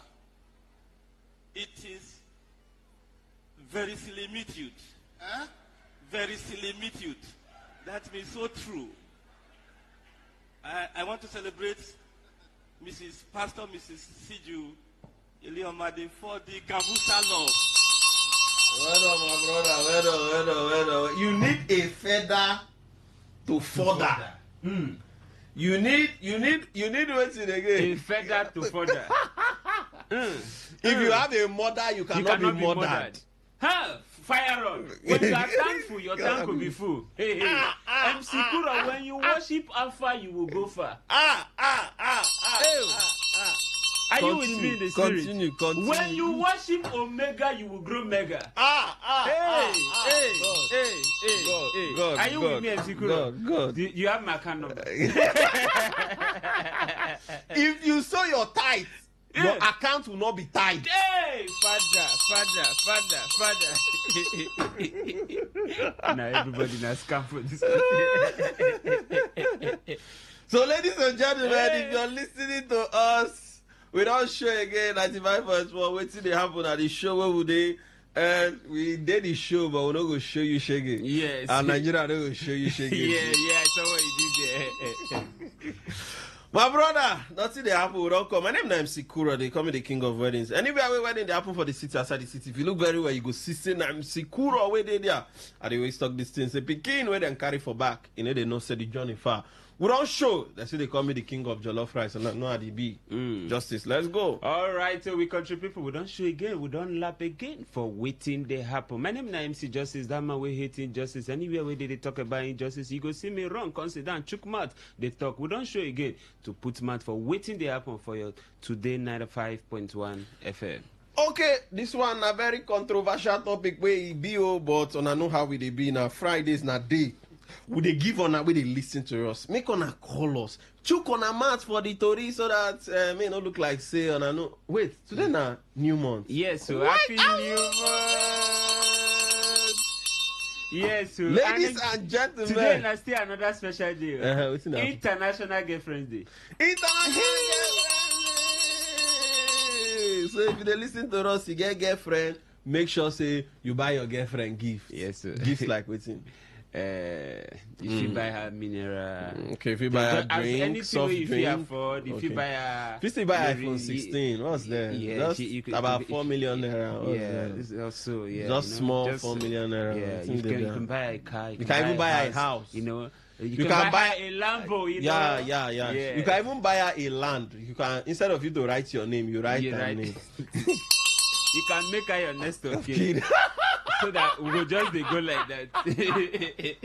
God, I beg you. So if you listen to us and you get girlfriend and you're very proud of your girlfriend, happy Girlfriend's Day. But most importantly, today na the 1st of August. Yes, sir. And it's sweet say all of us don't come enter this new month because my brother, people we don't die. People we don't die this year. My brother even miss the fear.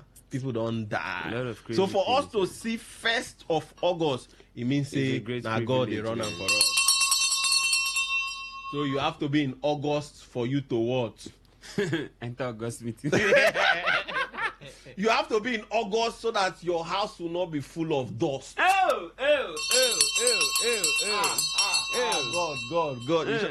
God, call me. Okay. Okay, we don't get time. The first story will carry come here. Yes, sir. IMF don't come at contact, which is the International Monetary Fund, don't come at say this one are good news. If they listen to me, you dey inside taxi, anywhere you dey, I carry good news, can't give you.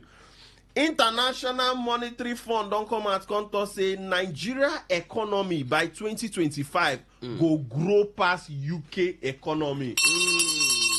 Hallelujah. Let's say amen. Amen. That's a word of prophecy. Then to say the GDP growth go rise from 3.0 to about 3.4%. And then to say Nigerian economy go do very, very well. We go to compete with countries like Germany, Canada, and some other economies where they do well. Remember, say for Africa, Nigeria follow for one of the countries where we say, then they're among the top 5 biggest economy. But they tell us say by 2025 our economy, Baba, he go beam, and the thing bing, bing, bim. That's if you dey earn salary, your money go even get value. That's if you dey earn, but that time na 70,000. Yeah, minimum wage na 70,000. 70,000. So that 70,000, you fit even buy bag of rice. You fit buy wetin you go buy wetin again. If you buy bag of buy bag of rice. No, by 2025. I said by 2020, wetin be the 2026? Yes. By 2026, no worry. In fact, before the end of this year, December, better pass UK. Shut down. People where they UK go, they come back Nigeria. My God. IMF. My God. 19 International Monetary Fund. Tell you us. You sure say that guy will give that testimony? Justice, what do you think? What do you think about this thing? Now, good news. From waiting IMF they talk. Say when we don't see this feather to climb on, we will grow feather. So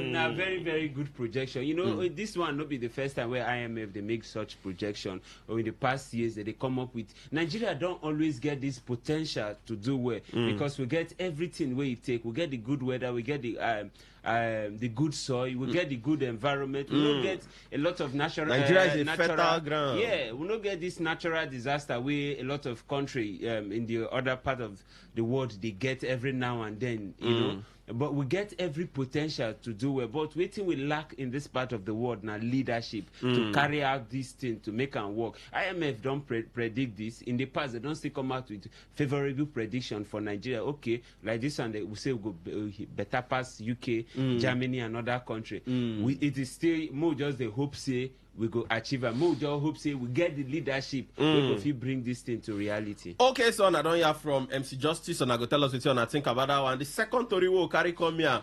One senator will be the former minority leader, I think former deputy minority leader for the Senate, and she be one-time deputy governor of Ekiti State. That time when Fayose, I think I be the governor.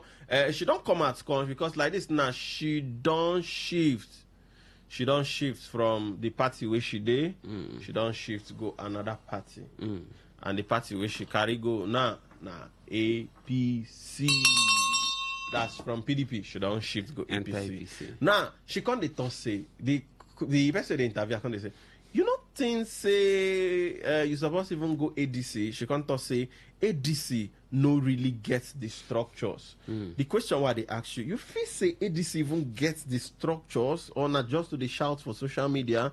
She thought say for ADC, like even if you go to the world level, they don't get any local government chairman, they don't get anybody, they don't even get any governor for ADC, so they don't get structure at all. You know, for a regular everyday politician, the only thing we would hear from their mouth now structure. Waiting be that structure.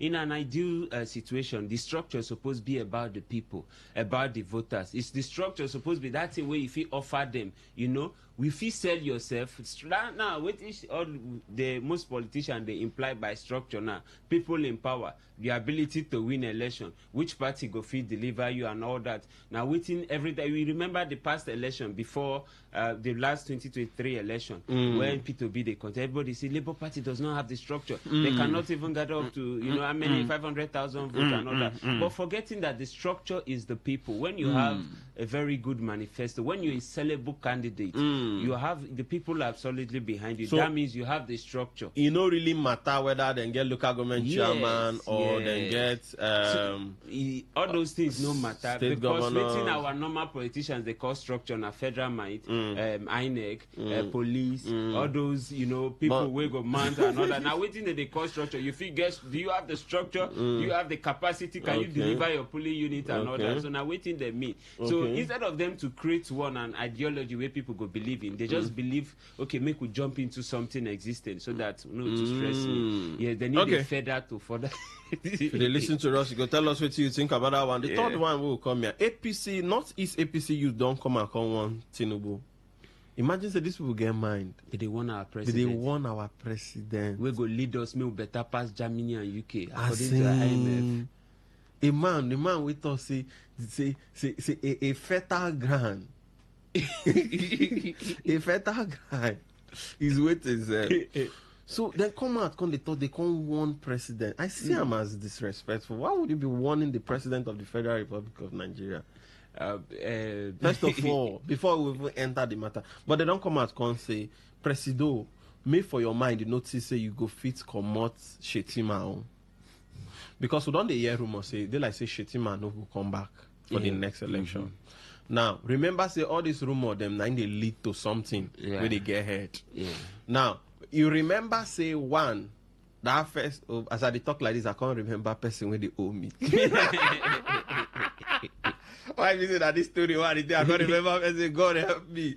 So, you remember what happened for, I think, Brunei State, when they get a particular convention yes, there. When the chairman did when Zulu come out, come even shout. So, we don't see some kind of small sign where we say, if he be say, Shetima no go come back for second tenure.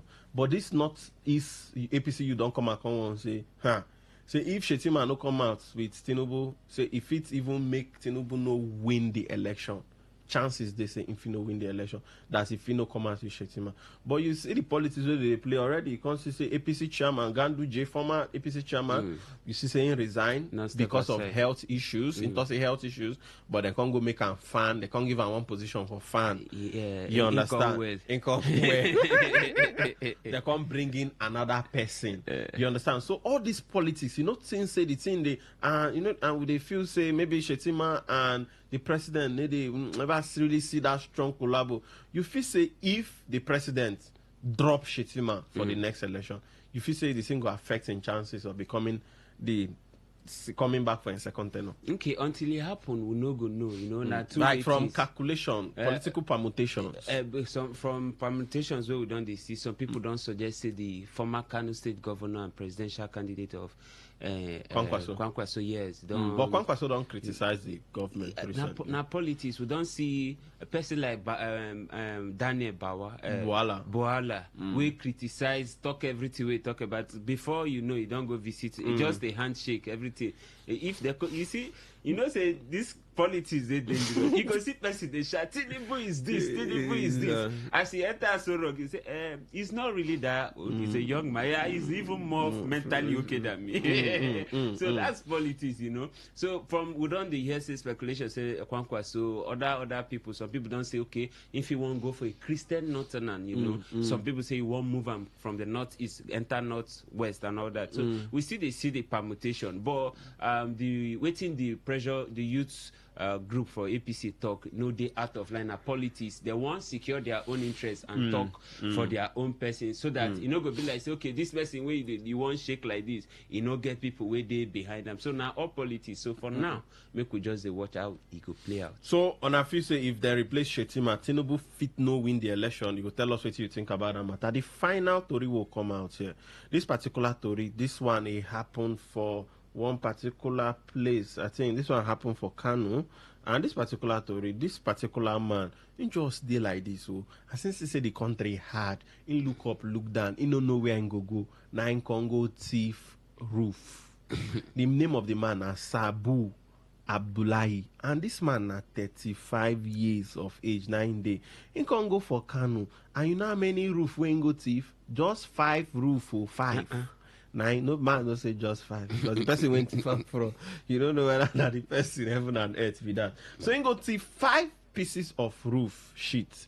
Now he go carry the thing for 9, and he go carry him. 9, they can't go catch him. And the thing now, according to this thing they say na theft. Na theft be that. According to their penal code, Kano State penal code. Now then to say in own punishment na 50 strokes of cane because of say in thief just roofing shift 90 and a 50 stroke of cane. You say that flogging thing, if you say it's in the barbaric, or if you say now something where they're not supposed to do again, or don't be like say you they encourage the man to go thief, but why if not 50 strokes of cane, if you say maybe even the punishment too small. Imagine say going for Port Harcourt now, I can't go thief person goat or a thief person car. When you thief person car, they can't say now 50 stroke of cane go flog you. If you say what do you think about it? If you say he did good as it is, because then carry him publicly Come flog and 50 stroke of cane.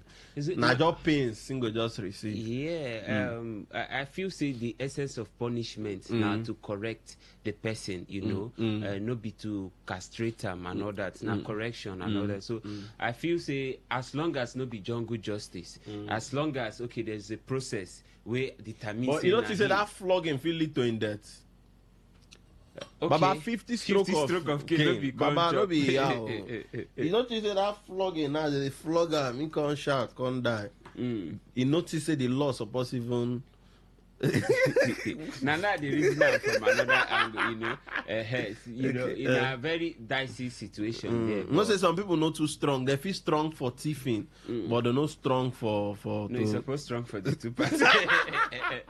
Because funny enough, these things look light, but until they do to the person. For instance, I had a friend. They break into her house, took 2 of her phones. She was crying. So and the next day, if you see where they beat thief. Now you know go get sympathy on that person because she don't witness them firsthand. You know, if they actually she don't benefit from the theft. And theft not be something where they happen accidentally. There's a thought process through it, and you plan them. So if you know just thief, no be just pass it, see something. No, I feel like I'm in the mood of thieving. but you get waiting they call waiting be that thing where Queen of England. Kleptomania.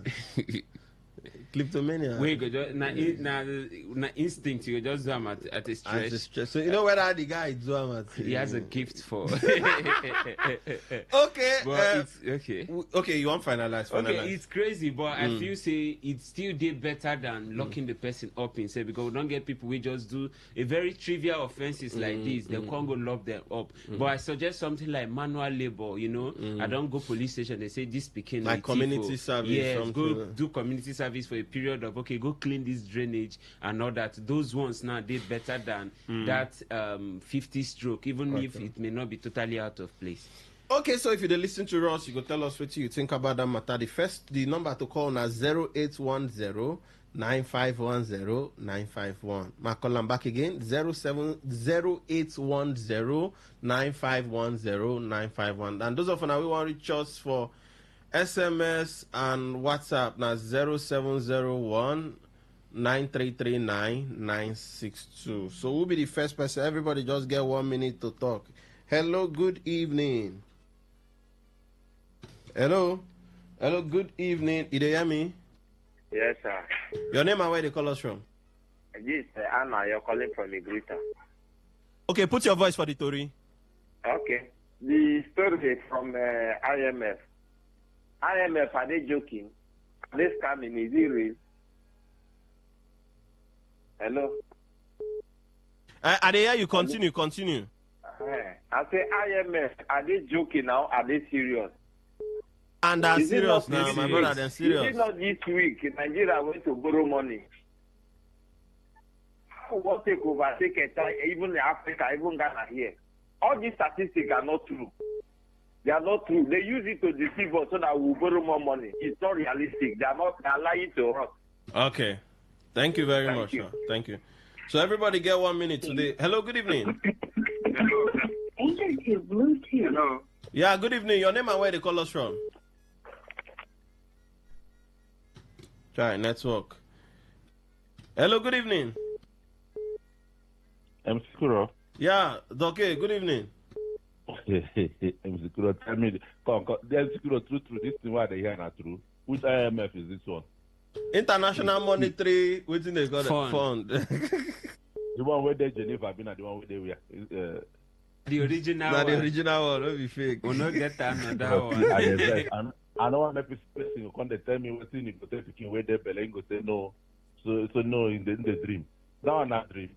No, not be dream, not reality. But MC Kuro, you see. And I make I try and give you now, make I ask you based on senior man where you be. Don't make me the first man. Now don't they come out. I beg, no verse. Thank you. Thank you very much. Possible. It's not possible anything I beg. So they know they deceive us.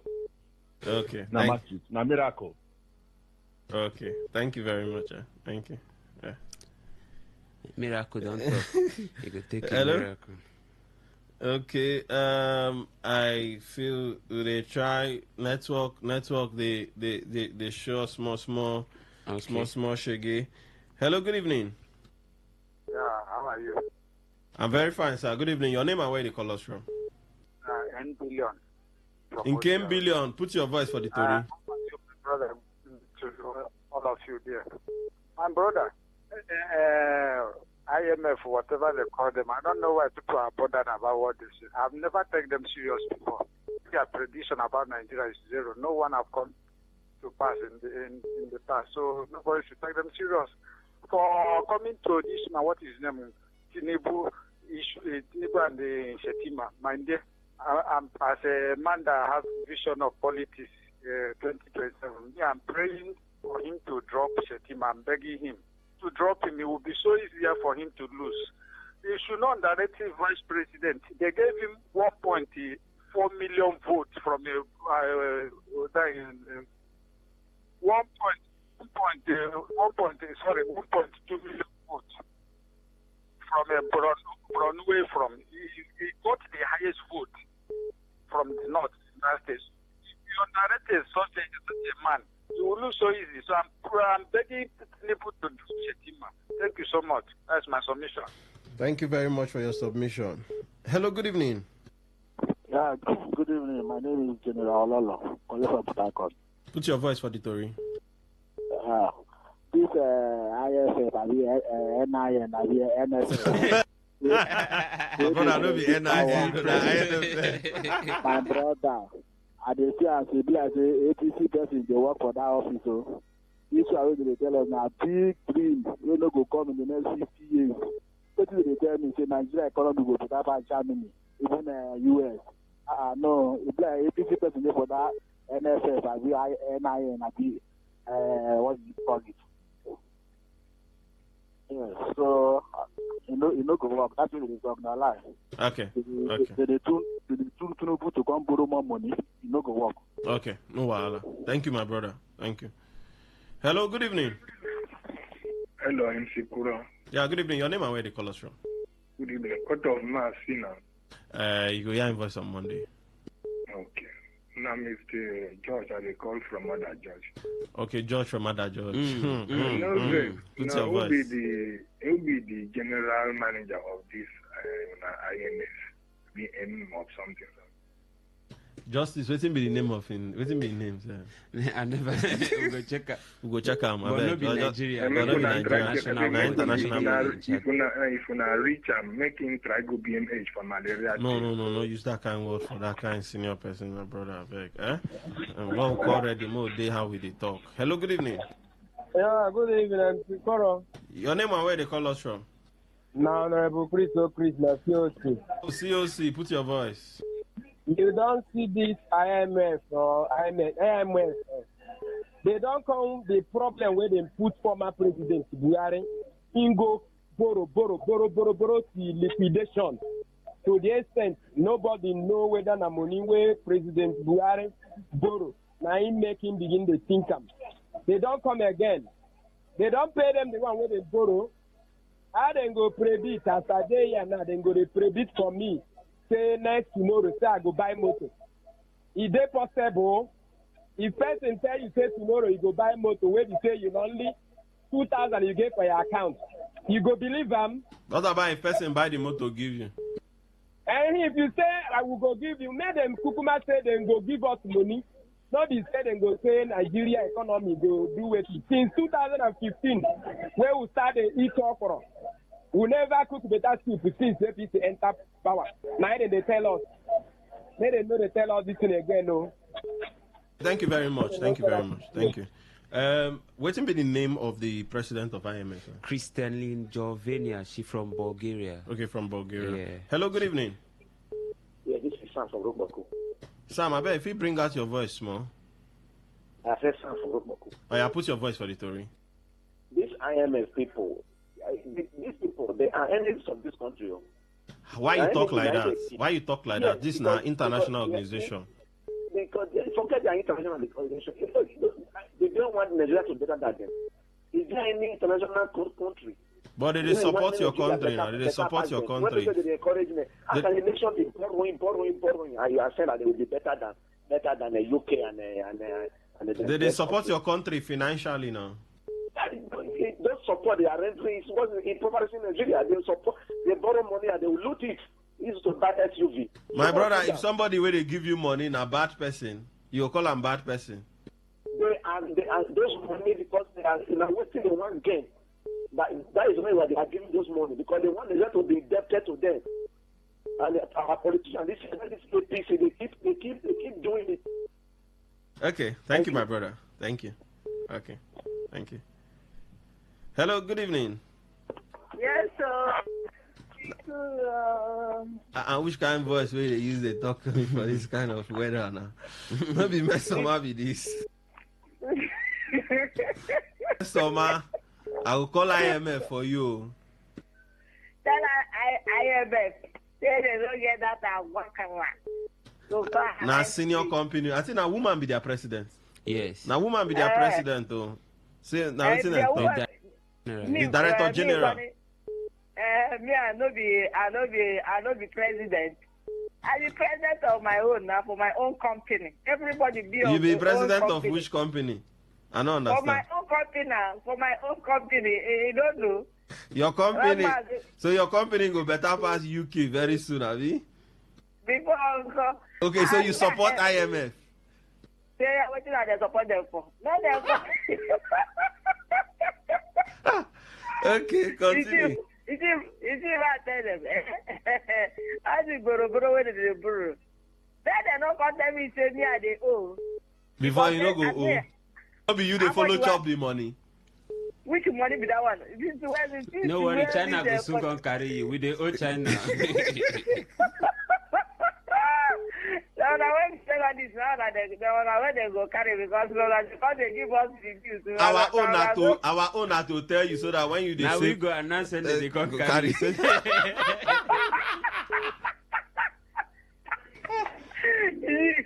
I know Nigeria die because anyway, me I will go my account to go close my account to carry my money because it's not the hard they go there now go they collect your money small use and they pay. Because me, I don't go grieve for them. I don't go grieve for them.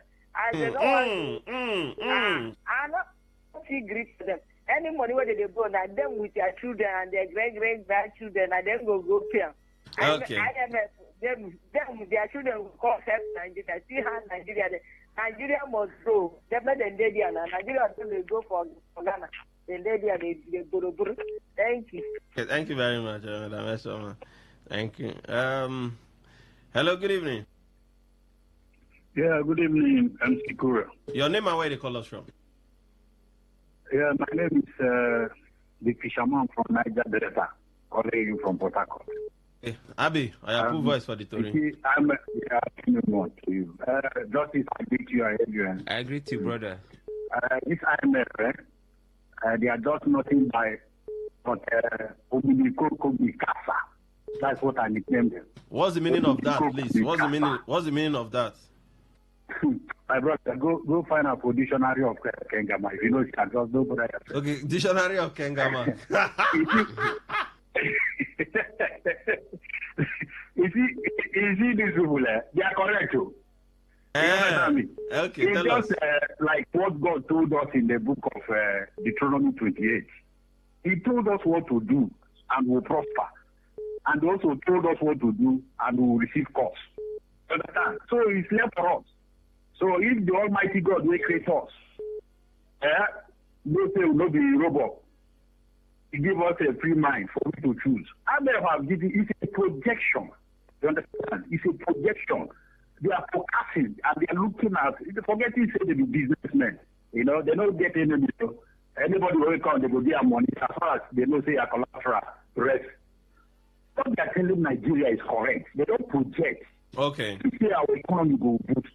What our leaders do according to what they will advise them to do, they will not. They will not do it. Okay, thank you, my brother. So if they will not do it, you don't consign them International Monetary Fund. They stop, they give them money, collect their etc.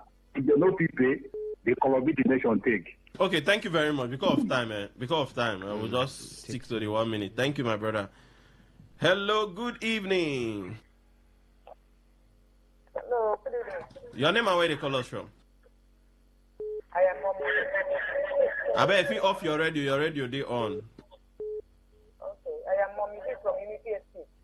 Mommy Gifts from Unity Estate. Mommy V International. Mommy V International. Mommy V International. Waiting me your last phone number. 2003. 2003. 2003. I put your voice for the Tory. Mommy V International, you did ya? International call, don't hang. Oh, wow. Hello, good evening. Hello, good evening. Your name and where they call us from? Okay. Now, Mama Christy. Mama Christy. That doesn't know number to send the credit that you people supposed to know. I don't know the number to send. I just put your voice for the Tory first.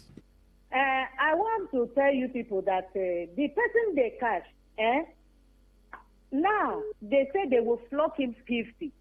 What about other people that has been committed more than this? How many will they flog them? To this one. They said they won't start with this one. They won't start with that one. May God help us in Jesus' name. Okay. What's your last phone number? 9002. Okay, no, well, after now I will call the number we go send your number okay. to. Thank you. Hello, good evening. Okay, away. Okay, so if you listen to me, within without name again, self, don't forget. After now, I just take this call. I'll call your number, the number where you go send your number to. Hello, good evening. Hello, good evening. Your name and where they call us from? My name is Goody, calling from Porter. Mr. Goody, put your voice for the Tory. You get 1 minute. I think this IMF, they are Yes. trying to prophesy. They are telling us where we're supposed to be. We have every down place. Just like our mentality and everything become corrupted. The way we reason, the way we talk, the way we do things, everything. We don't see the negative, the positive aspect of life again. All we see is evil. But we have a leader who's supposed to take us to the promised land. What is that every state doesn't have? What is that every state doesn't have? But are we making use of it? Nothing. So all this thing that is happening is not supposed to be. I don't know where we're supposed to be. Where we're supposed to be a glorified place. Where the international organization will see it and only us. I want to ask you a question. Is there any Nigeria among the international IMF, any Nigeria they are member? Which country? Definitely. Each country, they send, I think, delegates and representative, yes. All right. I think each country. And then they are there and they discuss such a thing. This is international speech, whether good or bad. And flogging again somebody who kill a 5 sheets of beef and they flog the person. Thank you, my brother. Because of time, you don't pass 1 minute, you don't do 130 seconds. So right. thank you very much. Thank you very much, my brother. Thank you. We'll just take one more call. I think after that call. So, but madam, when they listen to me, the number we go send them to now 0701 9339 962. That's if now you be the last woman. 0701 9339 962. Hello, good evening. Hello. Your name and where they call us from? Yeah, I call from Romakin. What's your name? Yeah, this is Daddy Balance Diet. Daddy Balance Diet. Daddy Balance Diet, yeah. Okay, thank you. Continue. 1 minute. Yeah. All right, thank you. Tell Nigerians, say, the Northerners, say the Mina. You see, all this is where people just they work out from here, from northeast, northwest, it's not holding the north. So come 2027, they'll show him lesson. Then IMF now play with they play with Nigerians. We know. Now here na the ground where they carry make all their trillions. So where they carry on the do what they do. We know that. Thank you, my brother. Thank you. I will enter SMS. But before we enter SMS, I beg, Justice, give us the updates for if Nigerians they represented for that IMF Okay, Nigeria, they represented, most times they represented typically by the CBN governor, who the country, and the Minister of Finance, who may act as the alternative governor. Okay. Yeah. Okay. So, we enter SMS. Okay, we get so many messages here, so we're going to take them quickly. This was a good evening, MC Kuro and MC Justice. When I don't see person we speak English person. Okay. Tell the IMF saying a story they predict for Nigeria. Okay, the structure where the APC woman they talk now, the structure of embezzling Nigeria's economy. Madam Cynthia from Rukboko. Thank you very much for your message. Mogo, this one. Good evening, MC Kuro and the crew. Except texting from expert texting from Omoma. I said today is World Girlfriend Day. I'm celebrating my wife, Edith. Okay, thank you very much. We hail you. Yes. Okay, more messages right here. Good evening. Okay, this one will be for us. We'll go back to other messages with it for us. Good evening, two big men. IMF statement about Nigerian growth in 2026 will only be truth when we have good leaders, strong institution, and other yardsticks that will make the country work. Then I will agree with IMF. But for now, I totally disagree with IMF. Ebuka from SAS Road. More messages. Good evening. My name is Friday Olo, from University of Port Harcourt. My brothers, 50 strokes of cane, no be broomstick. Person fits pipe before he reach the last stroke. Okay. Good evening, MC Kura. This IMF talk na prophecy. I been a dream. Then tell us, MC Kura and co. Paul. Thank you very much, Paul. We'll get a message here. Said and check if the number ends with 7238. Okay. Okay, 9002. Nine supposed to send a number. 9002. You never see number? No, okay. Nothing like that. Okay, more take these more messages. He said, greetings, MC Kuro and MC Justice. IMF don't come again, no, unless them go transfer all Nigerian politicians, go UK, then transfer all UK politicians, come Nigeria before this projection. Is it possible for you to defect as a politician? From one country to another? They won't want to do that because on arrival, they have cases. But if for sweet though, imagine say FCT minister now become mayor, come relocate to UK. Yeah. Then he come become maybe the prime minister of UK. That time band go for one corner. Manchester. Okay. Fair enough. Okay, we done the dream. We done the dream of UK in Nigeria. No, but then imagine say Donald Trump now come be our president. Or no, Paul Biya. Problem. That's the Cameroon president. We don't there about 90 something years. Okay, you want more the exchange? More exchange. Let's stick with Tinubu. Then okay, let's stick with. That's imagine the Cameroon president. But you know the Cameroonians then they patient. He has been in power for over 40 something years. And then everybody for Cameroon they calm. This one only 2 years. How many 2 years? Nigerians. We don't give our ultimatum. Do not pick people they call the verse. Cameroon get patient for 40 years. Wow. Cameroonians. Small 2 years, Nigerians. Don't they para? And our president looked very strong. Compared to Cameroon president. So imagine say would they change this Cameroon president come Nigeria now. Come be the president of Nigeria. We don't need his body, his brain. Okay, we don't get one message. The number end is 9002. 9002. Yeah. Okay. Madam, we don't see how you go collect your card after now. Okay, we'll take 2 messages from Facebook before we wrap up. Nigerian economy to outspace UK and others in 2025, said IMF. This is why Africa must compete with the UK and others in terms of production. Okay, thank you very much.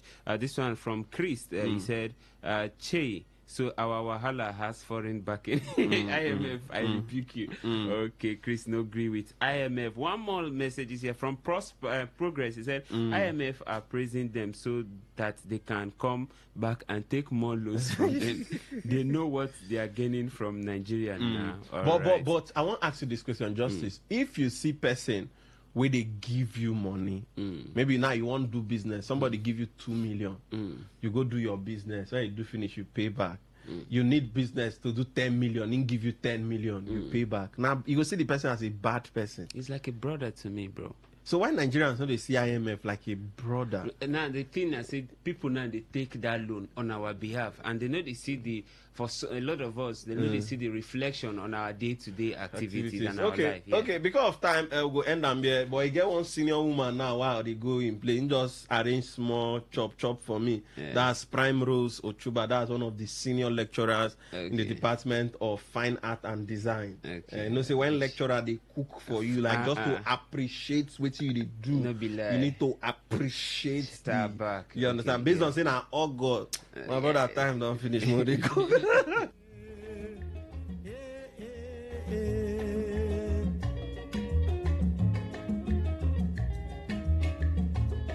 me all out me yeah, or the maybe going to me yeah. So me all out me yeah.